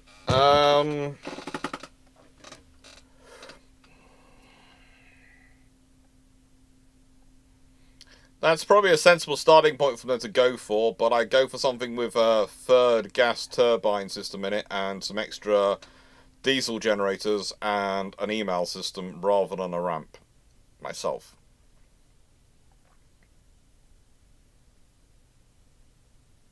What do we all think? Trying to look for our group. We don't have a Canadian up here at the moment. We have we have a Happy Yank. We have a medical doctor. We have a ghost, and we have a lizard with the ability to breathe fire.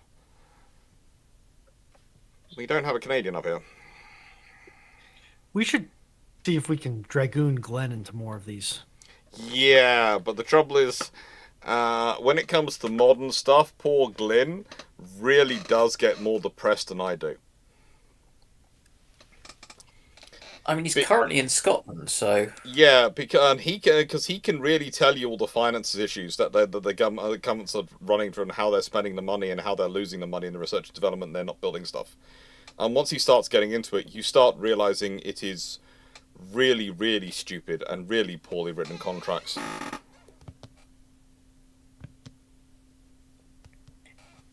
Is that poorly written because they're incompetent or poorly written by design? It's actually it's more it's more that they it's sort of, it's not so much a matter of competence or incompetence. It's not thinking things through. So whereas with competence or incompetence, it's basically do you have the brain power knowledge to do it correctly? They do, and they do it correctly on the surface level, but they don't think it through long term. So it looks fine, but yeah.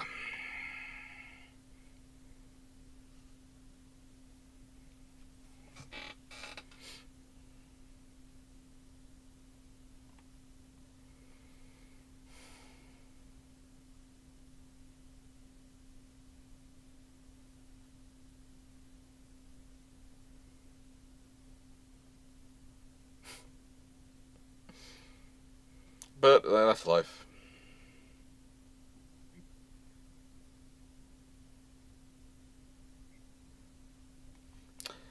Right. Steve Clarke, if the Office of Third Seal Order was reinstituted, what options are we looking at for Royal Navy commissioning, ship commissioning in 2030-40, and what we need to make this work with the modern politics?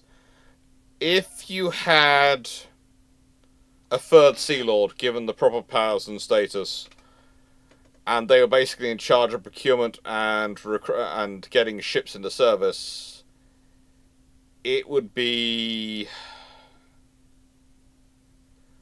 very interesting, depending on how quickly they work. And depending on who you pick. If they're allowed to be in...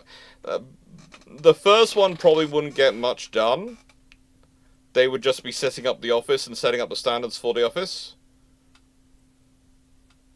The second one will build on that and start to affect things, and the third one will start delivering things. So you'll probably be talking 9 years down the road before they have a real impact. And the first impact they're going to have is going to be speed of construction, if they're making things more efficient in terms of construction.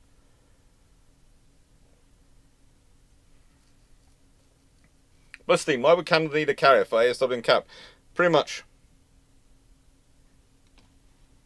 That's why the you same need a reason carrier. everyone needs a carrier. Yeah. I want to have planes go zoom. Zoomies.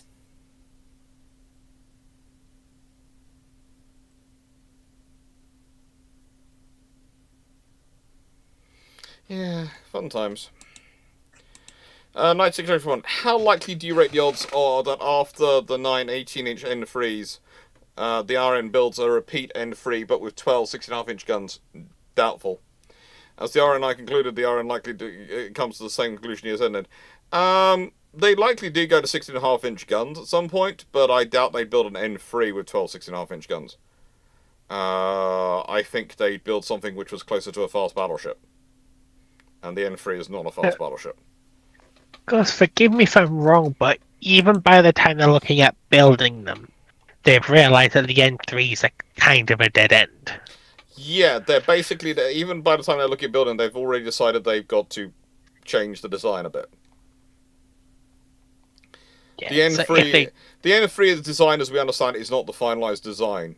They stop before they finalise the design. Yeah, in favour of the G3s. Yeah. Well, no, the G3s were being built first because they were shorter of battle cruisers that they thought would actually be useful battle cruisers.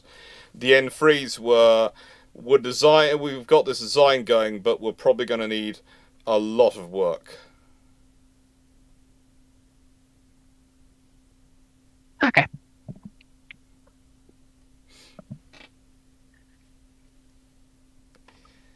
It's fun. The odds are the N3s end up being They were originally designed to be 25 knot ships. I think they would probably get. And this is the advantage you have with their design of their shaping and form. You do have the ability to play around with the hull, expand it, and give them a slightly bigger, more engines, and boost their speed up. But it would be a brute force approach.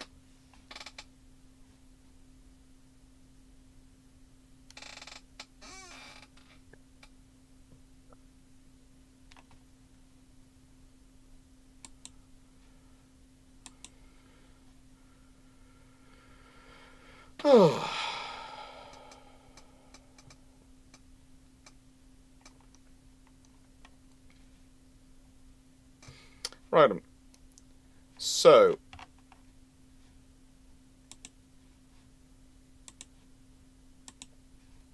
Polemus. Given your throughput of ships previous answered, how, given the numerous pressure on tax receipts, would you make it affordable? What would you cut? Honestly, I wouldn't cut much. Because one of the things you have to remember, we're spending a huge amount of money research and development and rebuilding the thing. So actually, long term, it would actually been cheaper. If you kept a production line going, let's put it this way. If after the Type 23s were finished, we'd just gone into an evolved Type 23 and just kept them building. And then we'd order the Type 45 or some destroyer design alongside them. And just kept up the construction. It would have been a far cheaper throughput. Plus, there'd been a tax receipts from all the employed people. There'd be an increased industry and effect on industry. There'd probably be foreign orders as well. This is the thing. If you have a constant production line going, you're far more likely to have sales of ships. This is something which we've experienced now with the Type 26s, Type 31s, because we have a production line going. People go, well, we're selling ships. We haven't been doing that for ages. The answer is we're building ships, so people are prepared to sell them, buy them, because they're off the shelf. They're being built. People don't want to buy something off a plain plan. They want something that's actually being built. So again, if you had the constant production line going, it would work. So that's the thing, is I don't think I would need to cut stuff. I think it would be properly funded.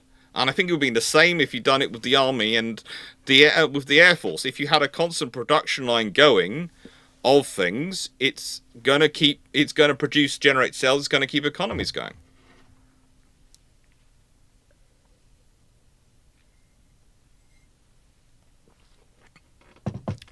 There are lots of options there, you know. The fact is, if the Type 23s are being kept in production, and we then move on to, let's say, an improved Type 23, Type 23 Batch 2, and we've gone, okay, right then, so we want a Type 23, but we want it to have more VLS cells, or we want to have Mark 41 VLS cells. We're adding in, let's say, 24 Mark 41 VLS cells after, in the middle bit, which we could do. Or something like that, to give them the ability to carry Tomahawks and things like that. You'd have been surprised at how many nations might have bought those if they were coming to production line. Especially when you consider that the last ones we were building in were about...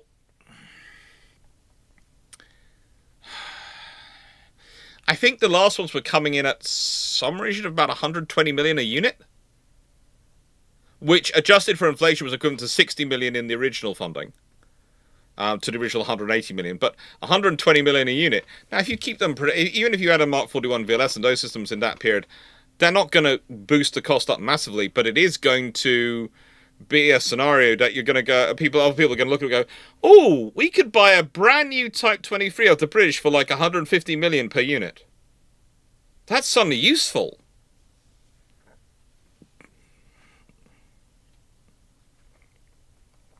That's something which people are buying, especially if you're doing that through the 1990s into the early 2000s. They'd be going, ooh, that's useful. And yes, we could also sell off the old ones. Once we get it to 24, we sell off the old ones as well. So, if we want to. So we've got people who are buying other versions of the new ones off us, and people who are buying the old ones off us. Soon generates a level of income and employment.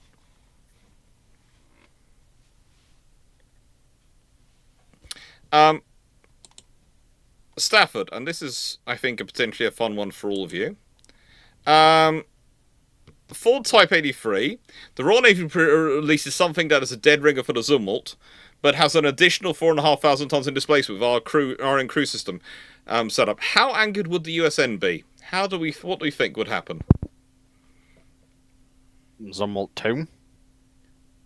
Or Zumwalt Flight 2 potentially might get looked at. Yeah. America doesn't normally like having the smaller ship, to be brutally honest. No. Whether they actually do it is a big question, but they'd at least design something, I would like to think. A lot of times that's American politicians don't like having the smaller ship.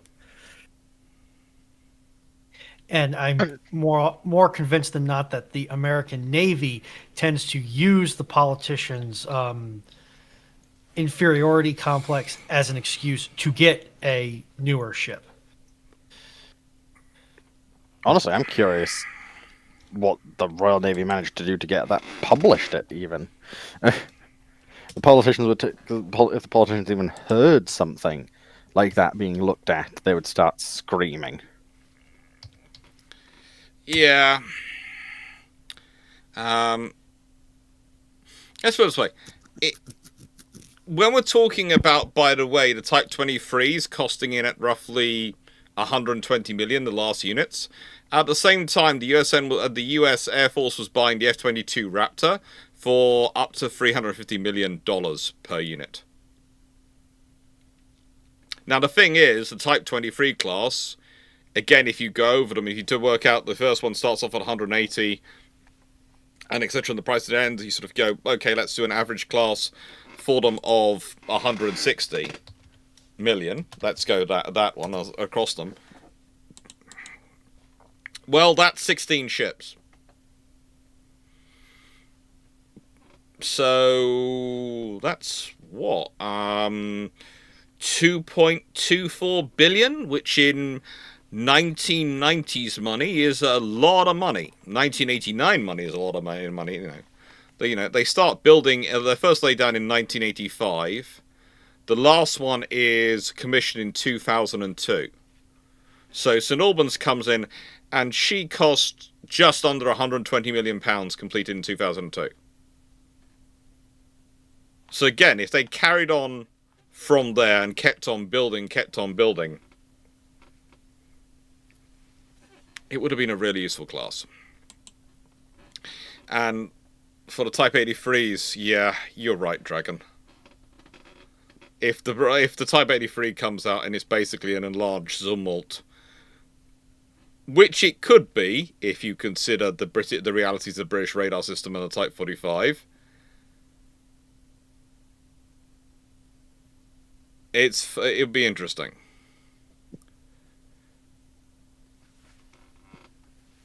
I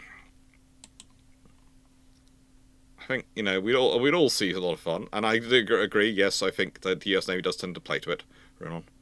Listine, Canada decides it wants a forward naval facility in Southeast Asia Westpac. Where does it go? Singapore.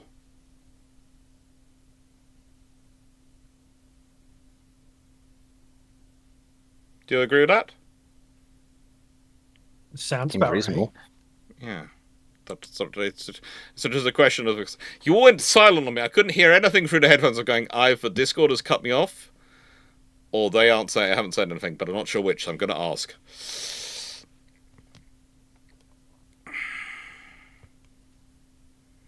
So we have a question coming up which you all might want to think about.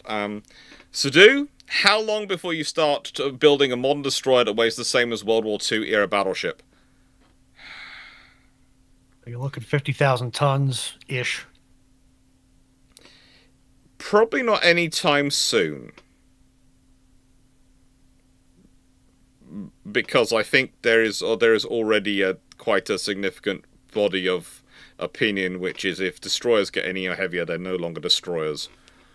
And there's already there's a strong discussion, and this is one of the reasons why I think that the Defiant class is being called battleships, is because honestly, once you're dealing with ships that size, they need to be called something else. But the Defiants really are cruisers. And we have 10 minutes to go, and we've done 85 questions till midnight. Now, There is part of me which is tempted to ask for another 15 questions just to get us to the 100 questions mark. But I realise there are people who've got to go to bed, and I realise that is me being very, very naughty. And that is me just wanting to get to the 100 for the sake of getting to 100. And I realise the fact that that is bad. The fact that it's 10 minutes to you guys to midnight for you guys is kind of just a skill issue. Hey, Steve, you might want to wait before we say open the questions.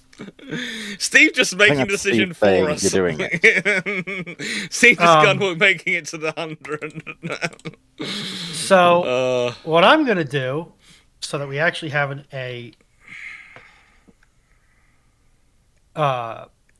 do we want to go for 100 panelists, or do we want to just cut it here? Dan? I don't mind. How about it? How are you feeling, Foxo? Stiffness is bolder, but potatoes. Dan, I think, might be asleep. No, I'm just trying to work out if I'm going down with something and remembering that I was hanging around a patient who has subsequently tested positive for COVID and now going, oh, goody. Should I do a swab? Because I can feel a sore throat and things coming on. I feel that answer should probably be yes, isn't it? Do you guys Probably. get paid sick in the UK? Yes. Yes. But trying to explain to a doctor that they need to take a sickie is very, very difficult.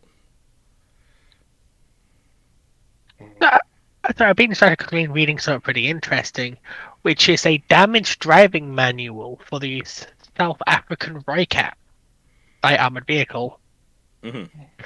And did you know that you can drive it with only 4 out of the 8 wheels still attached to the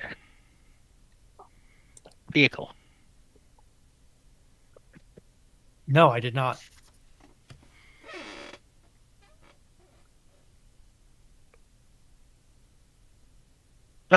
Now you do. I blame Jeff Bezos.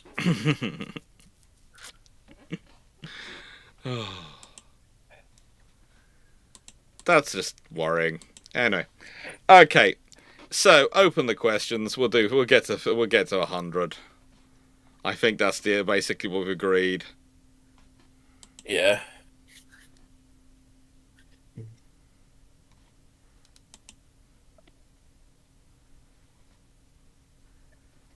And I've now seen the next French comedy superhero movie that's going to be copied by Hollywood. What would a fusion-powered warship look like? Got a crystal ball there, Sadu? Because that's so far down the road. Before we get to that, we have actually the question which I've been looking forward to. And this is for all of us. Oh, no. What's your favourite unit in Command & Conquer Red Alert 2? No, specifically you. Oh, mine's the aircraft carrier. That's easy. They all know that, so I'm going to ask all you. You're 14. I haven't played Red Alert 2. Neither have I. I'm not actually a fan of the Red Alert series. I think it's I think, think, in general. in the nicest way, I think Yuri is disappointed in both you. Right. Look, the problem was there was a Lego game on the Lego website back when Lego used to do games that was basically Command & Conquer, but better. And that was just a web browser game, so it kind of ruined Command & Conquer for me. And as a Mars mission set, so you actually had like Martians versus humans. It was very fun. The carrier's also in Red Alert 2, Timu. In nicest way, the carrier is very much a part of Red Alert 2.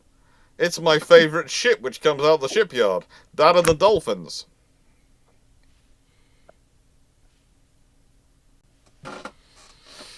Take care, Bob Semmel. Alright. Sadu, what would a fusion-powered warship look like? Big. Because fusion power is going to be expensive and require very skilled people to operate. Even more so than nuclear power currently, fission power. So a fusion-powered ship is going to have to be big and very, very power-intensive to make it worthwhile. Or it's going to be a spaceship. I don't think you'll see even experimental designs for that in the next 50 years. Mm-hmm. I think it's going to be more than 50 years away at a minimum.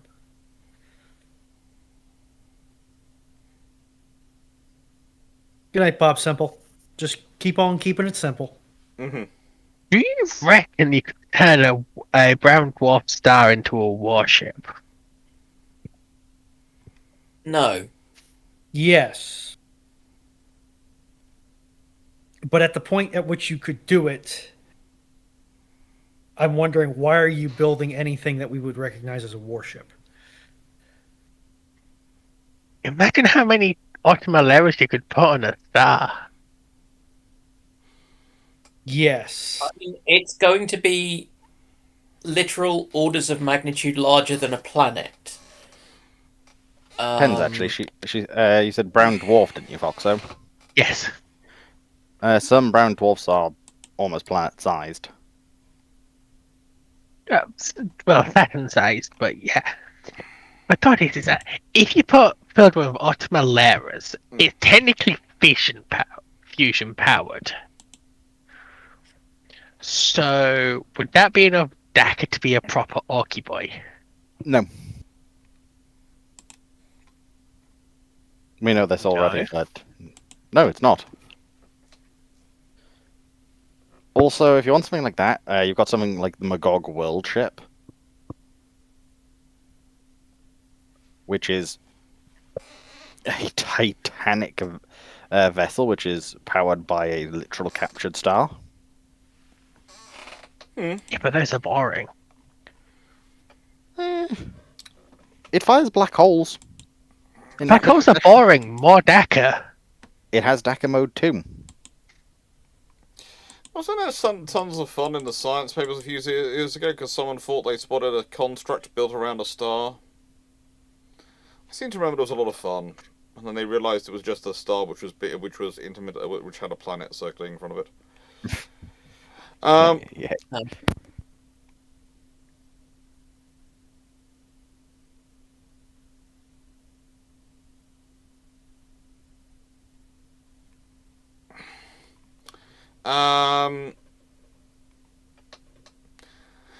Jonathan Moon, when did someone making a unilateral decision on someone else's behalf actually work out for the best? Yes, inspired by Steve.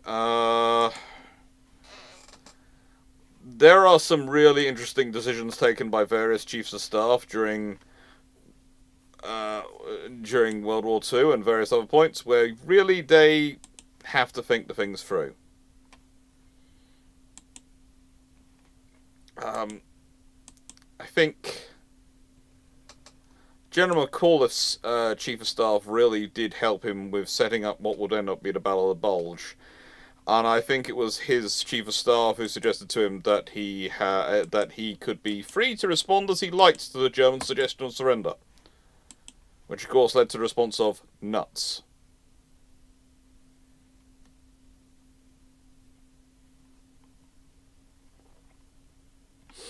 But yeah, unilateral decisions. One of the most famous ones, of course, is Nelson, who basically spots a break in the line as a captain and charges for it, and Jervis watches him and just goes, if it succeeds, great. If it fails, he'll get a court-martial. To be fair, that was often Jervis's approach to his subordinates. If you don't do what I tell you to, you'd better succeed, and when I will see you rewarded. If you fail, I will crush you.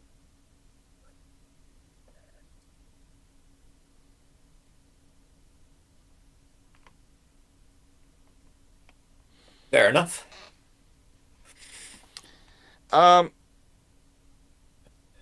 Stafford.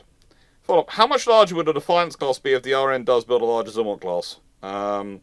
If the Type 83 turns out to be a lot bigger, and somehow, for some reason, let's say the British government have a massive naval scare. Something really bad happens, and they suddenly cross they're going to build the Type 83s as soon as possible, and they're going to build them as big as possible, which means they would probably have to get Inchgreen Dock active. I think it's going to be the Inchgreen one at Camel Laird's own up in Scotland. That's the other big dry dock where you can build ships. And they max out something in there to build. That would be one way to guarantee the Defiant Class X get built.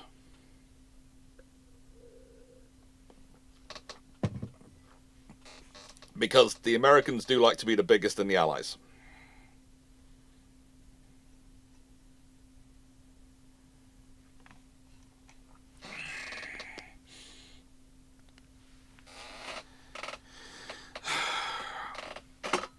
Yeah, that's just life. A 9681, if the USN built 51 OHP with the NL 57 order when the US Samuel Roberts 58 strikes the uranium mine in 1988, right, would she be repaired or outright scrapped?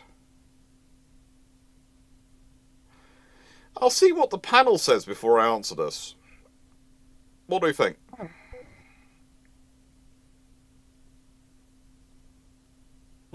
I missed part of the question, sorry. How bad is the damage again? Scrapping worthy if we weren't just doing it. If we didn't rebuild the ship as in Foxtrot uniform to the Iranians, the ship would have been scrapped under any reasonable and prudent. Then probably no System. still. Probably still be repaired because honestly, it's the politics that get her repaired, not the reason, not the sensibility, not any sensibility. At that level of damage, I would have thought, yeah, no, scrapping would make sense, but then it's a case of, oh, well, if that's the reason why she was done in real life, yeah, no, that's still happening because, as you just said, it's a whole political thing. Yeah. Not actually logic. Bob the Bomb, F-35B with cat launch and vertical landing capability useful? No, the worst of both worlds.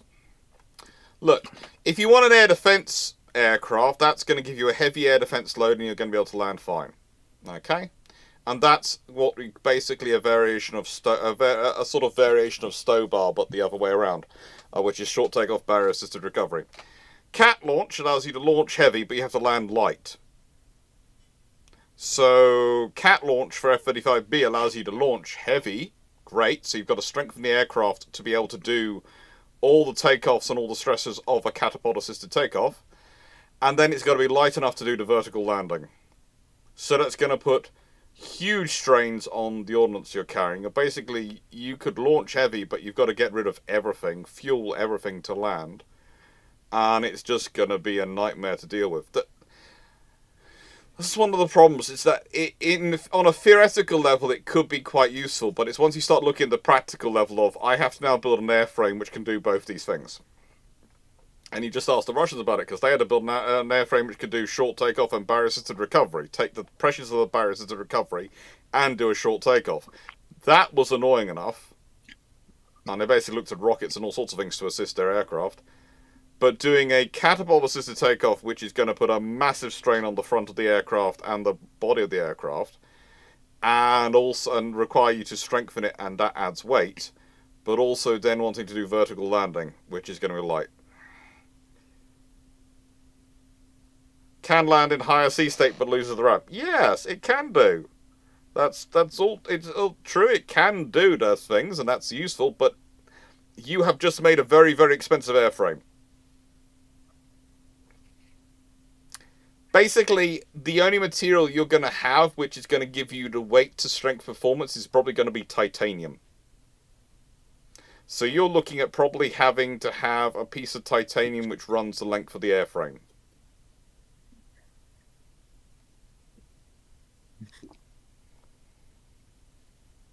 That's going to be expensive.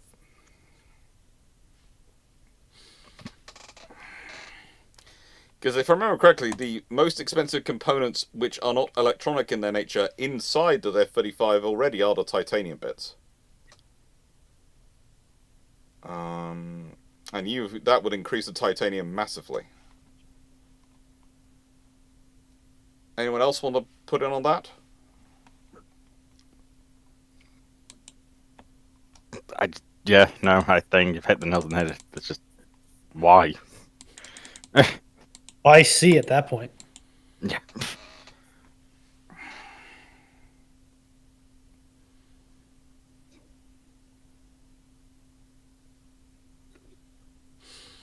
Like the whole benefit of B is that you have short deck capability. Yeah. If you're not using the short deck capability of B, why are you taking the capability hit of buying B over C?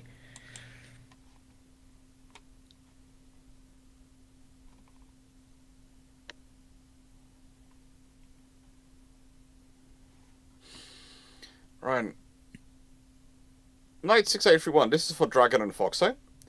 How do you think, and howdy Bismarck, how do you think the Dragon Emperor got the Silkworm and Retrofit data from the Anshans, given the Ironblood never got that data during the events of the Tower of Transcendence?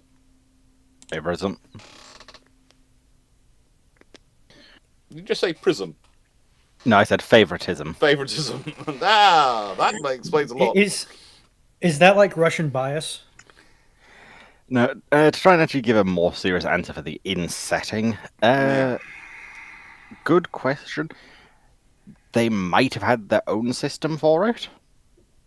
I don't know, some sort of celestial aura or something, they'd probably call it, knowing sort of, if you're trying to make something sound fancy and Chinese. Yes. Something like a celestial aura would make sense. Overall, we don't have much info on it.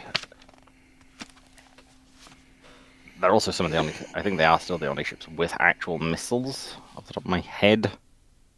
Excluding event ships, but... we don't really do much with them.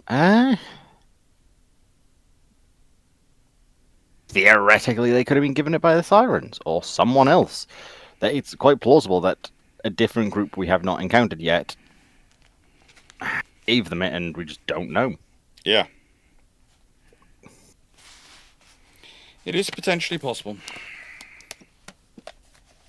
I can't give you any more of a solid answer to that, because it is just unknown. And I'm just going to, whilst sorting this all out, I'm just going to say, should Dr. Dan take more care of his personal health rather than concentrate on his patients? This is from Paul, who also used to work for the NHS, so has grounds to ask this question. Over to Dr. Dan. I didn't know the patient was going to get COVID. There's not much of it about, and he was in with something totally unrelated. So, to be fair, Dan, I've heard tell of the amount of hours you work, so I feel like that also applies here. Yeah, it's legal, mostly. And I know I'm one to talk, considering as how my next 3 weeks are 60s, 7. and then I get 2 weeks off. Well, 2 Runon. weeks off, two weeks on 40s, and then the next 8 to 10 weeks after that are 72s. I was about to say, Runon, you did 7/10s. I did 7/12s before Thanksgiving. Yes, I did, but then you did worked this multiple weeks in a row. I worked. No, that's not accurate. I was scheduled to work a weather-dependent 7/10s, which meant if the weather was good, I was working. If the weather was cloudy or worse, I was not. And there were days where the weather was cloudy and I wasn't How working. many? Out of that 3-week stretch, I think it was 4 days total. Yeah, see, that's still not allowed by the UK, but Yes, because you have this thing called workers' rights. Labour laws? That too. This is America. We're making America great again. We don't need workers' protections. We only need... No, you do. We only need to solidify the idea that corporations are people and have full rights as people, exceeding the rights of people. You do have workers' protection laws ruling on. As well, this might be a bit political in one aspect, but simple. You need to have the workers' protection laws for the president so that he can do what he needs to without ever getting in trouble for it. Yes, Dan does need a holiday. I can't touch that one. Everyone putting in it, Dan needs a holiday, yes.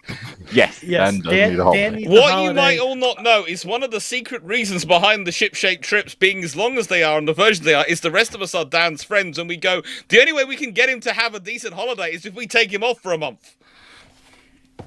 Oh, is he planning on coming to Falkland? Yes, he is. Oh. Even if we have to drag him onto the plane, he'll be on there. Because once he's down there, anyone from work calls and goes, "Could you come in?" He officially can't. He's at the Sorry, wrong pole. I'm in the Falklands. Is a solution to this just making sure that Dan is constantly and consistently buzzed?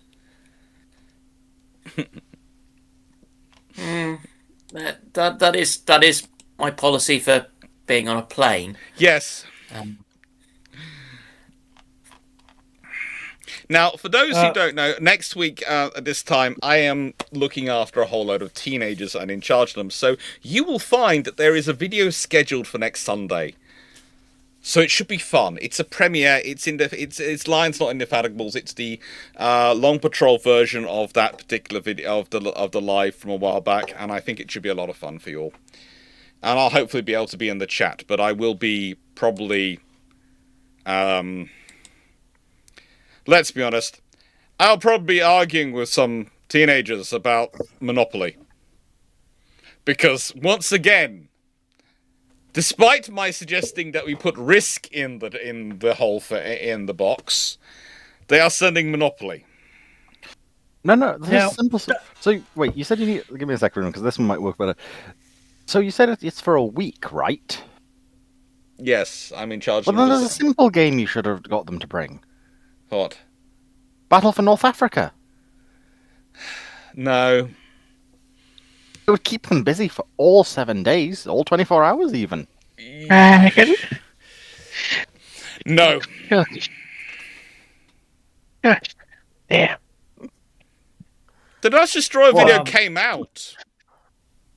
Also, Sorry, Doc, just a question. What is your opinion on a property owner in Monopoly giving a preferential rent rate to another player in exchange for another item or similar benefit in kind?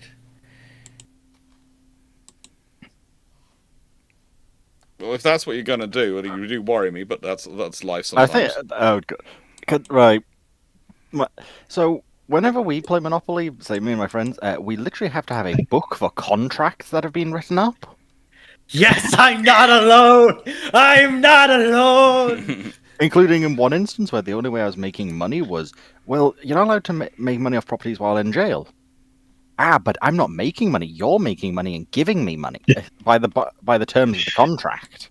Therefore, I'm not getting money. It was subsequently ruled that that was fair play. And to militaristic statement, the problem is that at the federal level, things like the NLRB and OSHA and MSHA have been quite badly battered in some cases, like the NLRB to the point of non-operation, which causes a lot of problems for states who said, well, just copy over whatever the federal standard is because they've already done all the research and development into these regulations.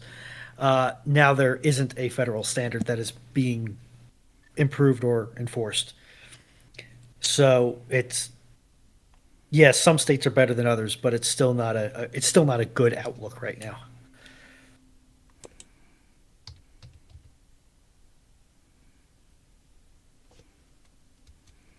I'm currently looking at. I'm finding this really weird because I'm currently looking at Dutch Destroyers as a video on my system, and for some reason, I don't think it's gone live.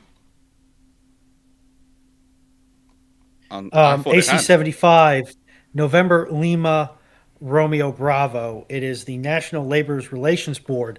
It is essentially the compromise solution that stops the proletariat from burning down the bourgeoisie's factories. And if you think I'm joking, go look at the American labor unit, labor history. I am, for better or worse, not joking.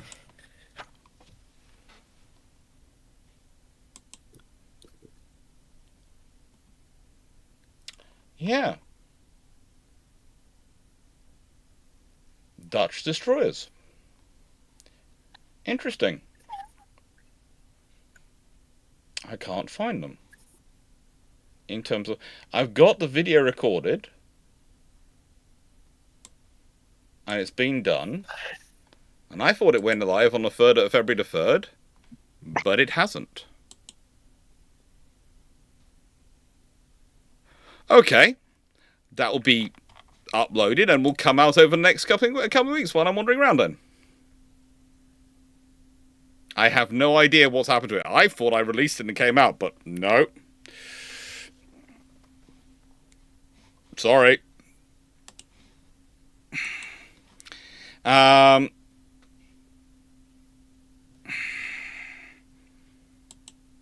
Probably something's happened. Militarists, if you were given a task of writing quick bullet points for a president with short attention span, what quick points would you make to improve the USN's current fleet?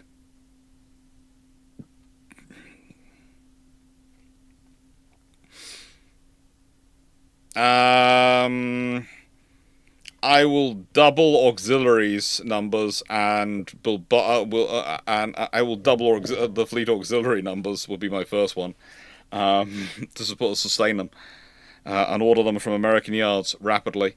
What else do I need?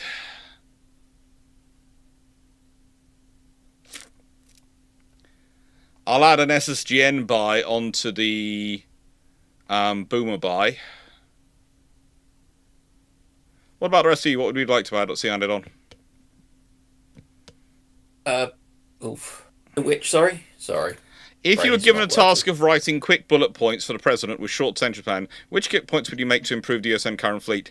And Dan, I hope you're going to take today off from work, as it's now the Monday, and have a rest because you sound unwell. Yeah.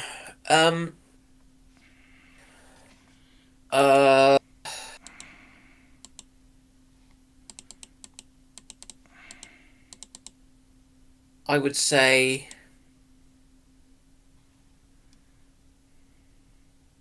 build more ship. Good. Money stay in US. Keep trade costs down. Not every ship must do everything.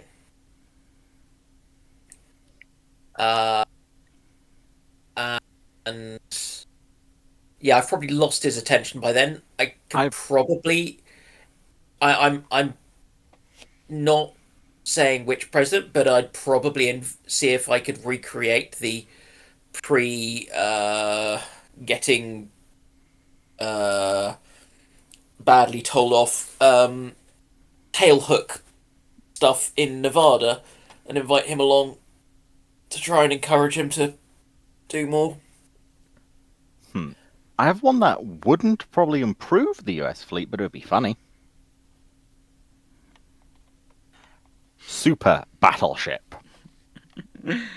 Oh. Use all the buzzwords for it. Why are you Like like this? You're telling me you wouldn't want to see what they come up with? No.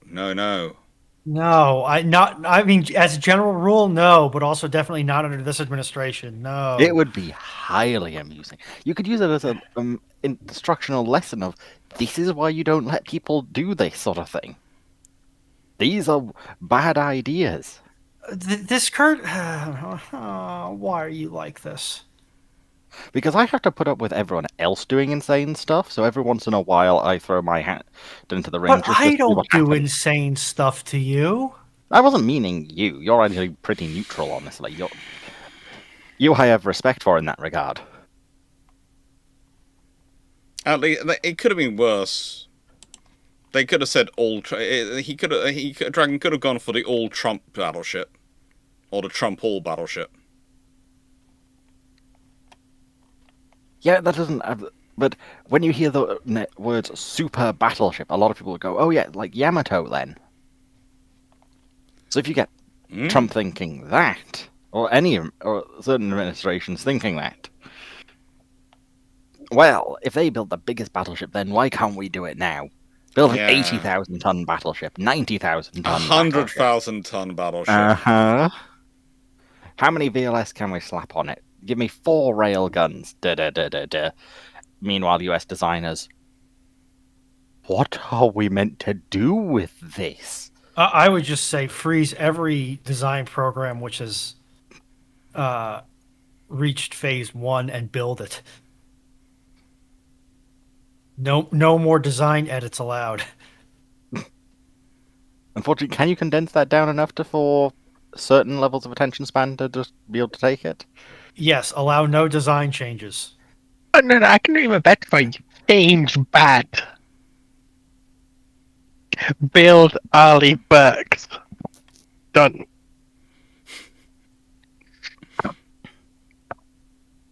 The command would be more early Burks. Infinite early Burks. I'm just picturing an image of the Flight 7G Arleigh Burke sailing alongside the B-52 X-ray. It's just how Dennis like Dr. Clarke looks. Okay. I'm just terrorized now. I'm just being terrorized by Foxside. This is all it is. Okay, nice. Come on, Doc. Don't you want to see Burke Flight 7, Charlie? I'm more worried about. It'll be the first one with a class .5 hyperdrive. No. Okay, It's not with a nuclear power plant all right. in an early Burke. How many photon torpedoes do you fit in the VLS? Can you quad pack them?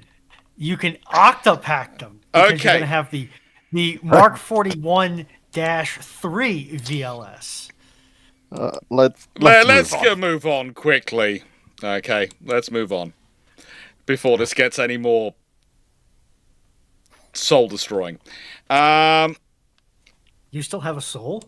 I had one when we started. Education would have stopped that. When I had one when we started this live. Nice to everyone. Given animal Luchans didn't like Nazis and public protesting against Nazi brutality, how do you avoid getting them dismissed? There weren't that many options. That I think fear is true. Yeah. He was at least willing to his job and was vaguely viable at his job. Because there weren't. I mean, apart from Dönitz, there weren't really many Nazis. Certainly not high up in the German hierarchy, naval hierarchy, particularly. Victoria Taylor's work has done some interesting stuff on that. It was both more than some people would like to believe, and less than others would fervently claim. Stafford, what would an RCN ice-rated large surface combatant be called if it's between 15,000 and 22,000 tons with twin 5-inch main guns, 76mm secondaries, hangars aft large enough for 2 Chinooks?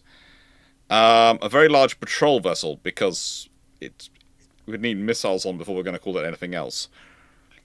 But definitely a heavily armed icebreaker. Very heavily armed. Proactively clearing ice with 5-inch gunfire. And by the way, that is actually one of the scenarios where it is sensible to do a twin 5-inch main gun. Despite I know a good friend of ours, Fleet, would protest against it massively, because the heating unit to keep such guns going would be quite expensive and difficult, and actually the increased space and volume you'd have from having a twin 5-inch gun scenario, and the heat generated by both 5-inch guns working simultaneously would actually help them keep working in that cold.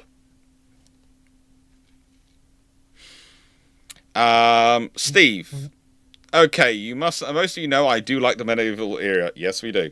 However, he gets his wish list, and William invades first in June 1066 and defeats Harold II. But Harada also invades in August and takes York. What are we looking at the situation for England, in your opinions? A fight between William and Harada.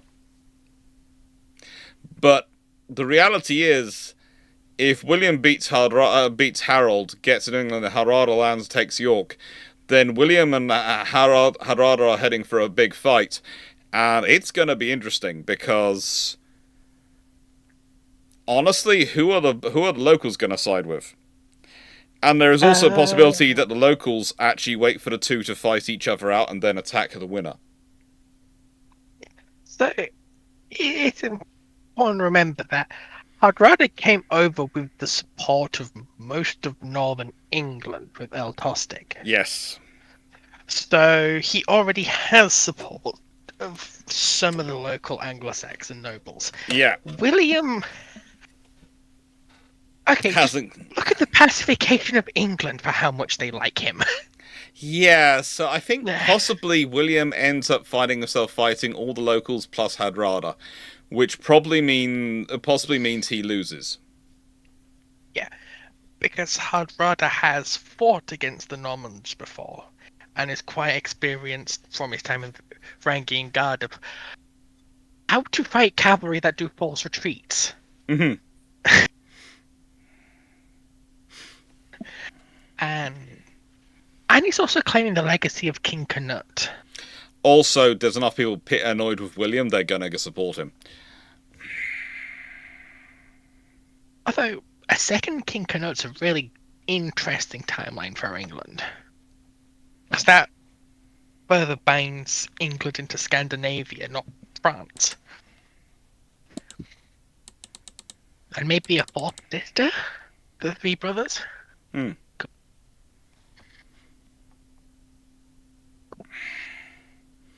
Could be interesting. Could be interesting.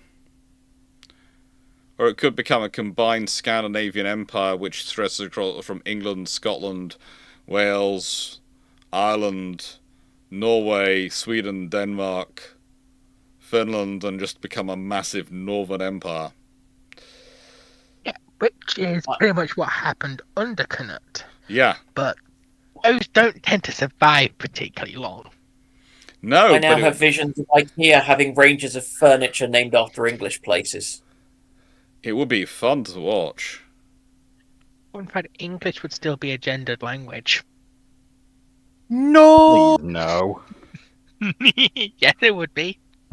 I know, but please, no. The dropping of English gender in Old English is part of the normalization of English language.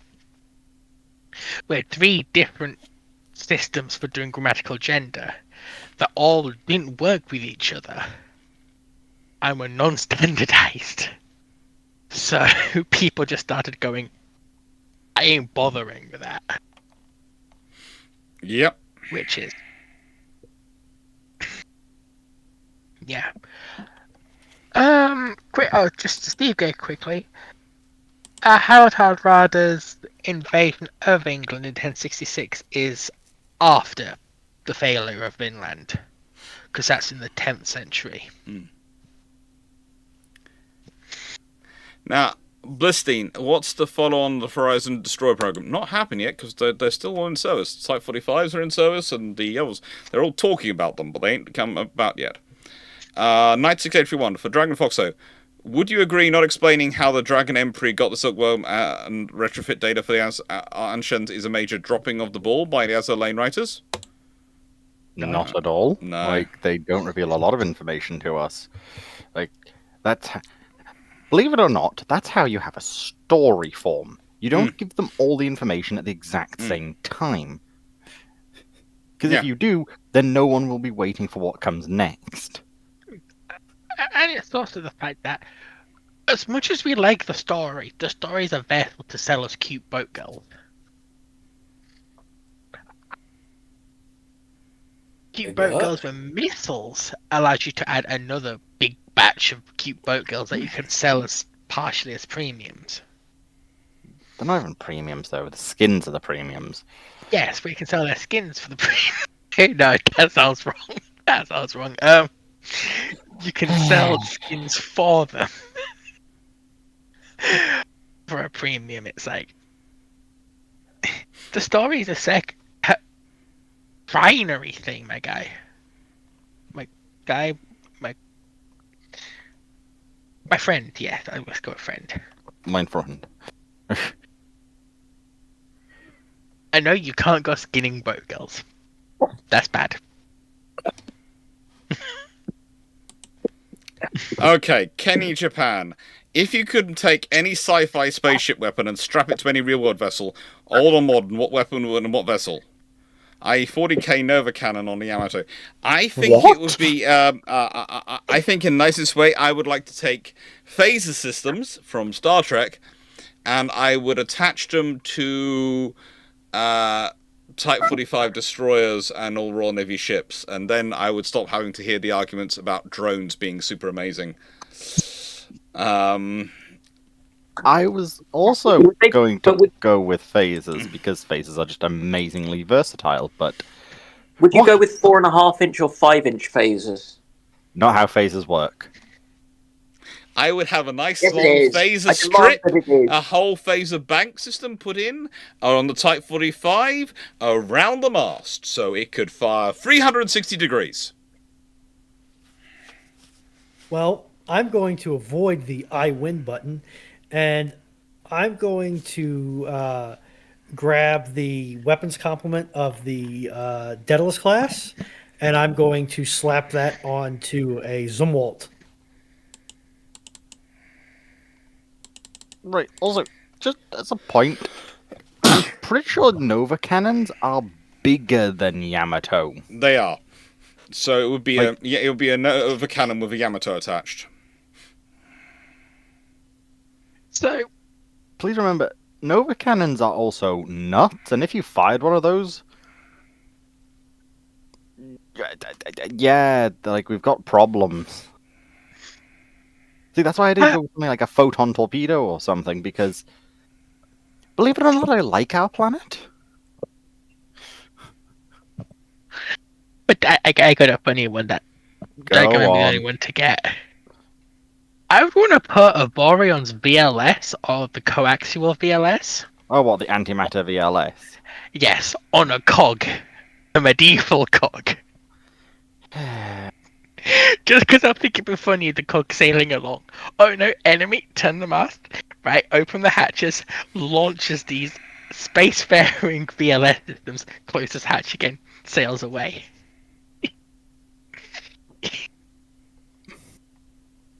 Foxo, Yeah? you're not talking now about putting Greek fire on on a medieval cog, are you? No, why would I need Greek fire on a cog when I can put VLS on one? Because the missile's bigger than the cog. Not the ones with the Boreon. Some of the great cogs were 7 meters deep. VLS in a Boreon's only 6 meters deep. It's still a case of a VLS with a cog attached. And last question. Castanea, how useful does the panel think a radar-directed Luftwaffe 88 or equivalent be as an anti-drone weapon? It's not going to be unuseful. Honestly, but in nicest way, there's not one currently in production, so I'd probably go with the Ottomalera 76 or something like that. Or a 40mm what's it got over? What's it got over a 3-inch? Apart from this. And again, I will remind people of the point that it's not the cost of the drone you're destroying or the cost of the weapon you're using to destroy the drone. It's the that you're balancing on the economic scale. It's the cost of what the damage the drone will do. So, although, frankly, I don't think the cost between a 40mm shell or a 76mm shell and a drone is that different. Oh, it's such a fun idea.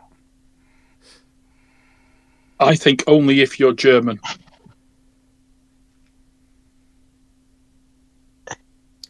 But yes. Anyway, with that being said, that is question 100, I think. It was. From the team doing the questions, I want to thank everybody for all the great questions tonight. And thank you for being so helpful in the chat. Yeah.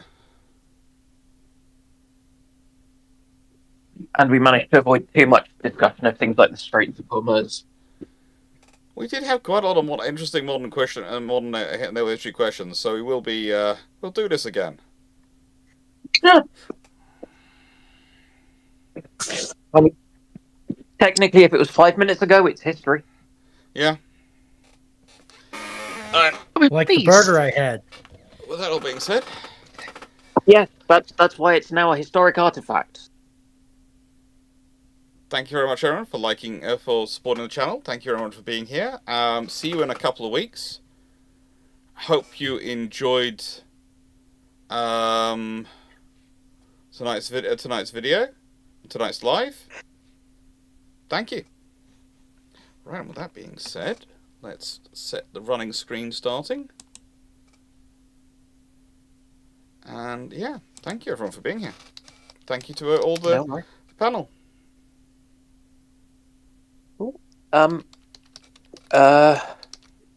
Potentially silly question. Where's the revision place thing you're doing?